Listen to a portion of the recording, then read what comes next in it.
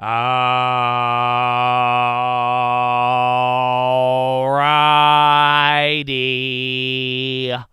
Are we live?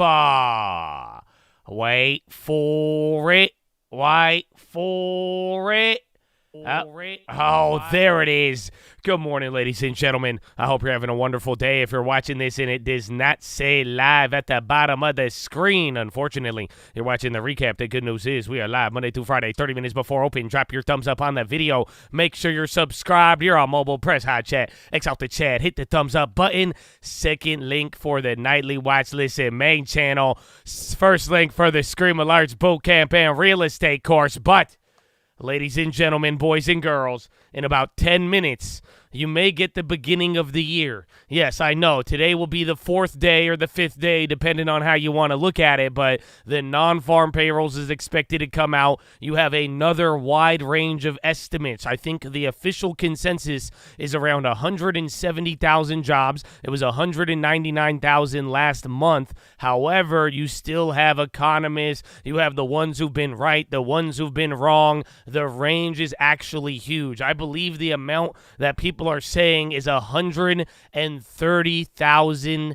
jobs where everybody won't even act to a degree. So we're going to see how it all plays out, but there is some people looking at the low side of 140. I am going to have all of those estimates for you. Again, you could go to Trading Economics to get that data when it comes out, as well as the Department or the Bureau of Labor Statistics. Again, this is what came out here last time, but we made a video on getting this news pretty quickly if you haven't checked it out. But above all else, we have a big day today, and if you did watch the watch list yesterday, there's going to be a couple of factors that you have to go over. If it's too hot, we have a problem. If it is too weak, we are going to have a problem. So let's see how it all plays out. I do have analyst comments that will be coming out here in a little bit. I do have MPW up on the screen. Oh, my goodness. But we'll talk about it. But it's actually kind of simple if it is any perplexing to anybody out there. Again, they made an announcement, but we will cover all of that because I'm sure I'm going to get that probably 5 times a minute as we get on through the day. So don't worry. We'll go over it. At the end of the day, though, you're going to have to deal with the carnage for a little bit. Oh, don't tell me about reverse Goldilocks, man. Oh, let's see. But Chad, good morning. We'll get into the good mornings in a little bit, but here it is. The general expectation is that the narrative of resilience, which characterized the whole 2023, continued through December. Despite the better part of 2 years of Fed rate hikes, the labor market is expected to have remained solid last month. And the median forecast among surveys by Bloomberg is 175,000, slightly less than in November, but still well above the economy's long-term potential. Economists agree that if it takes fewer than 100,000 new jobs to absorb new entrants to the labor market to force on a trend basis, and one of the key elements of a recession is a sustained decline in payrolls. So a 175,000 increase would not be just recessionary, but in fact quite strong. Bloomberg is expecting that non-farms will be going in at 140 versus 199 prior. We expect job growth for the prior 2 months to be revised down. These sectors likely drove the payroll gains, government, healthcare, and leisure and hospitality. The unemployment rate likely edged up to 3.9 from 3.7 as workers entered the labor force at a faster pace than they were hired. And honestly, here's the crazy thing to think about. You guys remember there was a time when unemployment rate would go up and we would rip off of it. Depending on how high that goes, it is going to be an interesting reaction today. So keep that one in mind. One thing to keep an eye out will be revisions to previous non-farm payrolls releases. A material downgrade of estimates for earlier months will enforce the view that the labor market is weaker than thought. Of course, if the revisions are marginal, then the opposite will be true.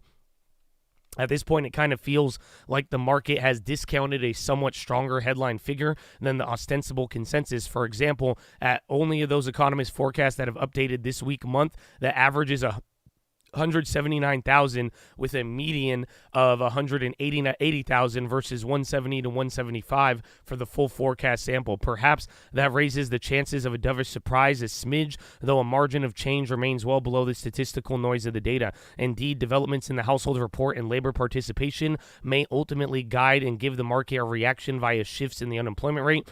Don't be surprised if unemployment surprises.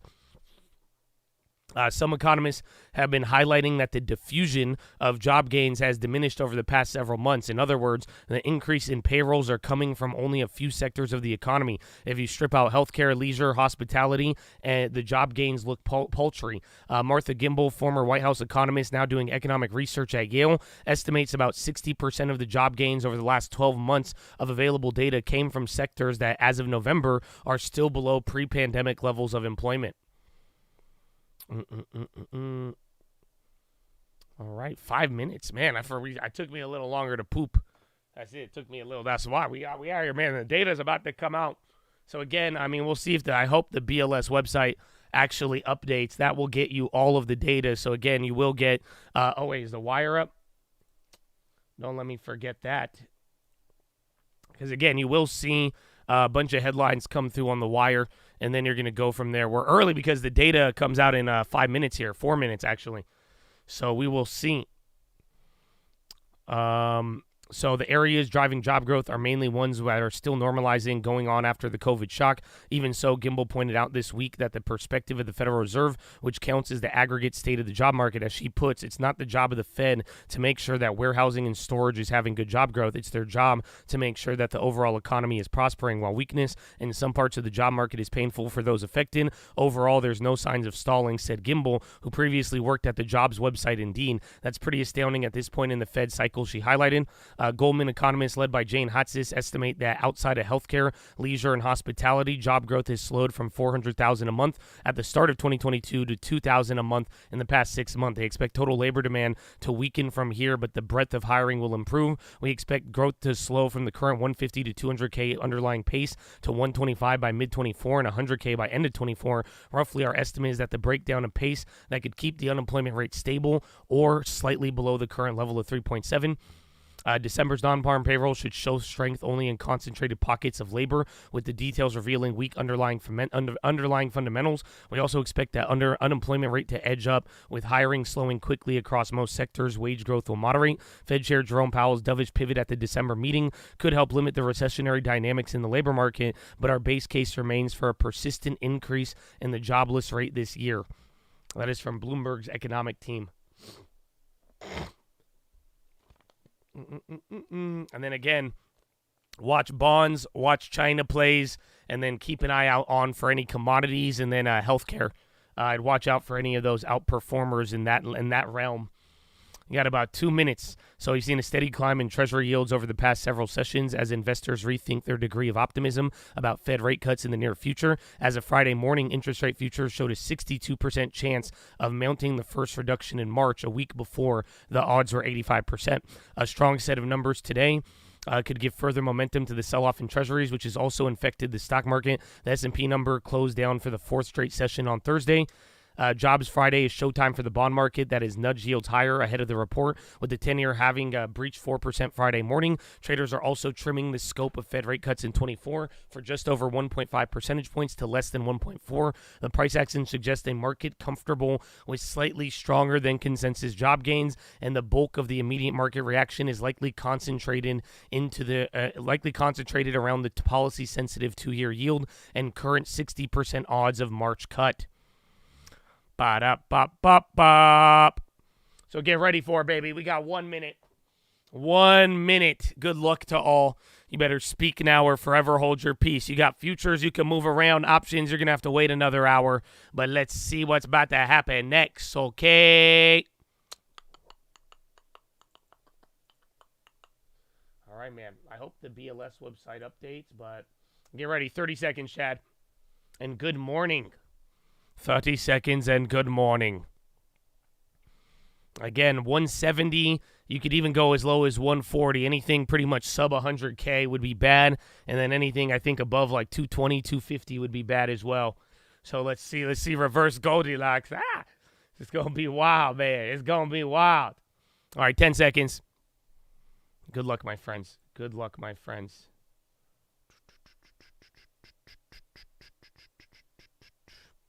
And we're off for going down a little bit, 216.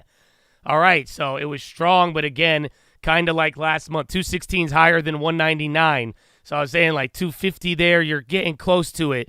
216 versus 150 to 170. Again, Bloomberg and some of the people that thought it would be a lot lower, they are far from that number if you think about it there. So that's almost 100,000 miss on the most bearish of estimates. But let's see. Nope, it's not updating. Come on. Oh, no, they updated it. Wow. All right, December. Total non-farm payroll increased by 216,000 in December. Unemployment rate was unchanged at 3.7. So again, some people thought that could have went to 3.9. Euro's Bureau of Labor Statistics reported unemployment continued to trend up, and the government, healthcare, and social assistance and construction, while transportation and warehouse lost jobs. Seasonally adjusted household survey, the unemployment rate held at 3.7, and the number of unemployments was essentially unchanged at 6.3. Let's see. Establishment survey 216. Employment continued to trend up in government, healthcare, and assistance. Payroll employment rose by 2.7 million, an average gain of 225, less than the increase of 4.8 million in 2022, average monthly gain of 399. Government increased by 52,000. Healthcare increased by 38,000. Healthcare services 19,000. Hospitals 15. Job growth in healthcare averaged 55 per month. Employment and social assistance rose by 21,000. Construction employment continued to trend up with 17,000. Employment in transportation and warehousing declined by 23,000. Couriers and messengers lost 32,000 jobs, while air transport added 4,000 jobs since reaching a peak in October. Employment, leisure, hospitality changed little, positive 40,000. The industry averaged about 39,000 a month in 2023. In December, employment in professional businesses changed little. Employment, let me get to wages real quick. Average work week for private payrolls edged down a 0.1 hours to 34.3. And let's see. Revisions for seasonal adjusted. Where's average hourly earnings? So average hourly earnings, that actually went up a little bit too. So honestly, I think it's overall pretty bad. Again, people might be able to brush it off because the 220 is not too high, but your other things are bad, and I'm glad you brought that up there. If the dollar is going to hold up heavy off of that, then we're going to have a problem more likely. That's kind of been the theme here of the day. So let's see what we got here so far. So again, manufacturing up 6,000. 2-month payroll revision shows a 71,000 reduction in gains. So the net level of payrolls is almost a wash relative to the median. So do you guys get what was just said? So if you go look at this chart from the watch list yesterday, it's going to look different because this number was at 199. They lowered it to 173. So again, this is where we're going to get a little bit of interesting. So they're saying if you take the last two, again, this is already instantly. People are already saying this right now. If you take the last two job revisions and how they lowered it today, that accounts for the miss that you had to the upside. And like I was telling you, even if it's within like 130,000, everybody's going to react a certain way. So very, very interesting there. The ZQ drop, that's good. Yeah, actually, wow, it came down a lot. So let's see if that actually figures itself out by the end of the day. My goodness. Non-farm payroll up good.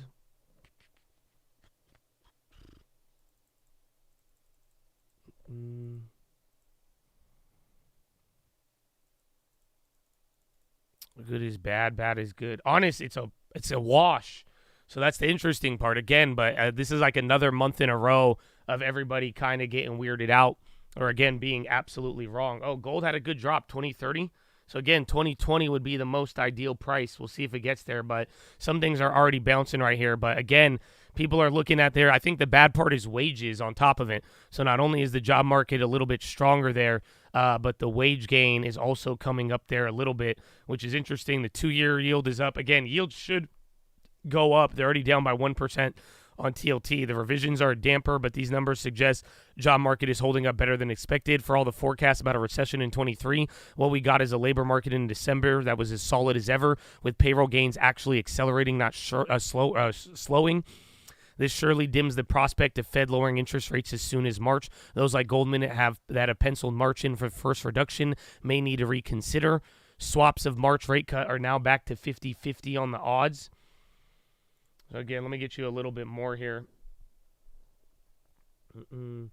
I went over the brief rundown, honestly. I didn't go over the specifics. But again, like even the areas that warehouse was the only thing weaker but everything was good. Wash is Goldilocks. Maybe, I guess, if you want to. I mean, but think about it. The last two reactions, people viewed the last two as a Goldilocks, but now they got lowered. And remember, the worry for the bearish side right now, especially after the Fed minutes, is the real question. If you want to know hard landing or soft landing, you really got to be asking yourself one question: is the labor market weaker or stronger than we think? Right? So again, we had these numbers here. It's getting revised lower, so that means the last 2 months were actually weaker than we were all previously digesting. And then now today, you get a very strong report. Maybe this one gets revised down later. That's unfortunately the problem. There's a seasonal effect. People are even comparing this to the whole pace of last year. Keep in mind, this is the last number for 2023. So people are comparing that number even to 2022. So very interesting to see. But if anything, again, I think you got a negative surprise on the number today, and then in a weird way it balances out with the revisions, but payrolls going up. And just remember, about like a week or two ago, everybody was very, the way they were viewing the rates and interest rates and how things were going to play out in terms of the cuts, that has been the negative part for the most part. It's going to be a punt most likely, but we might get a negative reaction. Again, because I don't know if people want to focus on the downside revisions, that may spook them. And then also at the same time, beating by almost 100,000 for the lowest estimate. So again, we came in at like, 220 or something? But considering where some people were, it's kind of wild. Let me see. Yeah, we came in at 216. So the lowest, again, people like Bloomberg, I think Goldman was a little bit lower too, but if you have 216 and you were expecting 140, that's 70, 80,000. And again, I was telling you earlier, though, there's a lot of people out there with how spread out some of the ranges have been. There's literally been people saying that you could be off by 130,000 jobs and not necessarily have a reaction. But for the most part, I definitely think this has with the nature of how everything's played out, I think we have a slight bearish tilt. However, like I said about yesterday, we've been down for 5 days in a row if this one is going to close red. So maybe we get a little bit of luck and we see something else show up on the roulette table. But for the most part, I would be punting until CPI now and then the earnings. But for the most part, there's definitely a slightly negative tilt to all of it. Again, long-term unemployed for those jobless of 27 weeks at 1.2 million was little changed in December. So Priya Misra, JP Morgan said a strong jobs report and large rate reaction makes sense given the move after December Fed with the market focused on rate cuts. A key factor here is the upside in wages, Misra said, and that strength in wages and drop in participation will make the Fed hesitant to cut as early as March. Sadly for the Fed, the labor force participation rate has declined. This is discouraging. The previous narrative had that the job market was so hot it was pulling people into the labor force, but at 62.5, the rate has slumped to the lowest level since last February. The participation rate dip is noteworthy and does run against the narrative of strong job market, proving to be a rising tide that lifts everyone. Given we are in election year, it will be worth watching this figure in the months ahead. This surely dims the prospect of Fed lowering rates in March. Those like Goldman will have to reconsider.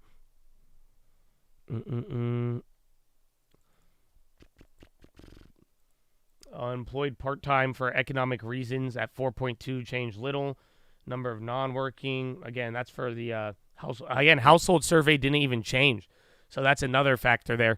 Again, if you guys remember the last couple of times, household survey was moving, but it was unchanged for the most part. Essentially unchanged at 6.3, higher than a year earlier when the jobless rate was at 3.5 and unemployed was at 5.7. Because wages are rising, few people are joining the workforce. The Fed may wait longer before considering any rate cuts. Yeah, you're getting it's honestly, in a weird way, this is kind of like the March rate cut rug pull. So now everybody might focus on May, but for the most cut, the rate cut odds for March are not really they're not really hitting like that. Chief economist Anna Wong says the unemployment rate stayed at 3.7, but for the wrong reasons. It's due to a drop in labor force participation. Fed wants to see a labor supply increase, providing an impulse for continued wage disinflation. The road to durably returning to inflation to 2% is going to be long and bumpy.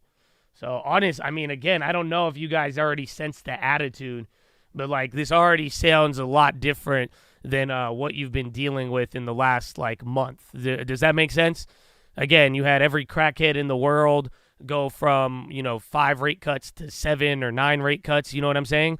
But you definitely are, again, everybody's attitude right now, again, even Anna Wong there, like I'm saying, that was the Bloomberg analyst who went to 140, and she's usually been correct over the last course of this last year, but for the most part, a lot of people were getting excited, Nick Timmerhouse and all these people, again, hyped up by rates, but for the most part, you are getting this general pushback now. They're like, all right, maybe it's not going to happen in March now. All right, maybe you're right. Or maybe 50-50. What? Gregory Farinello, head of rate strategy at Amerivet, says this number fits our view of consolidation in the rate market off the backs of the move in late 23 and the data to start 24, pushing back on the notion of imminent cuts. So what he's saying is this is recessionary. So he's saying that this is he's pretty much saying the job market is deteriorating faster. And that's something you got to keep in mind of what's going on there. But that's what we'll have to see.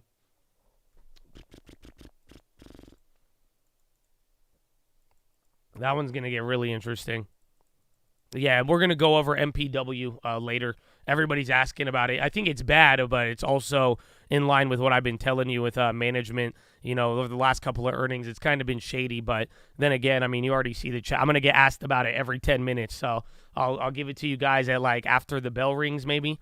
We could cover it maybe pre-market. But then again, I'm sure we're going to explain this several times today.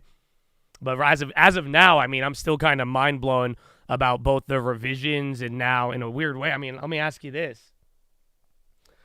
Do you guys think this is recessionary or not? Because that's, again, so right now, that latest quote I'm reading you, some people are again, you have some people saying, all right, maybe they're not going to raise in March, but after the revisions and this, some people are viewing this as kind of the first crack so far. And they're saying this could be a little bit more recessionary. Honestly, even wait for your boy Nick Timmerhouse.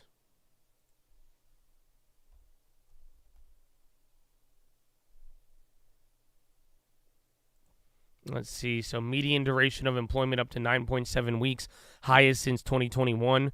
Some 840,000 people left the labor force in December. In other words, they were no longer working or looking for work. That's why the participation rate slid by 0.3, the biggest drop since January 2021. It's very hard to understand that one, really. Let's see whether economists can come up with an explanation. So legitimately, they're saying they can't even answer. There's almost 1 million people who stopped working, and we don't know why. And then again, you still had the rate of change increase. That's the irony of all of it. So the people who stayed employed, and then you had people leave, and then you had the unemployment rate pretty much stay unchanged, dependent on the participation rate, how many people were involved. So there's some nice size and scope of the official release. That puts context on the pace of government hiring. Government employment increased by 52,000 in December, driven by 37,000 in local government, 7,000 in the federal sector. Bureau of Labor Statistics notes that the government added an average of 56,000 jobs a month in 2023. This is more than double the average monthly gain of 23,000 in 2022.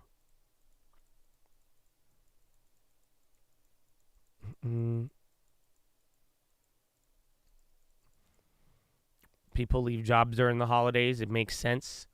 Could be, but they weren't looking for work or anything else. It's a big number, but maybe that's going to get people scratching their head, though. But above all else, again, this is just, you notice we're down, but we were down a little bit more to start off the morning. Again, Fed futures, they got clobbered, but Fed futures are kind of even stabilizing here. Like I said, I'd watch the dollar all day, but just keep in mind this was a little bit shocking. But you also have it to the point where it didn't tip the scale too much, where, again, we might kind of do nothing and trade how we were trading. I'm definitely thinking punt. I think we got to learn a couple of things, and you got some new info, but I still think the special teams is out for now. And then again, by special teams, I think we wait till next week, and then we find out if the pressure from the last couple of days is going to take over or not. Yeah, there is ISM and Barkin. But again, I'm sure Barkin, any of the Fed speakers, they're going to use this to push back the rate cuts. Again, that's all this has been. Remember, everybody went too ape shit on the rate cuts, and then this last 2 to 3 weeks has been the pushback, and this may be the dagger, or at least probably the CPI will be. Has there not been a revision in the last 36 months asking for a financial advisor? I'm not a financial advisor, sorry. But there has been revisions. There again, the last 2 months just got revised. There was revisions on the last months prior, but they were very minimal, about 20,000. Again, if literally the last about 4 to 6 months, it's honestly it's a fucked up game. I mean, you would think it was Enron who works at the Bureau of Labor Statistics, because every time the number comes in higher, the revisions of the last 2 months are almost equivalent to the surprise. That's what happened here. So again, we beat by what? You went up by I think 40, 50,000. That's pretty much how much you got revised over the last 2 meetings. So again, if you go watch yesterday's watch list, you'll see that when I showed this chart on the watch list, these numbers for October and November were different. So again, this number was 199. They revised that down by 20,000. So think about it. We beat by 40,000, revised this down by 20, revised this down by I think 10 or 30, and then you're just about the amount that you beat, you got revised lower. But the thing is, again, right now, the thing that people do not like is that even if you want to mess and fudge with the numbers around just the actual release and what's expected, it doesn't change the fact that, again, participation rate is dropping. And then once, like I told you guys, once you start getting in a trend of revising negatively, what are some people going to start thinking about? They're going to start thinking that, oh, well, pretty much if the numbers are starting to get revised now, the labor market is weaker than we expected, and if it weakens faster than we expect, then we're going to have an issue there. Again, yeah, pretty much the more they revise lower and the bigger they revise lower, you could start saying the R word, and R is for recession. More than half of the increase came from education, health and leisure, and hospitality. Both categories have continued to recover the loss of momentum caused by pandemic. In the case of leisure hospitality, the level of payrolls remains below the peak that it hit in February 2020. The labor data generally ran hot with a few caveats. Headline payroll growth of 216 comfortably bested expectation, but there was a downward revision by 71,000 of the prior 2 months. So literally, we beat by 170 to 216. You beat by 70,000, and then you revise lower by 70,000. It's honestly kind of a joke. It still shows the chart. Unemployment rate duly surprised by remaining unchanged at 3.7, but they admit that have been a function of lower participation, which unexpectedly dropped from 62.8 to 62.5. Household employment actually dropped by 683,000. The unemployment figure would be a little easier to take at face value had participation remained steady. That being said, the higher wage figures are consistent with tight labor market and ultimately provide the most direct transmission into inflation. A further recalibration of the Fed is therefore likely warranted, as the sum of messaging from this report does not suggest that a March rate cut will be either warranted or likely. All that being said, markets have a funny way of doing surprising things on payroll day, so betting the farm higher yields to extend further this morning may not be a terribly good idea. So again, I don't know if you understand. That's a macro man from Bloomberg, Cameron Kreis, but literally, even then, they're kind of saying don't short the bonds necessarily, but today was a surprise, and you're definitely not getting a March rate cut. We got to see where's Timmy, bro? Timmy, can't you see? Sometimes the rates just hypnotize me. I just love the March rate cuts. This is how you know that it's a fade. Okay, steady as she goes. U.S. economy at a 216, and the unemployment rate held steady at 3.7. The unemployment rate for October. Yeah, Nick Timbrowse didn't say anything. He just said the jobs report was steady. He tweeted that 9 minutes ago.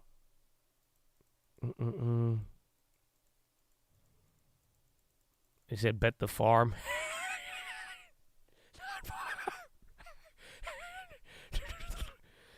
Sorry.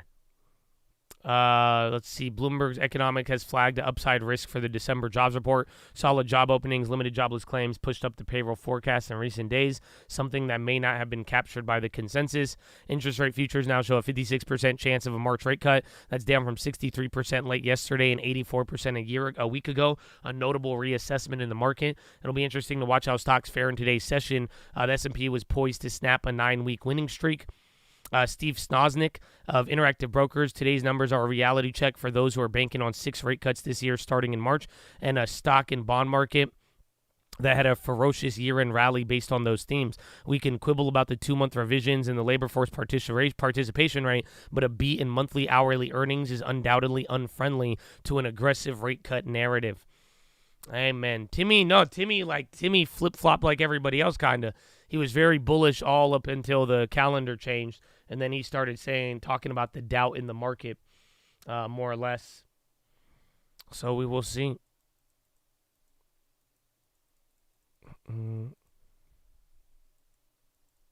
All right, Chad. All righty. All right, well, hold on. I got to get some stuff set up for you. I think that's it, though.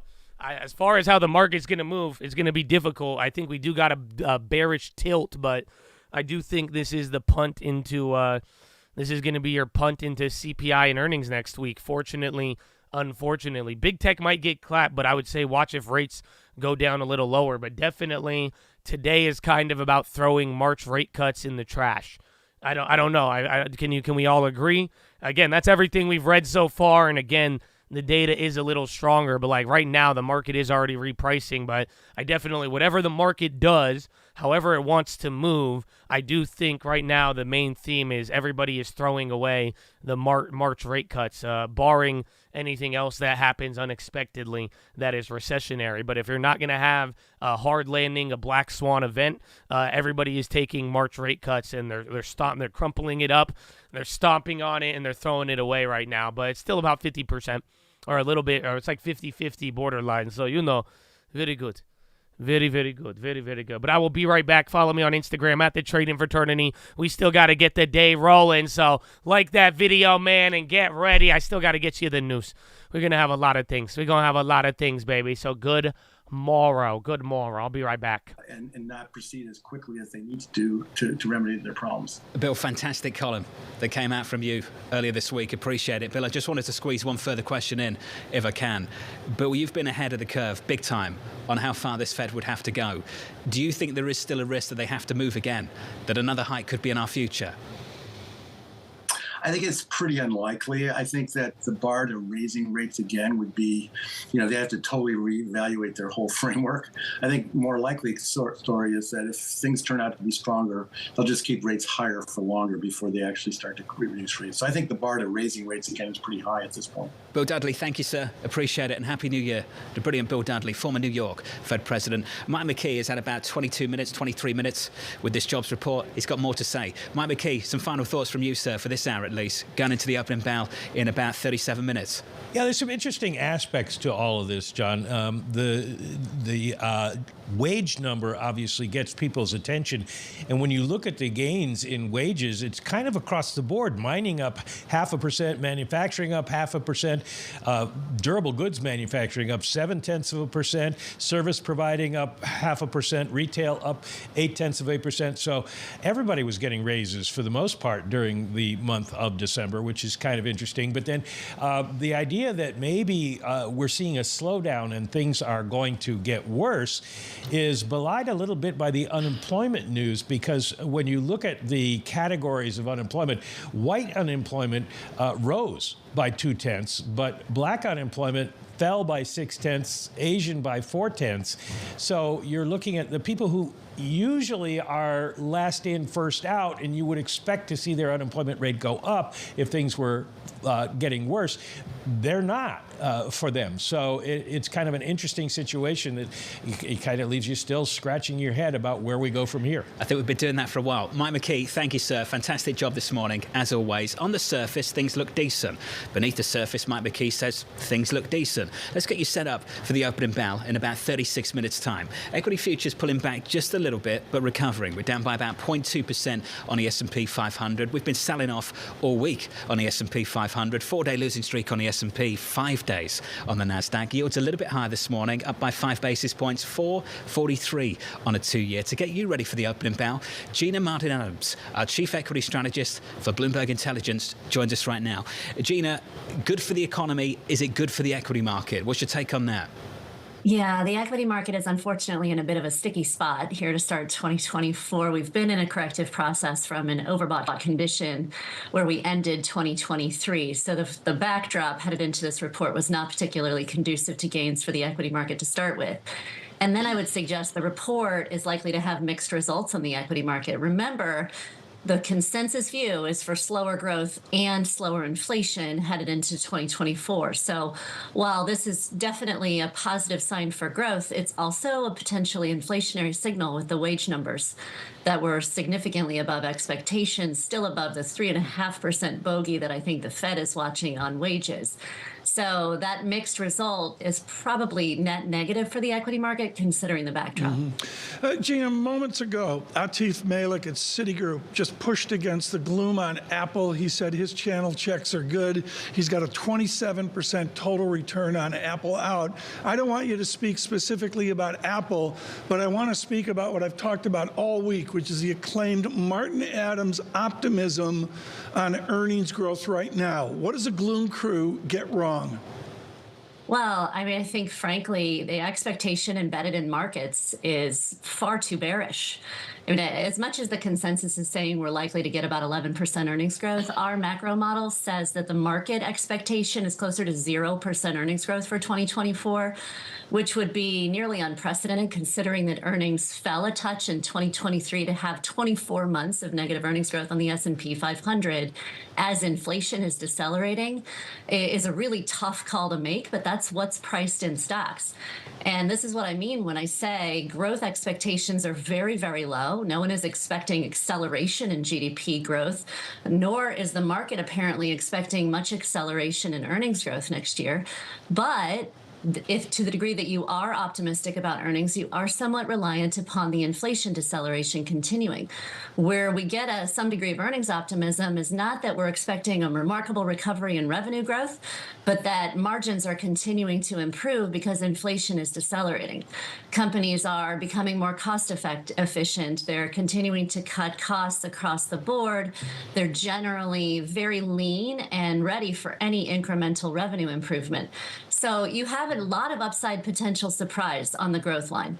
I just don't think that the market is expecting anything there. But you also have some potentially stickier than expected inflation, which could scupper the view a bit. Gina, just real quick here, how much does the wage gain that we just saw in the employment report really challenge that margin question? Not much, Lisa, because wages are only a small percentage of overall operating margin changes in the S&P 500. Where we're getting the greatest degree of our tailwind is because import prices are falling, producer prices are falling, and that's allowing companies some degree of pricing power. We've not had much net improvement in wage over the course of the last 18 months.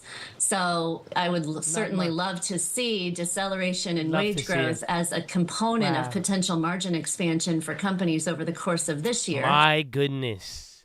Sebastian Janikowski. He's a kicker, but I think we should get the punters out here. So again, I'm already getting a lot of news. We already got a lot of headlines. We've gone over it, Chad. I'm going to have the breakdown for you. It's going to be an interesting day. Again, this is the last day of the first week here, and we've already made a lot of different moves. But Chatadonia,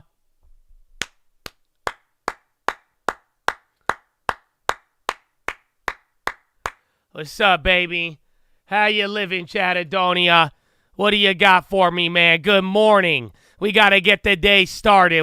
Now it's back to normal scheduling. We have the event out the way. It's practically unchanged from when the data came out. But good morning. What up, Awaz? What up, Ansel, Smars, Cam, Jose, Zuraj, Jets Backward, Candy Upton, Kurt McGirt, Smars, you feel me, Tazzy Wazzy, baby, Adrian, Michael, Kevin, good morning, baby. What up, Ansel? What up, Sungrown, Benny Silverio, Devancho, Monica, Sungrown, Yee, Solar, Samuel C, Tasty STI, Raider, baby, Ben Storm, Rogello, Jamar, we got Miami. Good morning, baby. What up, Disney? What up, Candy? How you living, Ghost? How you doing, Car?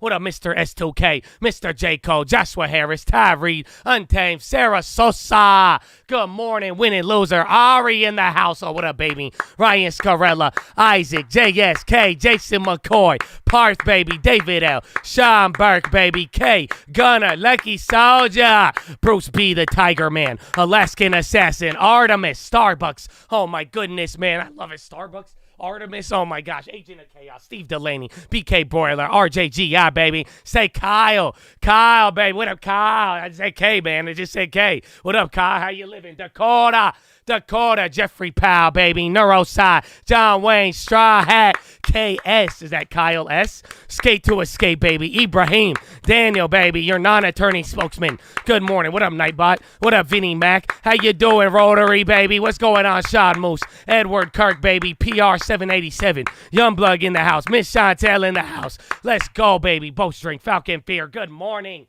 Oh, what about the Twitch, baby? What about Ibex, T-Toxie, Mother Liquor, Robo Handtag, Braxton, Pinelander, Kamul, is it Kamul? Kamaul, Lizzie, Clout Chaser, Charlie and the Tree, baby, Stacy Racy, Rihanna, baby, Angelus, 12 Jimin, baby, S. Jones X, KJ Lemur, Big Curly, Most Dope, Andy, Smeely Donk, Mr. Glock, Z Destroyer, Big Curly once again, LV Lover, S. Jones Jax, and Braxton. Oh, I might have missed a couple. Oh, what up, Cholo? What up, RT? Oh, what up, Ghostlow? There you. What up, Pinelander? There you. I just have to scroll down a little bit. Good morning, baby. If I missed you, you weren't banned. Don't worry about it. And I saw your questions on MPW. How about on the top of the hour? I think we're going to have enough time. I'm going to cover all the news. We'll talk about MPW before the market starts. And then at the top of every hour, I will answer MPW because everybody's going to ask me a million times, okay? But I got a good update for you. It's simple, but it's not good news. You're not going to like what I have to tell you, unfortunately. So we'll get to the bottom of it. But Chattadonia, I hope you are ready. I hope you are feeling good. Again, you already got a lot of wildness here to start. And are we up? I think we're up from the release now. Oh, man. Maybe the crackheads come out. But again, remember the last couple of days, we have seen a lot. But let me get you the news. Man. Let's see what we have here. Are you ready? Mm-hmm. You ready? Stocks and bonds slump finds fuel and payroll surge. Stock futures declined and bond yields climbed after jobs data fueled fears that wagers on the Federal Reserve rate cuts may have been too aggressive. S&P 500 contracts slumped by 0.2 while the yield on the 10-year jumped to 4.06 after non-farm payrolls rose by 216,000, a larger than expected gain, and the unemployment rate held steady at 3.7% in December. The dollar spiked higher. Swap traders trimmed their rate bets and are now pricing in about 13 basis points of easing at the Fed's March meeting, down from around 16 at Thursday's close. It was another better than expected payrolls print that affords the Fed plenty of flexibility to delay the cutting of rates in early 2024, said BMO Capital Ian Ligon. The payroll number is quite robust, according to Vital's knowledge Adam Crisafulli, while hourly wage growth ran hot and participation rates sank, all of which suggests markets are far off the mark in terms of what they're pricing in for the Fed 24 easing. Investors are backtracking on some of last year's most popular trades. Futures on tech-heavy NASDAQ slid by 0.5 on Friday. Citigroup strategists recommended buying global stocks at times of weakness and said don't chase rallies as this year offers less upside than 2023. In corporate news, Tesla is trading lower pre-market after recalling virtually every car it's ever sold in China over issues with the driver assistance systems. In China, shadow banking giant Zhongzi Enterprises filed for bankruptcy. Downfall marks one of China's biggest ever corporate collapses, putting more stress on an already fragile consumer investor sentiment. Factory orders and ISM services are up next, and Richmond Fed Barkin, a voter in 24, is also going to be speaking today. Ba-da-bop-bop-bop. Let's see. Options bet. The option market for U.S. Treasuries was abuzz yesterday following the emergence of a large bearish wager that today's jobs report will trigger the biggest backup in benchmark yields in more than 9 months. The trade suggests a surge in U.S. 10-year yields as high as 4.1 by close of business today, or a jump of 0.15 percentage points from Thursday's closing level. That would mark the biggest one-day rise in 10-year yields since late March and a further retrenchment for Treasuries, which have already had a rocky start to 2024 after a 2-month rally at the end of last year. Market jitters. Markets continued their partial retrenchment after December's strong performance ahead of today's jobs data, as the speculation builds that resilient labor market may delay rate cuts. Sentiment has weakened by late dip in Wall Street overnight as U.S. tech stocks posted their longest streak of losses in over a decade. The tech-heavy NASDAQ fell by 0.5, extending losses to a fifth day, its longest slide since December 22. 10-year Treasuries extended declines with the yield rising above 4, and European trading stocks resumed their declines and bond yields edge higher as investors look to the jobs data to gauge the health of the U.S. economy. Credit crunch. It's also a gloomy start for credit markets, which have seen hundreds of billions of dollars of value wiped out in the worst cross-asset sell-off to greet a new year in decades. The combined value of high-grade and junk market has shrunk by about $240 billion to $13.6 trillion, the lowest since December 13. According to data compiled by Bloomberg, the drop in the market value was exacerbated by the rebalancing of bonds underlying the index at the end of the month. That said, the bad start is only into a fraction of the gains that recorded in the last 2 months. In late October, global credit market value stood $1 trillion below its current level. China conundrum, tearing ourselves away from jobs data. There's a spate of news out of China this morning. China's shadow banking giant Zhongxi Enterprises has filed bankruptcy, saying it's insolvent. This follows a criminal investigation into the shadow bank's management business, which had extended financing to troubled developers and snapped up assets from companies including China's Evergrande. Meanwhile, the sentiment towards China's economy, as depressed as it is, the risk premium of China's stocks has reached a level that historically leads to spectacular returns, according to one indicator. The country's stock is sinking to the bottom of the global ranking in the first week of 2024. Further muddying the waters, President Xi Jinping has also been causing some confusion with a cryptic economic slogan. What is the slogan? Let's see. High quality development. China's pursuing high quality development. That is the quote there for your boy. Oil going crazy, bro. I can't believe we're already up right now. So technically, you have a gain of like almost 1/3% since the data has been released. Let's see. Did gold come back? Oh, wow. Gold came back?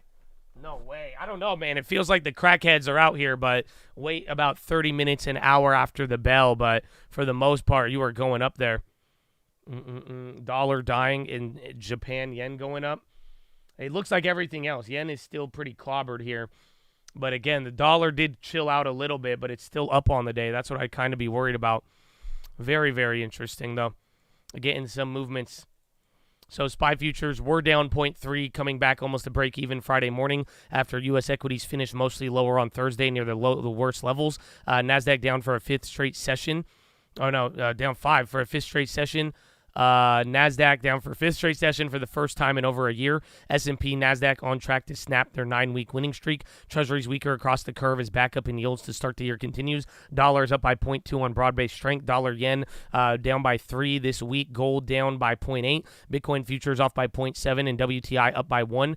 Big market on above consensus read for December payout, rising 216,000 versus street expectations in the 170 to 175 range. In October and November results revised down while unemployment rate held firm at 3.7 as expected. Solid gains in government, healthcare, and leisure and hospitality. Average hourly earnings a bit hotter than expected. Recall previews had flagged upside risk to payroll growth from seasonal factors and warmer weather. Also highlighted positive read-through from initial claims. Equities reacted negatively to the report, but unclear that the release does anything to shift the Fed calculus for rate cuts beginning later this year. Note the ISM service reading also on today's economic calendar comes out at 10 Eastern. Path of least resistance has been lower to start 24. Blame still largely chalked up to more technical factors like overbought conditions and stretched positioning rather than any meaningful shift in the fundamental narrative. However, some thoughts the market has been too aggressive with Fed easing expectations. Some skepticism surrounding the consensus for a 12% S&P EPS growth in 24 in the face of disinflation headwinds, pricing power, operating leverage.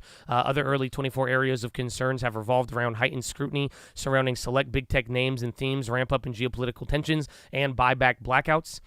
Activity expected to pick up next week coming out of the recent holiday season. In addition, CPI highlights the U.S. economic calendar on Thursday, and several big banks kick off Q4 earnings season on Friday. Disinflation traction and benign pace of credit normalization, some of the key components of soft landing narrative that have prevailed in 23 as 23 progressed.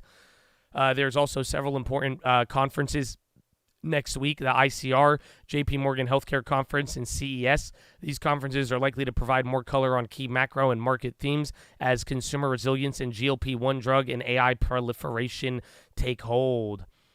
Ba-da-bop-bop-bop. We got a lot of headlines still. Taiwan CPI for December comes in firmer than expected, including 2.71 headline versus 2.9 and 2.43 versus 2.3. Beijing is formally asked some money managers in China to prioritize the launch of equity funds over other products like bond funds. Four sources with direct knowledge of the matter said, as authorities scramble to revive the lagging stock market. China is launching an anti-dumping investigation into liquor products like brandy from the European Union in a relatively modest step after the bloc opened a probe into the last fall into electric vehicle subsidies.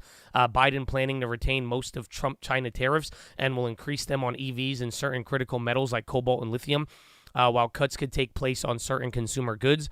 Huawei's newest laptop runs on a 5-nanometer chip made in Taiwan, not China. A Tech Insight teardown found the chip made by TSMC, countering speculation that Shanghai-based SMIC may have achieved another leap in fabrication technique. Tesla recalled virtually every car it sold in China due to issues with driver assistance autopilot as it increased the risk of crashes. The car maker will deploy an over-the-air software fix to more than 1.6 million vehicles produced between August 2014 and December 2023, including locally built Model 3s and Model Ys and imported premium models, State Administration for Market Regulation said. EU inflation mostly in line with expectations, including December headline CPI 2.9 versus 2.9 expected, December core 3.4 versus 3.4 expected, and November PPI negative 8.8 versus negative 8.6.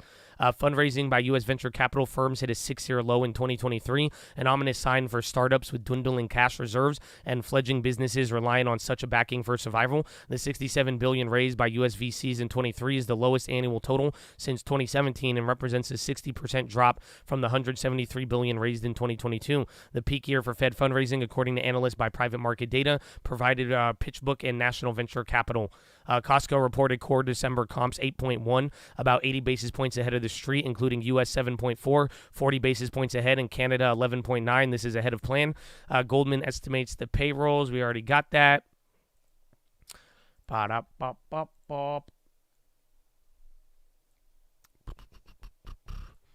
Still a little bit more.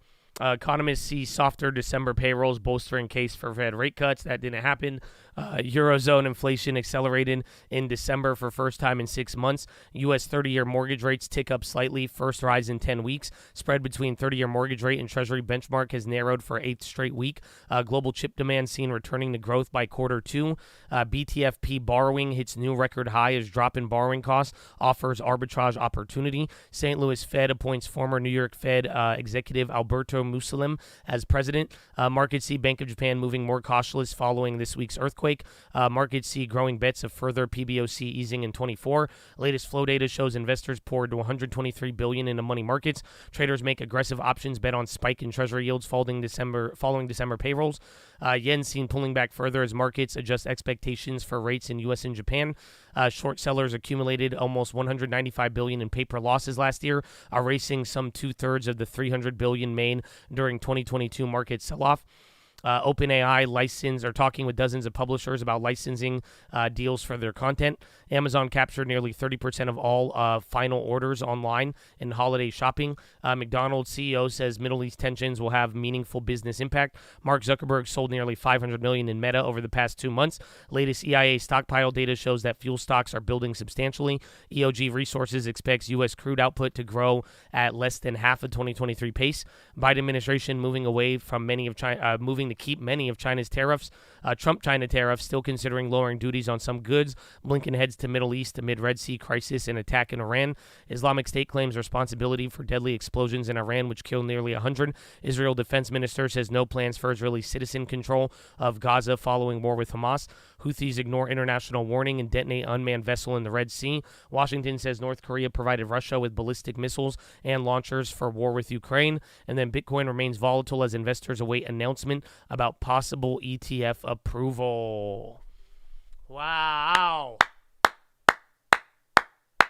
It's a lot of news, Chad. We still got some plays, though.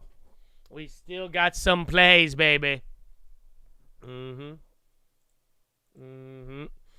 Let's see what we got. Trading higher. This might be a little outdated considering the back and forth move that we had, but if it has really associated news, I would keep that one in mind there. But WPP, they're up 2.9. Cantor Media up for sale. LSXMA up 2.7. DT up 1.5. Jeffries upgrade. STZ up 1.3 off of earnings. CVS 0.1. Guidance buyback. Interim CFO appointed. Peloton up 6.9. Follow through on TikTok partnership. VTEX up 5.1. Morgan Stanley upgrade. Aurora 5.1. Development milestone. Afira 4.6. Guidance preliminary Q4. Lupkiness metrics. Beyond up by 3.7, Needham upgrade. AMLX 3.2, ELAN up by 3 off a Stifle upgrade. KYMR up 2.7, 2.25 million common stock offering at 25.25. TGI up 2.7, Barclays upgrade. Herbalife up 2.6, Boo up 2.1, UBS upgrade. MNDY up 1.8, Jeffries upgrade. OCFC up 1.6, Raymond James upgrade. IMUX up 17.5, 240 million private placement. Upcoming milestones. FlyX up 14, PXLW up 13.3. B-Fly up 12.7, FUSN up 10.9, program update, ANNX up 9.8, AXGN 8.1, preliminary revenue and new chief medical officer, DZSI 7.9, 25 million private placement to divest Asia business, AMPX 4.8, SLGC up 4.1, stockholders approve merger with SomaLogic at special meeting, ALT up 3.5, IMNN up 3.1, LFMD up 3.0, FFWM up 2.9, Raymond James upgrade, KOPN up 2.8 to collaborate with McLED on micro LED or LED displays. Is it MCLEDI? I don't know. Micro LED. CVAC up 2.1. Phase 2 interim data of COVID vaccine development program. Trading lower. Palantir down 3.3. Jeffrey downgrade to underperform. Work down 2.5. Allied down 2.0. Raymond James downgrade. Affirm down 2.0. Coin down 1.9. Okta down 1.5. Jeffries downgrade. DEO down 1.4. China Ministry Commerce initiates anti-dumping investigation into brandy from the EU. CNHI down 1.4. Hood down 1.3. PayPal BTIG downgrade. AGL down 25.5. Guidance CFO retirement. MPW 20% down. Steward Healthcare update. KeyBank downgrade. CPRX down 13%. 150 million common stock offering. DYN down 5.5. 17.2 million shares secondary offering at 17.5. Tilray down 2.6. Zuo down 2.4. BKE 2.2. UBS downgrade. AU down 2.2. Nova down 2.0. GIL down 1.5. UBS downgrade. APLT down 28.5. Study results. ALLO down 21.8. Program update. TBPH down 19.8. Phase 4 Upilari PFIR study results. ANGO down 16.3 off of earnings. VYGR down 16, 7 million share offering. Mobex down 14.0. KORE down 13.9. Profit taking after a 60% gain yesterday. BLND down 5.9. MTC down 5.3. And MRSN down 3.9 off a business update. Wow, yeah, you've gone break even now on the market. My goodness. My goodness, Chadadonia. So my plays are going to be pretty simple. Maybe I'll wait till I give you your plays, and then we'll go over it, man. We'll see. Let's see. But give me a second. I need to go to the bathroom real quick again. I've been down in water since like 4 a.m., bro. So you know the vibes. I hope you know the vibes. We'll see. But I will be right back if this actually loads up. Nothing is loaded for me. Let's see. Okay, please hold. 10 days out from the first real state contest in that race. The Iowa caucuses are coming up next Monday. Trump holds a lead. He's above 50% in most polls there, while Nikki Haley and Ron DeSantis are roughly neck and neck in the high teens. So that is why they were trying to make their cases in that CNN town hall last night. It was really interesting, Manis, to see them not so much go after each other as they really have been for this entire campaign, but to more directly go after the frontrunner in Donald Trump. Nikki Haley was talking about how chaos follows him and the country won't be able to stand another 4 years of chaos. And Ron DeSantis actually went after him on specific policy, from the border to spending to even the issue of abortion. So clearly they are trying to cement their place as number two, as it is highly likely that Trump is going to win in Iowa. But of course, we're all waiting to see if a real contest can happen after that, Manis. Yep, Kelly, I think you've summed it up, which is, which of the two of them can put their stake in the ground as a credible alternative against Trump on the ticket. Kelly, thank you very much. Kelly Lyons, getting ready to go on the campaign trail. Joining me now to discuss the markets and politics, it's iCapital's Anastasia Amoroso and PGIM's Michael Collins. Good to have you both with us. Here we are, a hot report, 216,000 jobs, wages are rising. This should, in theory, play well for Biden. Anastasia, he needs this because he's lagging in the polls. How does it play out? Good morning.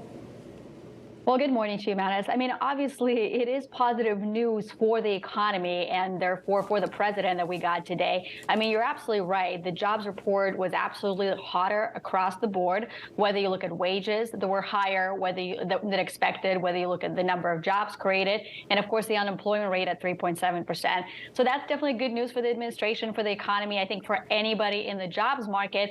But from a market perspective, of course, we're concerned about what does this mean for the Fed. And I think the very initial interpretation is, well, that likely means that the Fed does not actually cut rates. But I think that's a premature conclusion because, Manis, there's a lot of other developments on the macro front that we got this week that, to me, actually suggest that there is a rebalancing happening in the labor market. For example, the job openings number has actually come down to 8.8 million. From the peak of 12. We also got the ISM prices paid index that declined more than expected. So you put that together with the inflation print that we're likely to get next week at 3.8%, excuse me. We're already tying it into CPI, but man, you're up so far. Very interesting with, again, throwing away the rate hike odds. I got to double check the ZQ. Everything bounced though. So literally from like gold, even oil, even rate cut odds in December started to chill out once again. So Chattadonia, I hope you're ready for it. I want to hear about your plays. Let's get through your plays. We'll have time for questions. I already know the number one question of the day beyond the non-farms, but Chad, you got to hear everybody. You got everybody switching up their minds. You got the BLS revising like it's nobody's business to balance everything out, man. Tell me, what is your first play of the day? Post it in the chat. What do we got? Oh, there you go. It's already coming out. SPY calls. Apple and SPY. Nike, January 119. Paper trading Boyle, Nat Gas, Allen's a Genius, SPY Dailies, MPW, Goldilocks Crackheads, Coin Calls, MPW calls, 0-day SPY puts, Boeing puts, SPY call, Coin Calls, Long ES from 4702, Coin Calls, waiting, AMD, NVIDIA, Beetle calls, Coin Calls, JP Morgan, Ghetto Spread, 240, MPW calls, Meta, SPY puts, Short Redfin, Tiva put, Scaling MES, Zim calls, Palantir, NVIDIA, MPW 3.5 puts, MPW calls, waiting for the week, SPX or NVIDIA, Ford puts, sell NVIDIA, ARCs, 2 standard deviations, going long, small cap growth, should have already told. Screaming that 10%, Clean Spark, NVIDIA, Apple shares, oversold here. Bulls really want to do the buying. Let's go. MPLW, averaging down, scalping, Meta puts, SYM, AMD shares, AMD calls, closing puts, TQQ, Zim puts. Meso, you're out, Bill. We got to get you out, bro. I'm sorry. God bless you. I didn't even time for Chad facts. AMD calls, inputs, D's. You guys are crazy. Outlet, ELF calls, SPY calls, Sox S, SPY puts on MPW, SPY puts 468, charge point, reload, BLBD, shares, patiently waiting, TNA, Zim, Sox calls, coin long, striker for the long term, puts on the whole damn market, sell the calls, SPY puts, one love, Josh, shorting Bitcoin, do nothing, already bought MPW shares, averaging down, already bought a bundle of MPW, waiting for Monday, ASML, bull puts, buying Mara, TQQ, The Rock at WrestleMania, sell everything, long-term, Pfizer calls, and the final plays.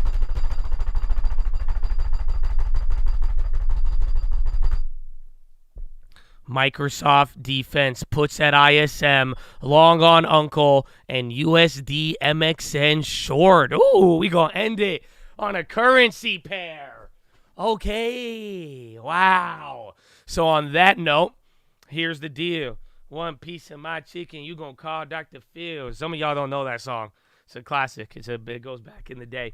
I'm going to be watching Baidu and Baba. So, like, literally, I was just telling you guys on the watch list about China, you're already getting a Wall Street pump. So, literally, Bloomberg put out an article today saying there's an indicator that hits 100% of the time on producing a Chinese return. So that's one area. I'm still in those plays. I'm going to be watching out for that. XLV, IBB. Like I'm saying, with how today's played out, I would keep an eye on any of the outperformers. And then I will watch bonds. If they've run up too much, we might be able to short them again. And then I'm going to be watching, again, TLTZB, and then I'm keeping an eye on gold. And that's going to be it. I do not have MPW on my list. So I have 2 minutes to go over it, and then we're going to get into the pledge. But like I said, at the top of the hour, I will go over MPW because everybody is going to be asking me. But I have good news, bad. Actually, I only have bad news for MPW. The good news is we didn't average down on it as of late, so we didn't get caught up in it. But MPW, what they announced yesterday was pretty bad. Pretty much what they said is that they're going to try to aggressively get the money back from Steward. That is their troubled tenant. And they say they're going to try to get the money from them faster. However, by doing that, they're borderline admitting that Steward is about to go BK. So that means their biggest tenant is about to go bankrupt. That's pretty much why people sold off the stock 20%. But what's worse than your biggest tenant going bankrupt? Does anybody know what's worse than your biggest tenant going bankrupt? There's something worse than that. It's when you determine that they're about to go bankrupt and then you give them another $60 million. No. That's what, literally, I like I told you guys, I was saying it from that last earnings, bro. Management is fucking shady. Unfortunately, I do like their assets. Again, it's about $72 million of like a total of like 200 million getting billed. So it's like they still make money from other stuff, and I do like their portfolio. However, bro, management is doing some fuck shit. Excuse my language, but like that's why everybody's freaking out. You know, sounds like an accounting move. It could be, but either way, they keep doing it. But it seems like they're both trying to pursue somebody that they've given credit to and get the money back. But at the same time, like I said, this was my issue last time. Last time they had good earnings, they came out and they said, oh, but we're going to give them this loan and do it once again. So, yeah, they said I can't pay my rent, and they said here's another $60 million. Pay us back quick. It's not a good sign at all. But that's why people freaked out. Again, that's exactly why it's down 22%. We'll go over this a lot more, but screw MPW. Something's more important.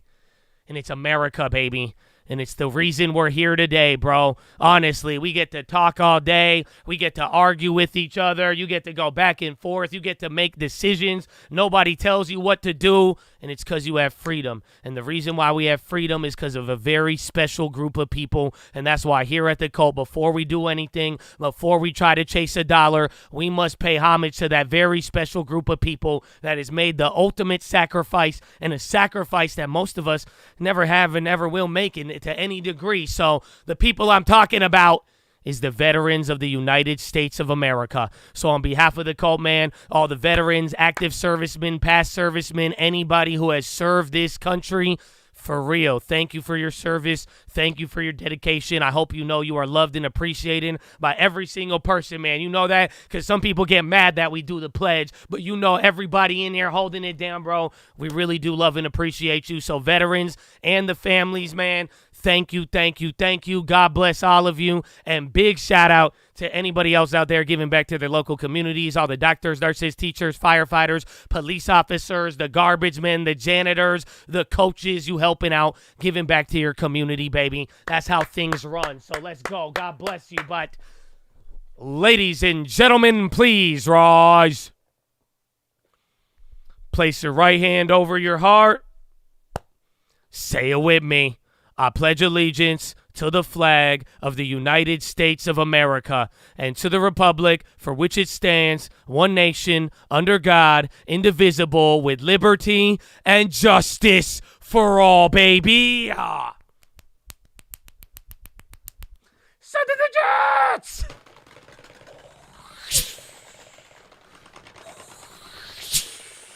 Oh, it's game time, baby.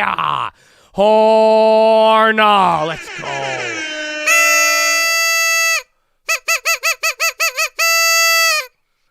Oh, Chattadonia. Chattadonia, are you ready? Non-farms. Still surprises. BLS do revisions, and it took you like 10 minutes. The crackheads are already out. We're green. We are green again. This is crazy, bro. This is crazy. Oh, my goodness. So, Chattadonia, we got about 1 minute until the bell, till everything opens up. Everybody goes crazy. So, tell me, my friends, did you like the video already? Did you make sure you're subscribed? Are you ready or not, man? Ready or not, man? You got something for me? You got plays, news, anything? You let me know. You post it, but let's have a good one. The rate cut probability, it's moving around. I think it's back to 50%. December cuts dropped, and it's almost right back to where we opened up in the morning. So I'm telling you, everything reversed. So literally right here, rate cut odds went from like 60 to 40, and now everything's right back to 60%. Even the December odds came back up a little bit. It's actually pretty wild. So this is, yeah, it already pumped. It would have been nice to sell that ES on the low and then hold out the Russell, but for the most part, I mean, you do have the crack. Everything. Gold dropped to 2030, back to 2015. Oil rocketed. Oil, it was the only thing that didn't drop. It just went straight up.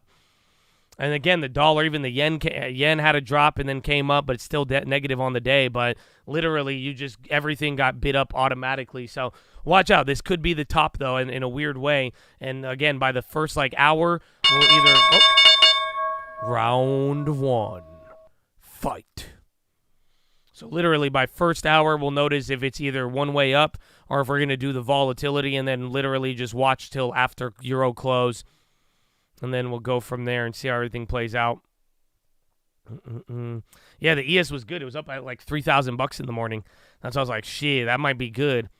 But then I was like, oh, if I want to hold the Russell, though, it'll give us some time, though, because think about non-farms. Because whatever happens today, if any of that gets reversed, or not non-farms, CPI, we might just play this game for a little bit. But like we were talking about, maybe we get our first positive day. And there's MPW down 20. We'll go over that again for you guys in 30 minutes if you already missed the explanation. I don't think I'm going to average down on it just yet, but they do have earnings coming up. And then SPX, I mean, you're literally right off of the lows of yesterday. So, again, barely up there. Again, SPY's barely green. Russell is actually Merc there. So, again, rate hike odds have literally stayed almost unchanged here. But then the Russell is the one taking the beating. SPY, everything else is finding a way to hold up for now. Bowen straight to the top. No play. TLT, I want to wait if it bounces, actually. I mean, maybe, actually. You could go for the, where is it? You could go for the short on TLT. It may not be that bad. I wouldn't be too against that idea. We're at like, what, 4.089 now, I think? Let me take a look. Chips are ripping. Walgreens drop. Pfizer drop. Let me take a look at the 10-year. Again, I'm looking at the actual 10-year. It's at 4.04. There's a little bit to squeeze out of it. There's a little. Again, I like the downside on the bonds for the most part. The risk is trying to trade it off of the morning. Where is IEF? IEF is barely moved. That might be a better play. So instead of ZB, the ZN. 111. Hold on. But it's moved down so much. If the crackheads get in the way, that'll be the only problem. So let's see. I'm going to keep an eye on that. Again, gold too if it comes back. But I can't believe gold just did that. So let's see how it plays out. The CPI is going to be on Thursday. And then again, watch the dollar. I do think the dollar will guide us. Again, Tesla had that bad news. Where's Bidunius? They were up. And then Baba. Delta Airlines on the high. Watch any other travel plays. Again, they did good on the employment side. So we'll see how that plays out. Yeah, I think that's why Airbnb's up too. I think all of the travel plays, I know Uber was going up as well. So we'll see.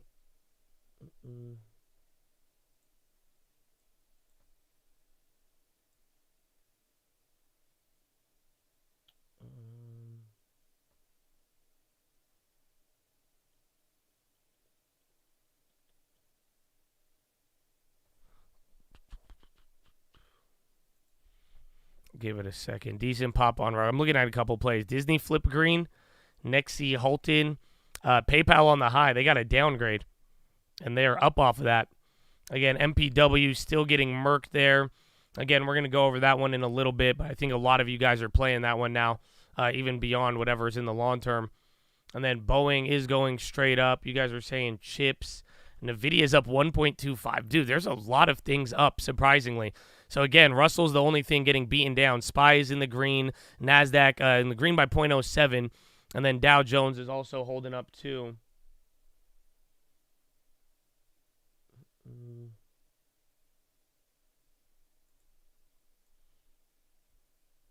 It's been 4 minutes.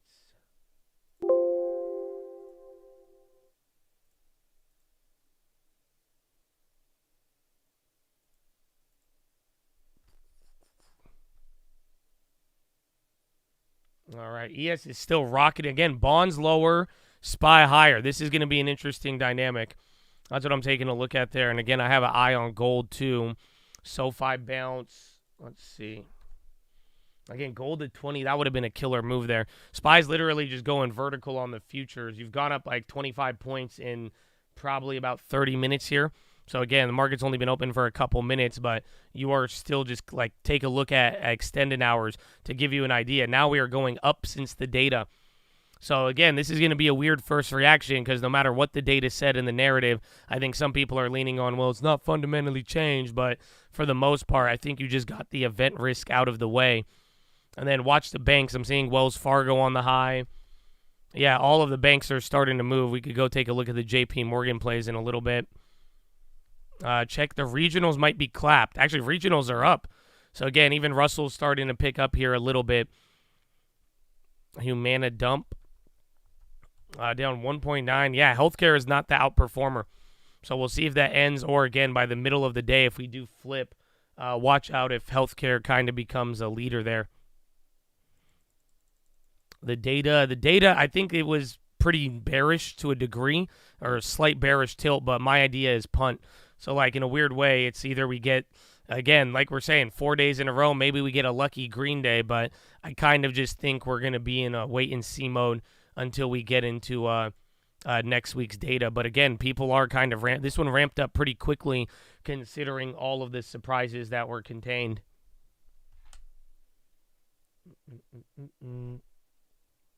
Punt is bullish. Well, it means nothing died. But then again, you know, the dollar and just the nature of how we started this year. Again, dollar's actually about to go negative. So as long as I could stay negative, we might have a good sign there.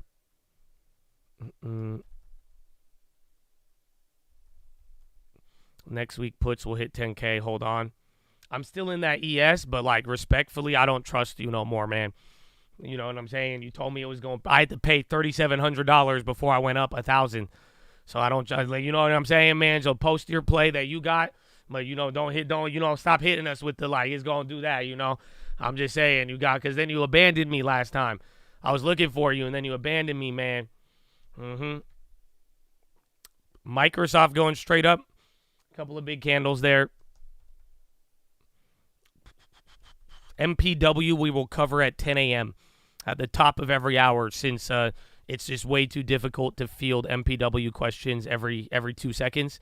So I got you, but you guys are going to have to wait a little bit because I don't think we could spend all day talking about it. I could put it up on screen, though, down 27.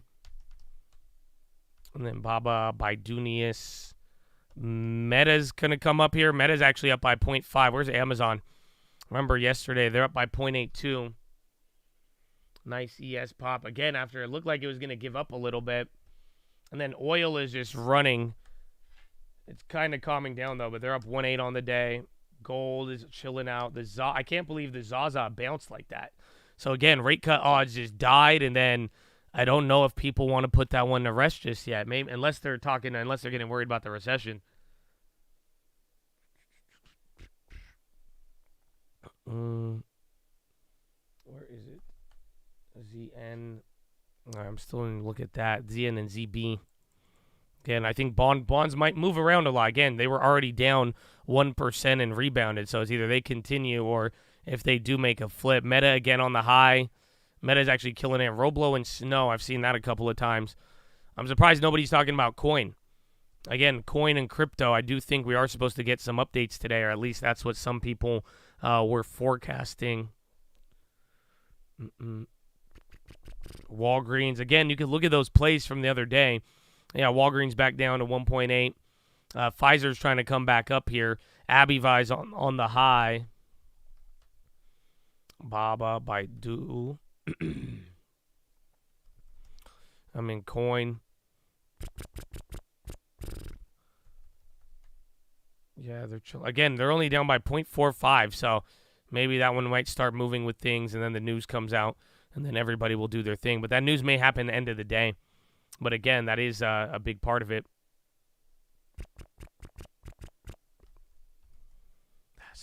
Amazon's up by 0.8. Again, they were still down 2.5 yesterday. It's weird. I mean, where are we level-wise? And then bonds are going lower still. So you're right back to 4,700, Chad. So let's see what happens next, okay? So remember, yesterday we flushed the 4,700, the solid number. Remember, this was your pump it up. So we'll see where this takes us. Some of the bonds are already coming back down. NVIDIA going crazy. Again, wait for Euro close, though, too.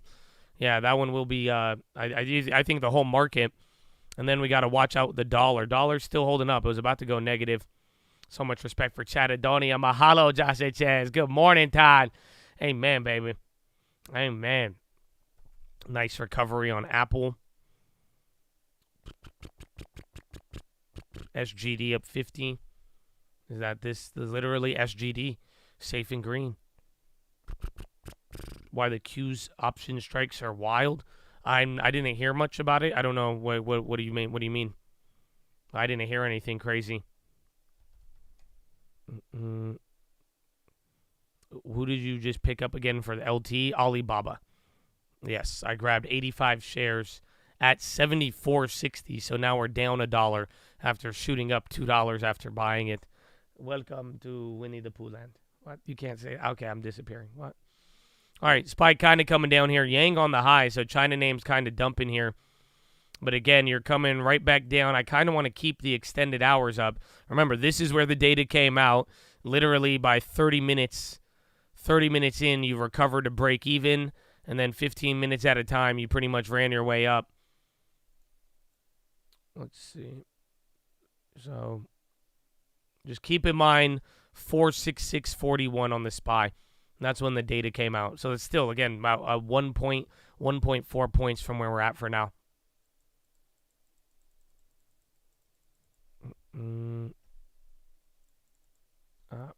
United Steel on the high. Are those coal and like even random commodity plays going up? Again, oil is, it's been chilling from the morning, but it's still holding up a very big gap. The Q options, 396.78, 397.28. It could be because of the, what's it called? It could be like unstandard options, but then again, I do think when they do some of the rebalancing, sometimes that happens. Try a different date. If you go through different expirations, maybe it'll level out, or at that point, there's nothing to do about it. That's just probably how it's balanced out. But NVIDIA, I can't believe chips are holding up. Again, even Mobileye. Remember yesterday, that was a bad earnings. That's actually not doing too bad right now. ISM is going to be important. That's going to happen in 18 minutes. So, I mean, remember, we already had ISM data. This one again, we had PMI data or S&P services, but ISM could be very big. It's been known to move the bond market.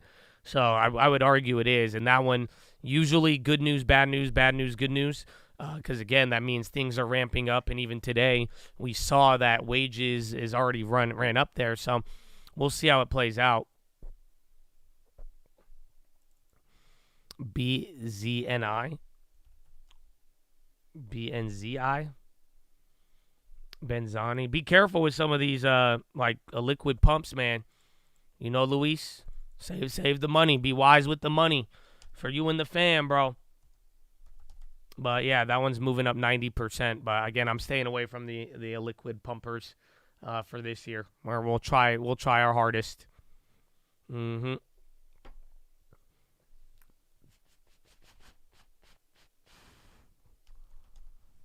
Tesla, dude, I'm surprised. Dude, Tesla literally, I don't know, maybe the wording was just weird about the China recall, but they are just down by 3. They were down more off of nothing compared to a headline saying they had to recall every vehicle. JP Morgan's coming up. So again, banks, they are the ones with earnings next week, but they're all holding up. Even KRE barely. Russell's climbed a little bit, but Russell is the dog of the day.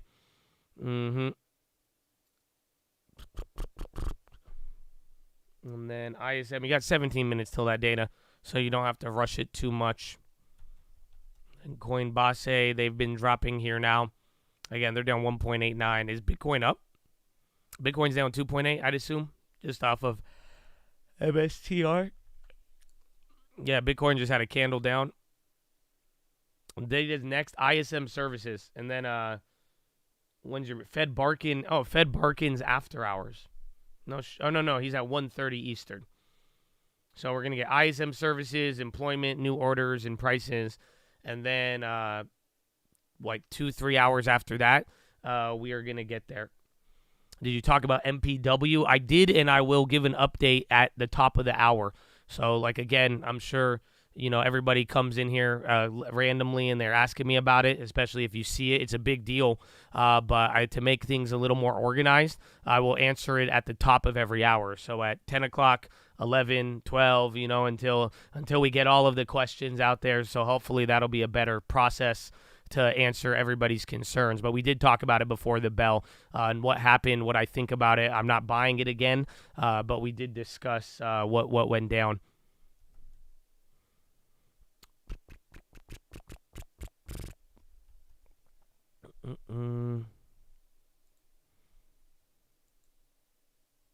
Apple, some people were talking about that one.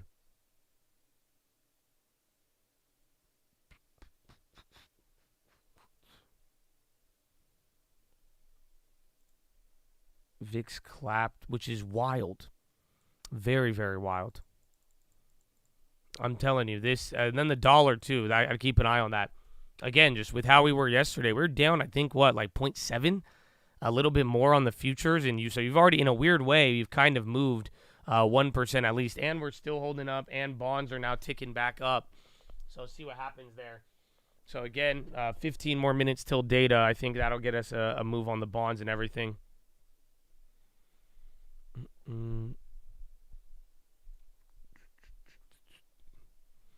Every time we get to 8:30, the data dumps and rips. It does the complete opposite. Sometimes it does. It really depends. I think even the last couple of days, watch, like I'm saying, watch the first hour. Watch, again, we're going to have data here in 15 minutes. And then by Euro close, I think we'll have an idea. Remember, yesterday looked a certain way. And then literally by Euro close, we dump. The other days, it would be a little bit more choppier. So, I don't know if today has enough to get us out of this little theme. And then, like I've been saying, it's very rare that we open up a year where every day to start off of the first week is in the negative. So we're going to watch how that plays out. But I do think the dollar could get negative and stay heavily negative. I think we're going to have a little bit more upside on the day. But if the dollar kind of is going to get stubborn at any point throughout the next hour, Euro close, or whenever, then I think we will have an issue there more or less. MSOS ain't going nowhere. We ain't going nowhere. Not for even yesterday. Again, the stock went up 5%. The options barely moved. Unfortunately, Baidu already came down, so China got a little bit whack there. A little bit extra. Ford on the high. Interesting. Ford's kind of breaking out here, and GM.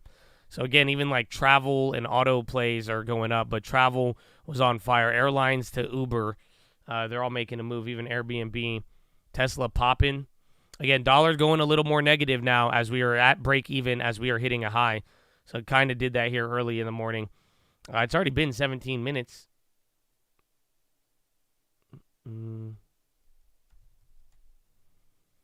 Video.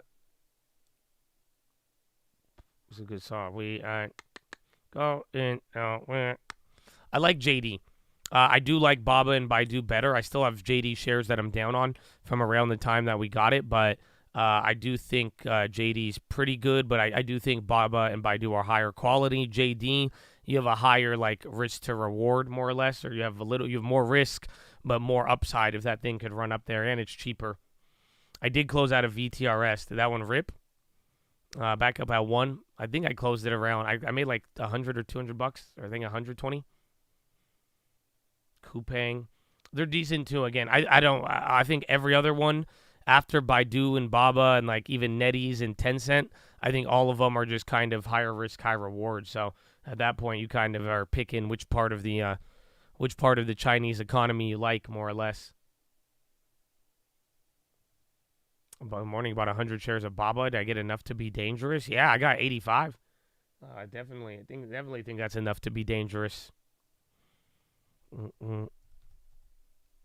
Baba. Morgan, dude, more banks. So again, I'm surprised. I feel like XLF should be up a little more. I guess 0.4 when everything's up only a quarter. Dow has gone green. Russell is climbing his way back up.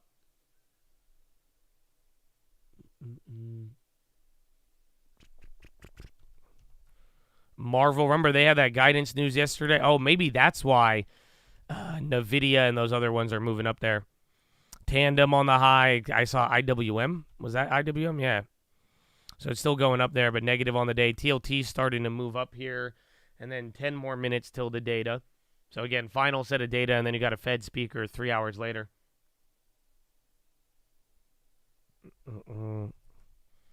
Oh, Mickey Mouse, Disney. Again, remember Disney? I feel like Disney did the exact opposite of this move to start off the morning yesterday. They just went straight down. Now you're just getting a auto ramp up. Bonds are starting to break out. Again, I was looking for a short there. Again, I wanted to wait a little bit, so I'm kind of glad I did.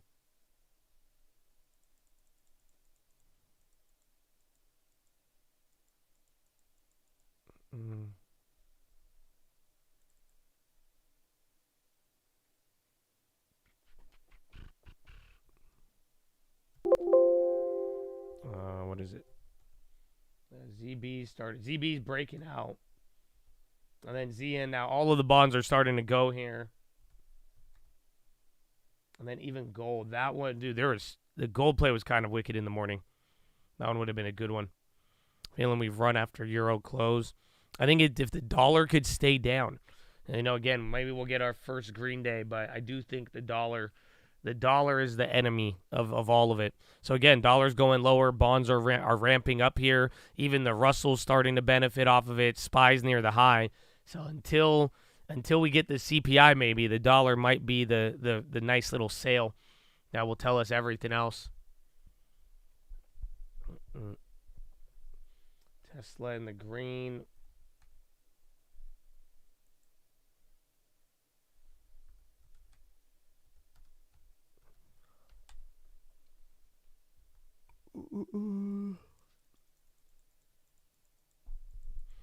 Tesla pop again. I'm going to keep up the dollar bottom right. Maybe I can keep up the dollar instead of bonds. Yeah, Tesla is going only up by 0.05 again, and they kind of had some bad news here, but they're brushing that off. Where's Eli Lilly? Remember yesterday they had the news. I'm seeing Novartis on the high now. So watch if any of these healthcare. Remember, healthcare should be the outperformer, but they're kind of lagging a little bit. But if you start watching those go, that could be another setup. Again, Disney's going crazy. Starsky and Hutch star David Soul dies at age 80. Was he Starsky or Hutch? Good morning. Good morning, Danielle. How are you? Mag 7 green now. Nasdaq's up 0.28, so they're definitely leading. SPY's doing good too, though. Again, the Dow and the Russell, they did good yesterday. They're not doing as good today, but Dow is even in the green. Yeah, we have data coming out in 8 minutes here. ISM services, and it has the ability to move the bonds a lot. So I think that's the thing. I don't know. I'll just tell you right now, if you want to make a play, I'm even telling you about one of these plays here. It's like you could short the bonds ahead of it, or you wait till the result. But if you short before and it makes a crazy pop, then it'll get nasty. That's the only risk.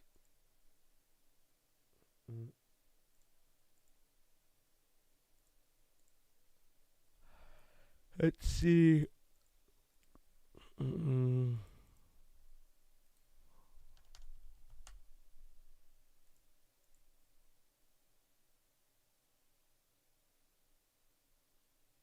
Yeah, bonds are kind of in no man land. They bounced right off of here, though.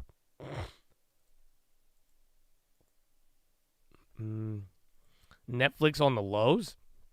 Or again, dollar's still red, and then you're just kind of holding up right here at the highs.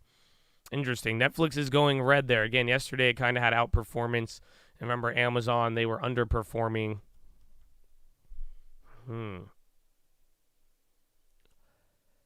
Tesla, big green. They're holding up. GLW, Citi, more banks. Let's see if any of the biotechs. Pfizer's in the green now. And then Abivi's holding up. Again, watch XLV and maybe even IBB. IBB still down by 0.6. IWM in the green. The IWM is, Russell futures, I believe, are still down. Let me double check. No, Russell futures are green on the day now. So that's it. Again, it's showing Russell down, but Russell futures are now green. Dow is green. Everything's gone green. Again, at one point, you were down about 0.7%. So again, even the ES was down like 0.75% here in the morning. So it has already been recovered in how many minutes? 6:54.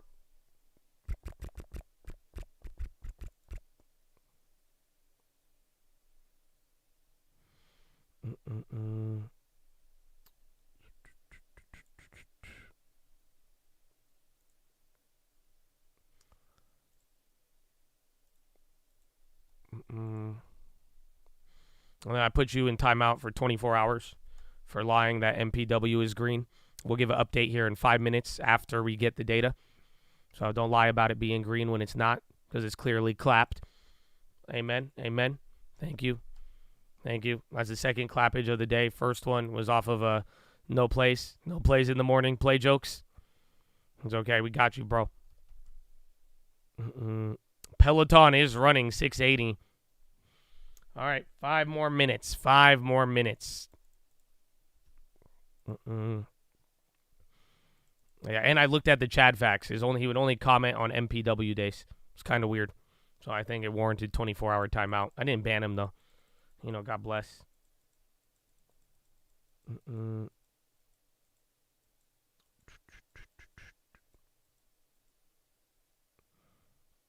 MPW won't get killed off. Hold that thought for 5 minutes, and we'll go over it.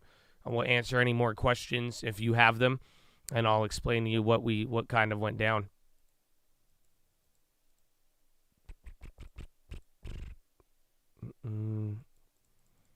AMD. Where's Mobileye? I think Mobileye is going to be that one. If that one comes down, think about some of the post earnings. Remember, post earnings plays are sometimes like some of the best ones that you could get there. Now you got to keep that in mind.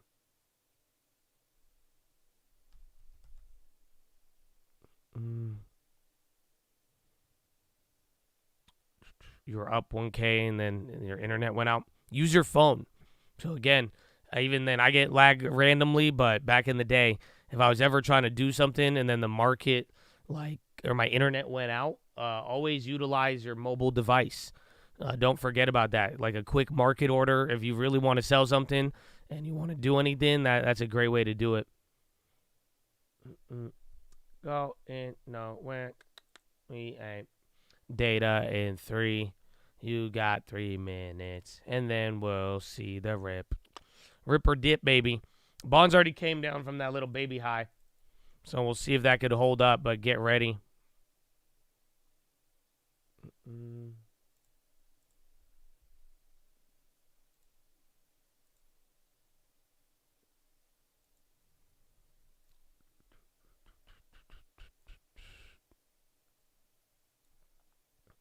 You can hotspot your phone, but just get your platform on there.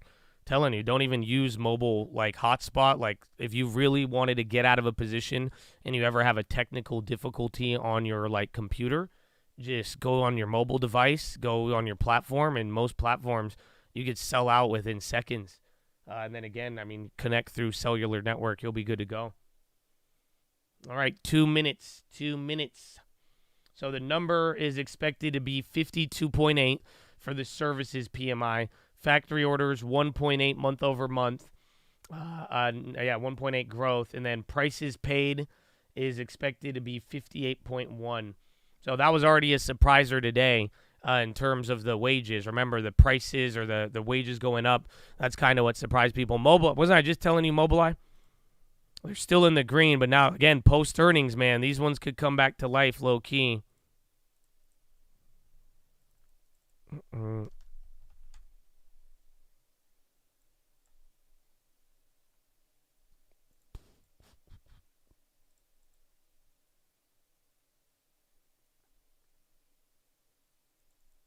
Oh, Jake from State Farm, baby. God bless you. Horn, be careful of your ears. Data in 1 minute. My man. All right, so get ready. This one's going to be, I'd watch the bonds, and then I got to switch to the dollar. I was just looking at the Mobileye ones, too. Mara pumping, Mara dumping. Oh, what does that mean, sir? Yeah, Mara down 9.5, actually. So I don't know if Coin and the other ones are down like that.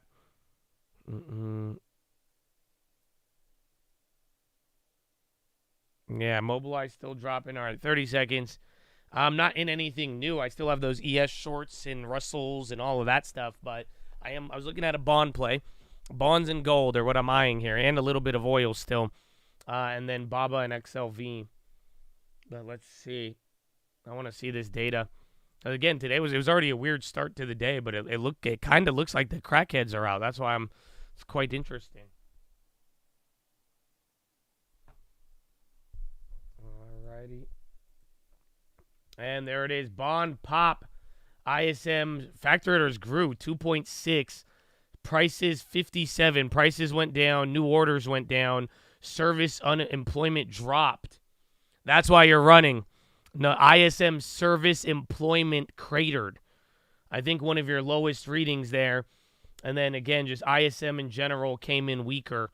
So people are liking that one this is the lowest service unemployment in like a year. Okay, well, I'm glad I didn't short the bond just there.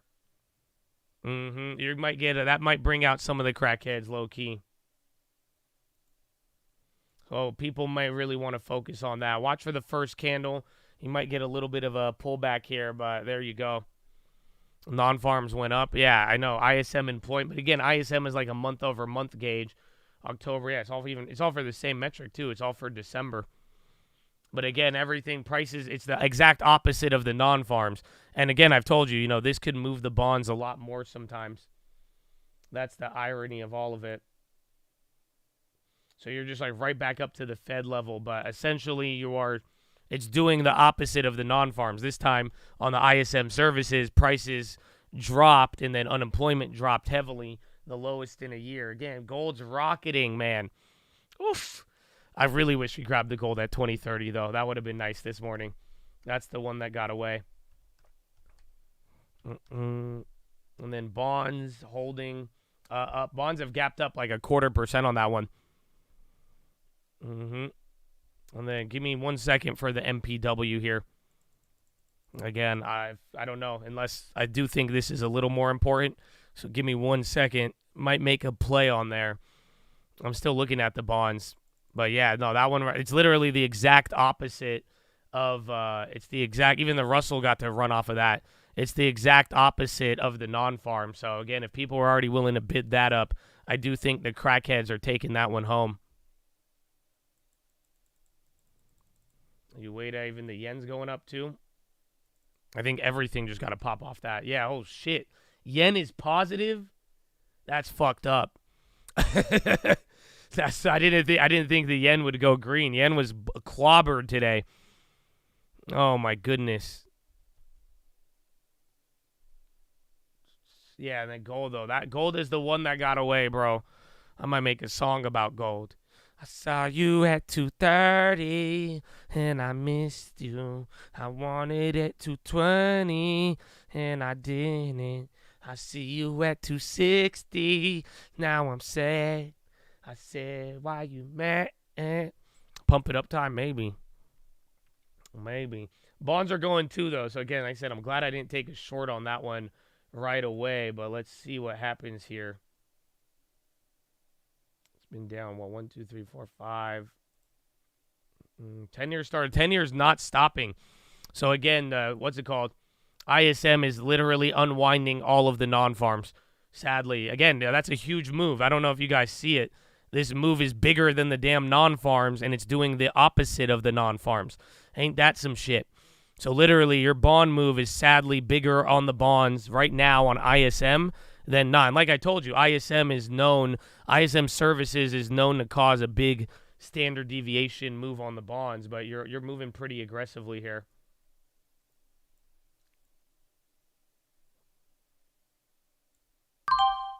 I made the play. Don't hurt. Oh, they filled me awfully.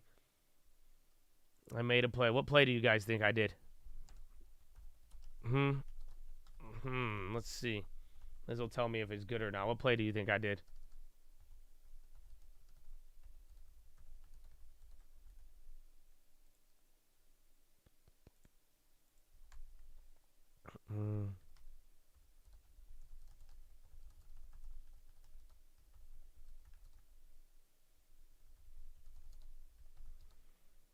TLT, ES call, Scott's Miracle Grow, SMG. I talk you at 260 and you're gone. So not a recommendation. You will lose money. I just shorted the 10-year. I shorted /ZN. -1/ZN at 1112.02. So just one bond short. Not a baby one. It's decent, but shorted the ZN. So now that we got that out the way, let's see what happens. But now, anybody out there want to know about MPW? So we already talked about this earlier. I will give you guys another update in an hour. I could open up the floor a little bit for questions, but as far as MPW, they came out with an update last night after hours, and they said that they want to aggressively pursue the money from Steward, their biggest tenant. They said they want to speed up the effort to collect the money that they haven't been paid, and then they said that Steward is in a difficult liquidity position. So why is that bad? Because even though they're like, yeah, we're going to try to get our money back faster, they pretty much said that their biggest tenant is about to go bankrupt. That's why people are worried. That's why even then you could really risk a reward right now. You could try to get in on it, but there is now, like, if this was like a Fed future, there would be a much higher probability now that ZN, that Steward is going to go bankrupt.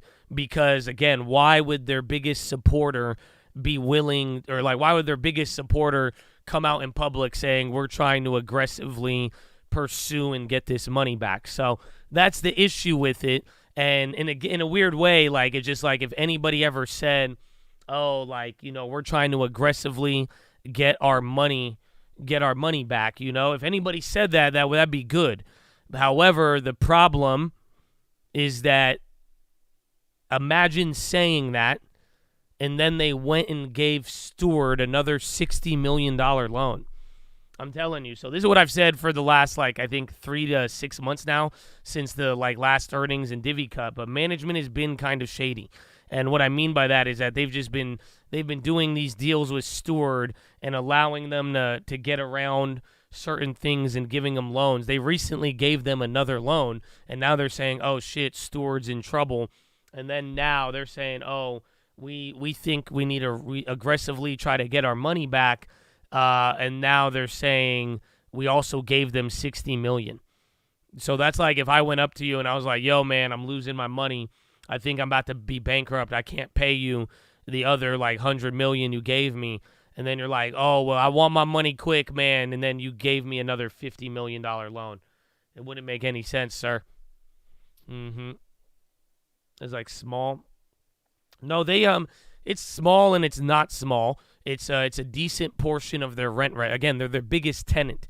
That's the irony, is that they have other tenants, but no, it's not good to have your biggest tenant go up there. So some people are saying MPW is going to go bankrupt. I don't know about that, but definitely Steward might be on the chopping block. But then again, just with the way that,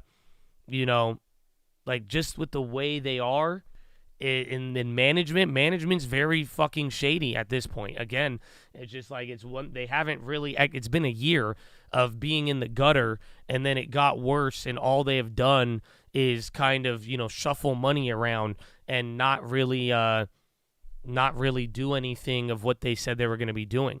So again, I like their portfolio, I like their assets, but I don't think it's. I really don't trust management at this point. So that being said, I'm not really trying to buy it or anything. So all of that being said, is there any questions?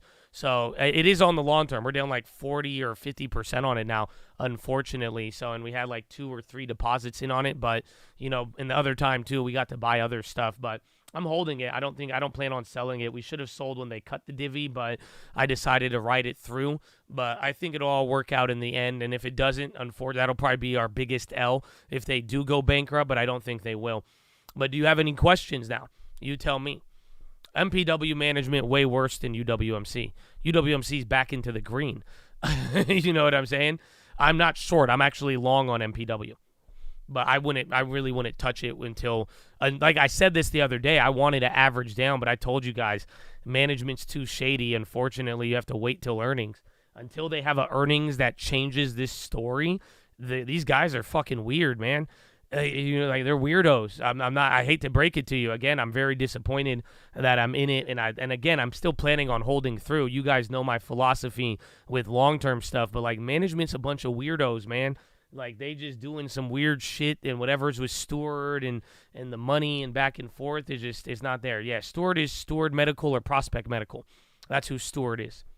Prospect is Steward. Steward is Prospect. Who would benefit if MPW started doing worse? Nope, nobody. Again, I mean, shorts would benefit off of MPW going down, and then whatever creditors that could get their money. It's one thing about getting your money from MPW, but in this case, as of now, it's all about creditors trying to get money from these lenders. That's everyone now. It's all these creditors trying to get whatever they can from Steward, and if MPW can't recover a lot, it won't be good. All right, bonds and SPY rip. Gold is at 270. Oh my gosh. Okay, leg number 2. Even bond short. You better watch out though. We might get the crazy melt up. What price are we? I think if we break through 47.17, no qualms. Yeah, you already did. Yeah, watch out. I said that without even looking at it. But if we could get above here, maybe above the highs of yesterday, but this is level 1 of like stupid melt up essentially. But if we could get past 47.29, you might very well you might get one of those stupid squeeze melt ups on Friday. Because again, ISM had more juice than the non-farms, but then ISM was very good on a data front. So we'll see if they all ignore it.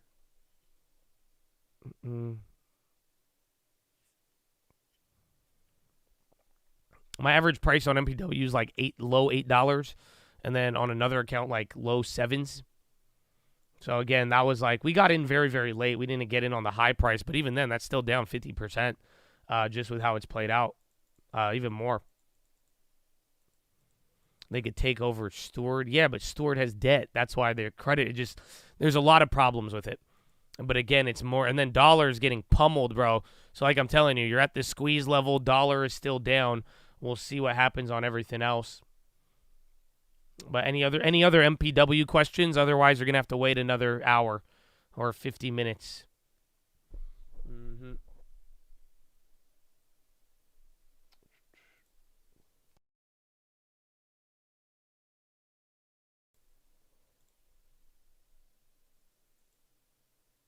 The implication of the Swiss franc being the strongest it's ever been, that Europe is doing a little better, and then even that the inflation problem and U.S. rates are kind of cooling down. Safe havens are going back to safe havens. So I don't think it's about like, people are scared, but more so how things have. Remember, the safe havens all broke a couple of years ago. Rate cuts still positive for MPW. I think it will be, but you're fighting. You're not fighting the economy. You're fighting management. Do you see what I'm saying? So it's like the road could be clear, the fog could clear up. It could be a newly paved road, and you got brand new tires. But if the driver is drunk, it doesn't matter. And that's what I'm borderline. I wouldn't give the keys to the management. I'm worried about them, and I think they're drunk. If I could explain it with an analogy. I think the road ahead is great. I don't think the car is. I think maybe there's a flat tire, and maybe you'll pop a tire going 70 if you have your biggest tenant go bankrupt. But I'm not worried about the vehicle. I'm worried about the driver. I think he is hammered right now. Like that's the only issue. There is a spare more or less, but again, I do, like I'm telling you, the road is fine. But it's the driver who is what we're worried about. That's why I'm like, until I see the earnings, give me a couple of hours, let this dude sober up a little bit. That's gonna take a couple of earnings, but until that happens, I wouldn't get in that car. You know what I'm saying? Unfortunately, I'm in it, and now I'm just gonna, the way I'm gonna go to heaven if I die. But God willing, that's the way I'm looking at it. But because I don't get out of these cars for 10 years. But we should have looked a little bit more into that. But at this point, maybe he's drunk or maybe he's a driver. I don't know. If you ever been in a car that drifted, maybe you might think the driver's drunk, but they need to get control of it. But I am worried about that driver there.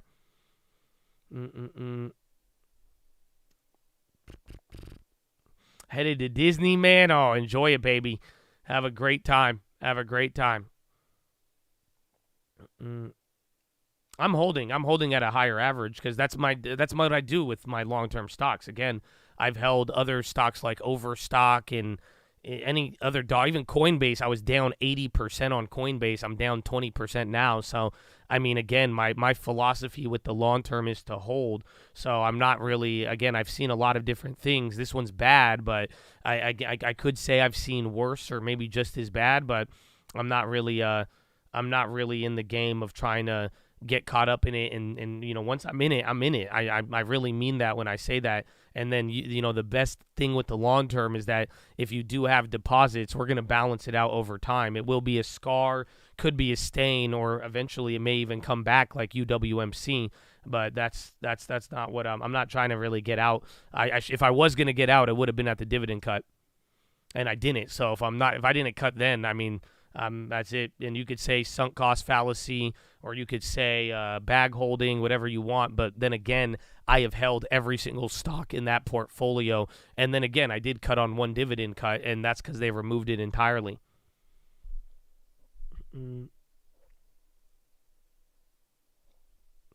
This is an all-time low for MPW, yeah. They lowered their dividend on MPW, but they didn't eliminate it completely. HBI eliminated their dividend completely, and I dipped out. No, there is a dividend on MPW, so it still pays 15 cents a share. It's about 17% at this price.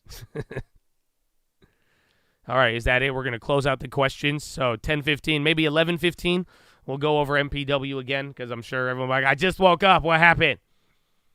Oh, it's 276 in 09? No way. Oh, then I guess not too bad, but pretty bad. And then gold coming down. You got an extra pop. Like I said, if we get, this is one level, you still might be able to work your way up, but ultimate, stupid squeeze, I think, happens above 4729. So yesterday's high, or even 4726, 4729. Above here, I think you're going to get the squeeze back to the 4750s. So we'll see how that plays out.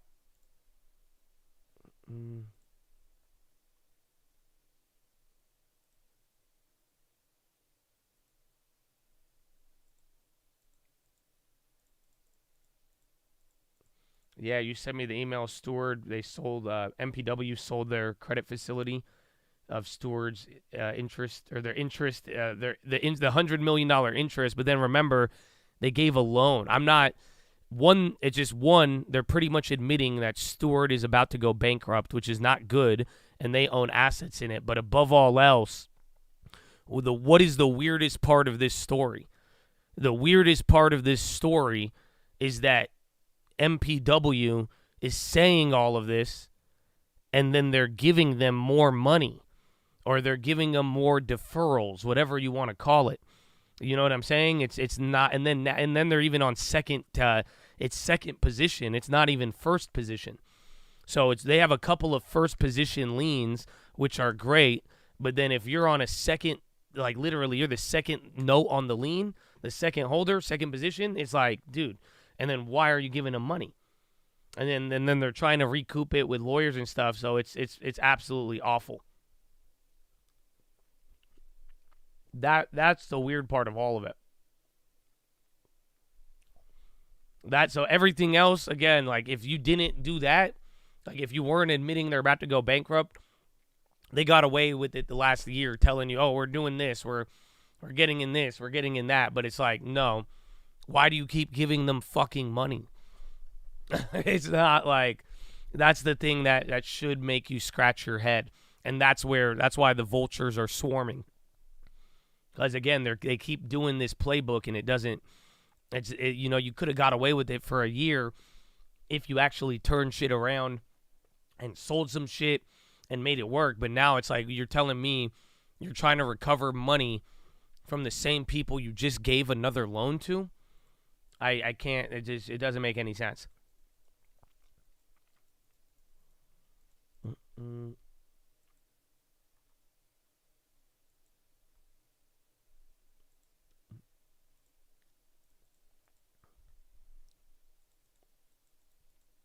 But yeah, we'll go over this in another hour. Great questions. Short gold after the pump. I'm kind of down, but then gold, you still got another. It could run up another 40. We sold out at 20.98.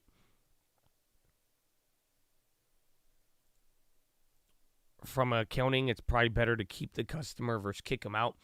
Well, somebody said it earlier. It's harder to kick out a medical tenant. You can't just evict a hospital. But at the same time, it's like they've done it too much. At one point, I would just tell them to go get your money. It's like having a drug addict friend. You won't, you know what I'm saying? Like you give him money 5 times, and then he's telling you, oh, I'm addicted to crack and heroin. This is worse. This is worse than Joe Biden handling Hunter. If you really want another analogy, like if you thought Joe Biden, yeah, I'm a loving dad. Yeah, and you know what I'm saying? And he has his problems, sure. But then if you go and then keep supporting him to the point he now gets addicted to another drug, at some point you're enabling some very awful behavior, more or less. So it's like I wouldn't. Again, maybe I hope I'm wrong about it. You know what I'm saying? But I understand why the vultures are swarming. When you looking at the stock, looking at the shorts and everybody there. I mean, at this point, there was a good value play there. But if management keep doing it like this, it's like I understand why now. It looks very. It's not a good look. You can't keep feeding something that is not feeding you, and the company keeps doing that.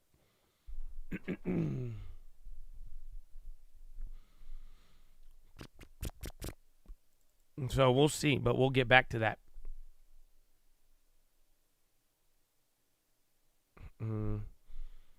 Your heart doctor is associated with Steward. I'll see you in heaven. Great doctor, but crook billing department. Yeah, this is America. Steward, not Stewart. So the comments of 2 above you is spelt correctly. There was good economic news after, bad. The ISM services essentially was bigger than the non-farms, which is kind of humorous if you think about it.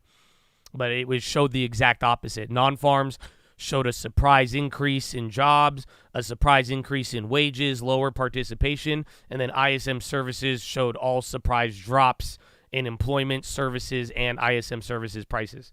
And then markets, bonds had a bigger reaction. Even the market, you could argue, had a bigger reaction on ISM services than you did on the non-farms. We'll see by Euro close. Again, we still got another hour. It's almost been 1 hour for now. But yeah.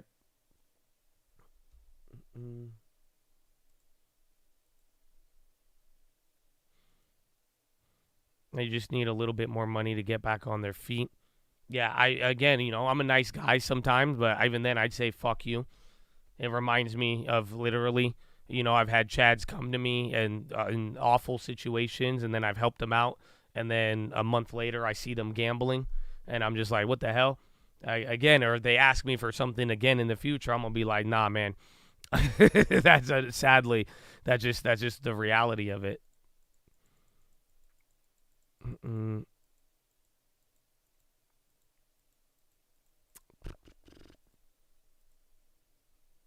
Baba recovering. Oh, yeah, I didn't even look at that after the ISM.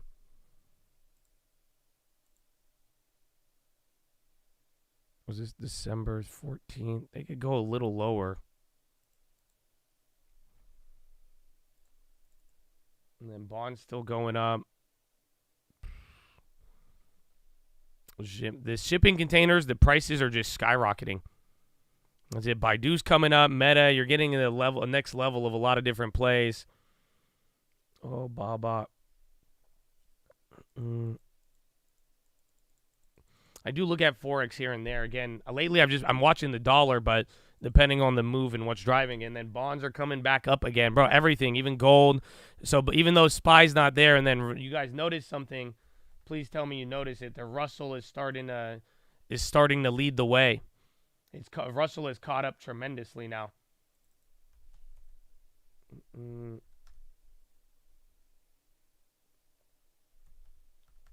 Yeah, a lot of things are popping off of this. Even the yen, bro. So again, even though SPY's not moving, a couple of things are near their highs. And again, gold, bonds, dollar still hugging the lows, which is great. Yeah, PayPal is still on my radar for sure. It even went up off the downgrade.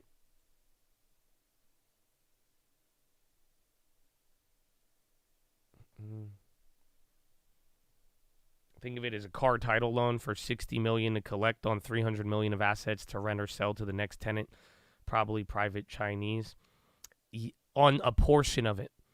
So even though the assets may be worth a lot, what if the assets aren't worth that much, right? What if the car market drops? But then above all else, this new loan they announced yesterday, it's second position. So if they have more debt than equity, you might pay for something and you may not even have a claim to it if the first creditor gets it all.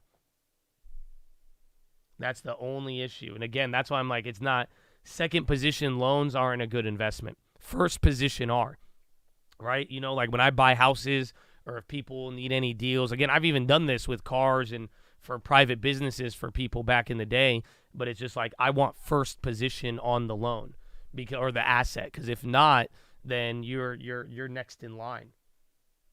So it's kind of like bonds, shares, equity, so on and so forth. All right, I need to go to the bathroom, though. Follow me on Instagram at The Trading Fraternity. We've been here for an hour. Market's ripping. ISM services had a bigger effect than the non-farms, and it was exactly the opposite. And now you are kind of running up. We got a couple of squeeze points. I made a short on bonds. We did it at the top here, which was good, but it's still hurting me a little bit. So let's see how this plays out. I'd be watching for 47.17 and then 47.26 to 29. And now a BRB. Market. The stock's been under pressure. It's trading at its lowest level since November. We're on course for a third straight week of declines, biggest weekly drop since October. But a part of that is just like the New Year reset that we've seen across the NASDAQ 100 and other stocks, right?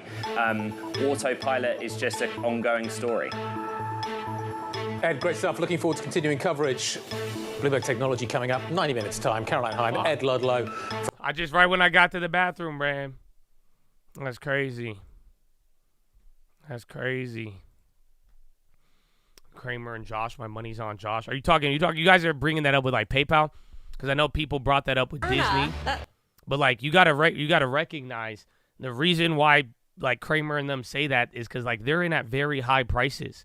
Like Disney and PayPal, they were touting those at like, you know, triple digits. You know what I'm saying? Like when we got Disney at like a 10-year low. That's why I like it. You know what I'm saying? Yeah, he sold at 80. We bought, and I'm saying $60 and below. So just, again, we're just in the bargain bin comparatively. So I don't know, to give that a little more context. But I'm trying to go pee, man. Yeah, they all go in a commercial. Let your boy go pee, man. Bop. Bank of Ozarks got upgraded. But that's why when you hear them say like, "Oh, we don't like these stocks," and I don't like it, it's just like they're talking about like they're in a weird way, kind of like defending their way higher prices they got in at. So maybe they'll like it if it gets real low, but at the end of the day, I think we're like multiple standard deviations away from pricing from where I like the stock and where they like the stock, and even when they sold and other things. Give us some uncle. I don't know how long I'm gonna pee for, bro. I drank so much water because I woke up at like 3 a.m., right? And then like I was like, oh, I still got another hour. So like but I was thirsty, and I downed a water bottle between waking up and falling back to bed. And then I woke up at 4, and then I downed another water bottle. And then, like, you know, my voice was a little raspy. So then I downed another one even then. Like, even by, like, 6 a.m., I think I was, like, 40-something ounces deep. You know what I'm saying? So, I don't know. It's been pretty early, but we'll see. But then I still keep drinking it, man. Water's good for you.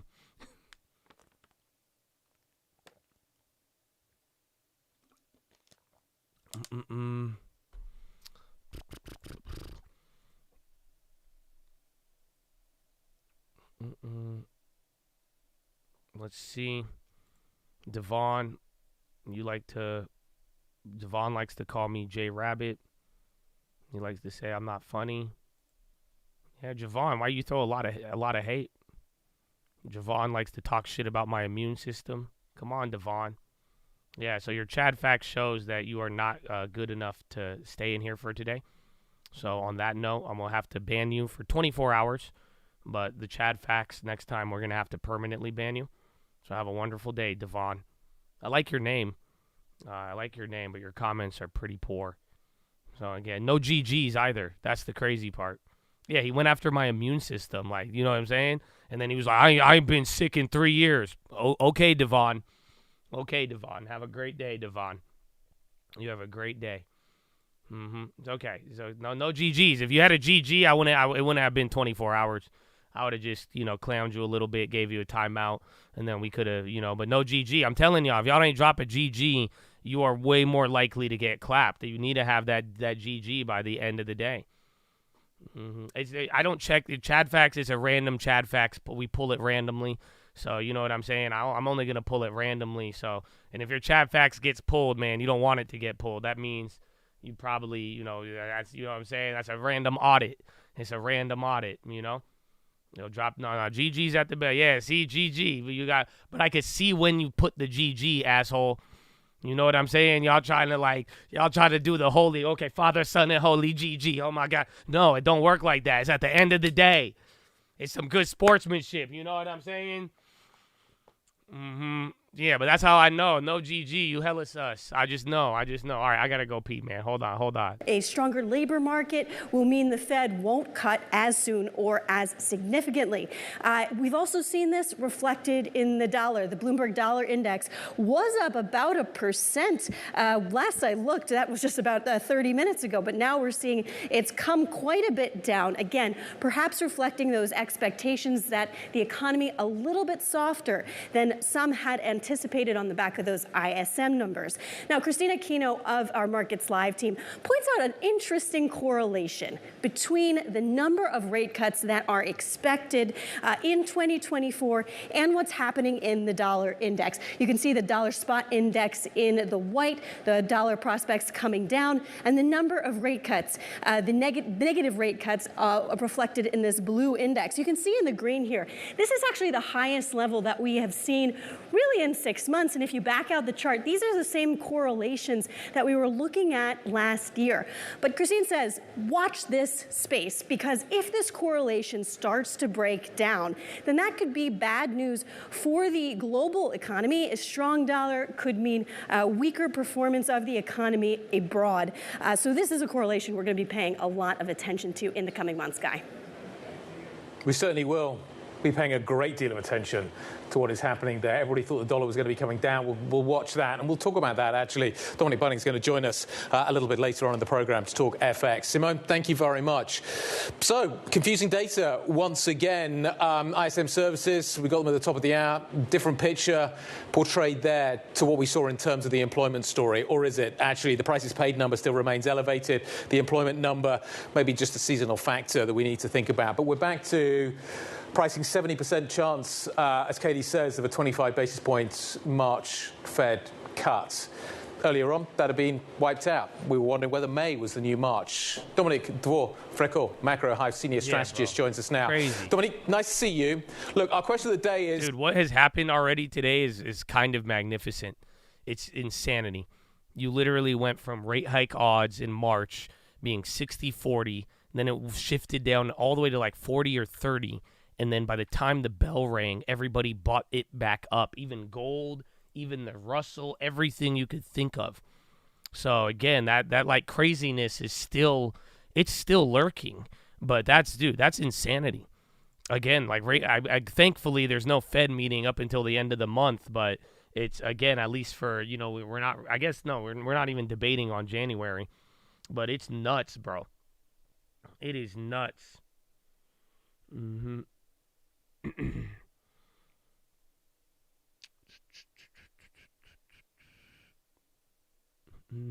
Some PHILO when to take profits or conviction. I don't know if I don't really make PHILOs like that, but at the end of the day, I like what Trav said yesterday. He said, I noticed when I try to do when I try to do extraordinary things, I would do like extraordinary damage, when if I just did little by little consistently and I kept with that, I would have had great success.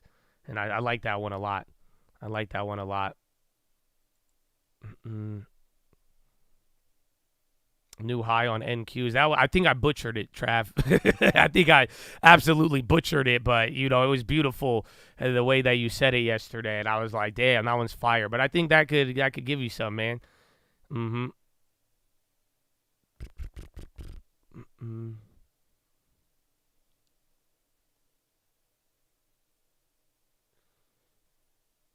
Yeah, I feel I've done great damage trying to be extraordinary, while the little things over and over would have done great service. That's from the chat, man. That's from the chat. I got a good PHILO. We'll see. I got a really funny story too. I think I'll have to we'll have to save that for end of the day, after hours. Yeah, because we don't even got 1,000 likes yet. Oh, that's cold. I don't know. I don't know. Maybe I could give you a funny story instead of 10. Yeah, we need 1,000 likes for anything though. Yeah, Ryan, I'm sorry to hear, man. Yeah, definitely take it easy, bro. I feel you on that. Are insurance not covering anything? Or they're definitely probably screwing you, huh? Yeah, man, good luck on that. I mean, if any help, let me know. If I could do anything. If you have something with billing info, maybe we could help out with that. Again, some guy was asking me yesterday about the insurance with the car, so I don't know what the issue is. You could email me. Can I say the quote one more time? You guys can write it down. This is from Mr. Amor Fati Trav. I feel I have done great damage trying to be extraordinary, while the little things over and over would have done a great service. The dollar's the thing. I think, like I said yesterday, the dollar's kind of the signal until we get CPI or Powell probably, but it's finally coming down. But ISM was the thing that really knocked off the dollar, and then kind of got us, calming down from everything else we dealt with. So I'm down $200 on the bond play for now. Babo 119 or Baidu. Babo 119 would be great. But yeah, again, I think even above 120, I want above 120. I mean, I'm going to probably get greedy with Baidu. Just because, again, like I told you, man, yesterday, the China plays. You want me to see if I can find it? I put this out hours and hours ahead, so don't get mad at me. But this is what Bloomberg put out today. I remember I told you, I said just wait for the Wall Street pump. But, there's not I don't think they could resist it, even though it's still the underperformer. Where is it? I had the link. It was like Chinese indicator that's hit 100% of the time shows extraordinary returns. Let me see if I can find it.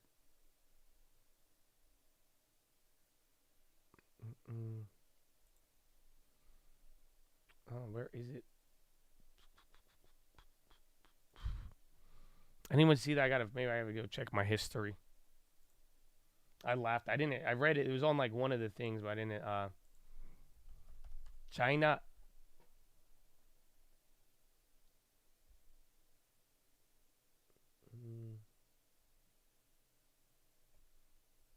I think they changed the title.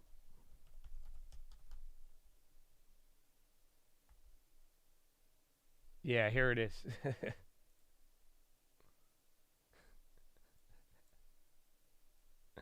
This one made me laugh. Again, if you watch yesterday's watch list, it'll even then just think about it. But literally, Chinese stock indicator with 100% success rate is flashing by. There's a sentiment towards it. Perhaps it pays to be a contrarian, and at least according to one measure, there's reason for optimism.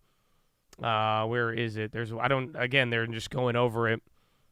We could read it here in a little bit, but let's see. Are we breaking out? I think we might.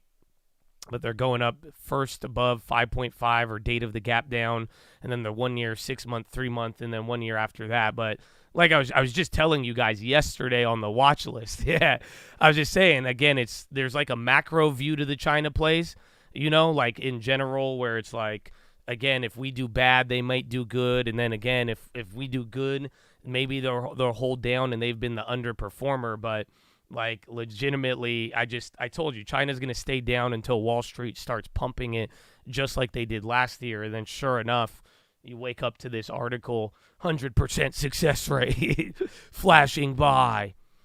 That's from Bloomzinga. Nah, for real.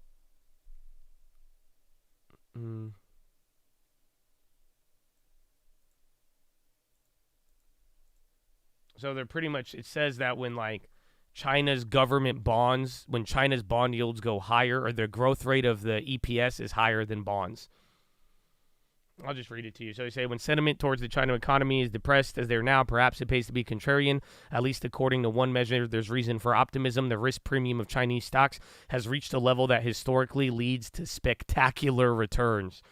China's stock market is sinking to the bottom of the global ranking in the first week of 24 trading. From their peak in 2021, the CSI has lost about 42%, comparable to the drawdown during the burst of the bubble in 2015. In contrast, China bond market has extended its rally, sending both the yield on the 10-year note to 2.5, the lowest since April 2020.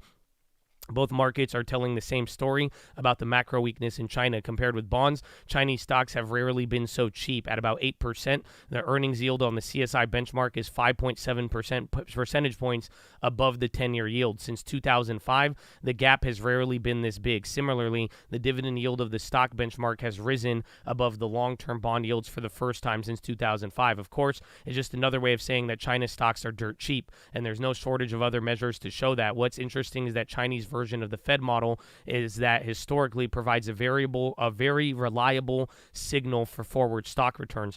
There's been 5 previous periods in almost 2 decades that the stock and bond yield gap has reached 5.5% percentage points or more, including during 2008 and the pandemic in 2020. Stocks rose in the following 12 months each time with a whopping return of 57% on average. So that's what this chart is showing you. So again, what are they saying you do? So Chinese stocks at 8%, the earnings yield is 5.7. So you take the 8%, minus it from the 10-year yield, and that's the gap that they're talking about. So the bond rates minus the earnings yield leaves you with this gap. And anytime it's been above 5.5, it's happened 1, 2, 3, 4, 5 other times, and the average return is 50%. So that they're saying, note 2012 shows a huge surge in the yield gap, which may have been a result of the bad data feed. Excluding that from analysts, the 3-month and 6 months return would have hit 100% hit ratio as well.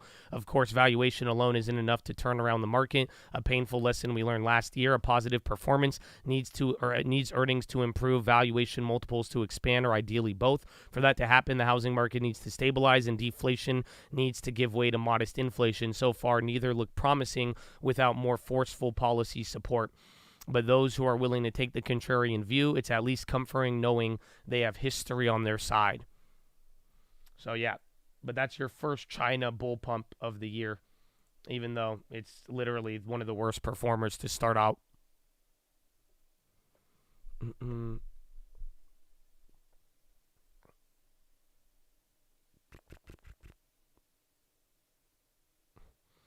Any way I could get around HOA not allowing me to rent my HOA to rent due to a rental cap of 10%? Nah. Only way you could do it is if you get on the HOA. That's it. You gotta start thinking like everybody else who took a government position. You know what I'm saying? That's it. You want to get what you want, you got to start campaigning. You got to start sending letters. You got to campaign to get on the board, and then be like, now that I'm on the board of the HOA, I think we should change it. Have you seen that one Chicago mayor? Dude, she makes music videos. Like, everything she does looks like a scene from The Office. Have y'all seen this lady? It's like, bro, she like puts up billboards of like random like things and then just puts her name on it. And then like she made a rule, and it says that if she gets replaced, the position, the salary, it's not Lightfoot, it's somebody else. She has a different name. I forgot it. But her logic is this. It's not Lori Lightfoot. No, it's somebody else. It's not, no. Maybe it's not the mayor. It's somebody in like in a local position, bro. I need to find out her name, bro. And then she made a law coming into the election that says if she gets replaced, the salary goes from $250,000 a year to $20,000. And if she stays in office, the salary stays at $250,000. Yeah, and she'll like take trips to Vegas, and she'll be like, nah, no, I need to see who it is. I forgot her name, but I saw like this video on it. It's just funny. It's like the Michael Scott of mayors. I'm not even trying to get political. I know some of you might like to get political, but I'm like, no, dude, it's hilarious. She's like Michael Scott. She like just made, Tiffany Haynard, I think. Yeah. I think that's the name. I think it's that Tiffany Haynard mayor. Hayward. Oh, yeah. Dude, she's hilarious. Yeah, here. Dude, there's a real-life Parks and Rec situation going on in a small village outside of Chicago. This is the video. Play, bro. You were just playing. In a small village outside of Chicago, thanks to this mayor, Tiffany Haynard. And with George Santos leaving the House, this is the new funniest, most corrupt politician in the United States of America. It's great. I learned about Tiffany today when I read an article about the ordinance she's putting in that states if she loses her re-election to be mayor, the mayor salary will be decreased from $225,000 to $25,000. But if she wins, it will stay the same. When I read that, I realized I had to learn everything about this woman. And as it turns out, the 90% pay cut doesn't even crack the top 10 of the most corrupt things that this woman has done in a short year that she's been the mayor of Dalton, Illinois. Ares, ARES, decent pop. It looks kind of a liquid, even though it's higher priced. Billboards of Tiffany Haynard. These are all billboards that are paid for by taxpayers, and they advertise things such as senior services. Bro, it's hilarious. Wait till you get to the music videos. But Tiffany always puts her face and name in huge letters opposed to the actual thing it's advertising in order to get her name out there. And as I said, this is all paid for by taxpayers. Tiffany recently went to Las Vegas with a few of her friends to attend a conference. It's just how she reacts. While there, is hilarious. She spent all this money on airfare, hotels, and then money at restaurants like Ruth Chris's, Cafe Hollywood, Hot and Juicy Crawfish. And this was all paid for by the taxpayers because she was there attending a conference. She also spent a fair amount of money at Bubba Gump's shrimp company. Wait, hold on. Yeah, White House, Bernstein. We are on the path out of the woods, but our work's still not done. Says so far only limited impact on oil and gas prices from Middle East. We'll continue to monitor Red Sea. Economic advisor December jobs report was strong. Says we are seeing deceleration of job growth and wages consistent with ongoing recovery. And then Yellen, economy suggests Fed has made good decisions. Yellen not seeing any meaningful effect of energy prices from Red Sea.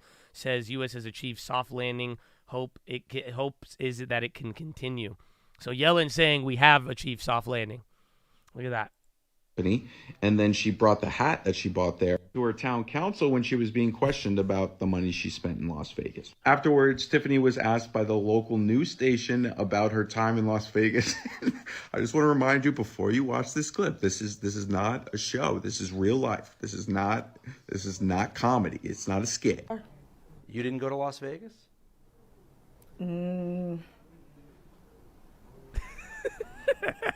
It's like Michael What is Scott. that? No comment. You don't know if you were in Las Vegas?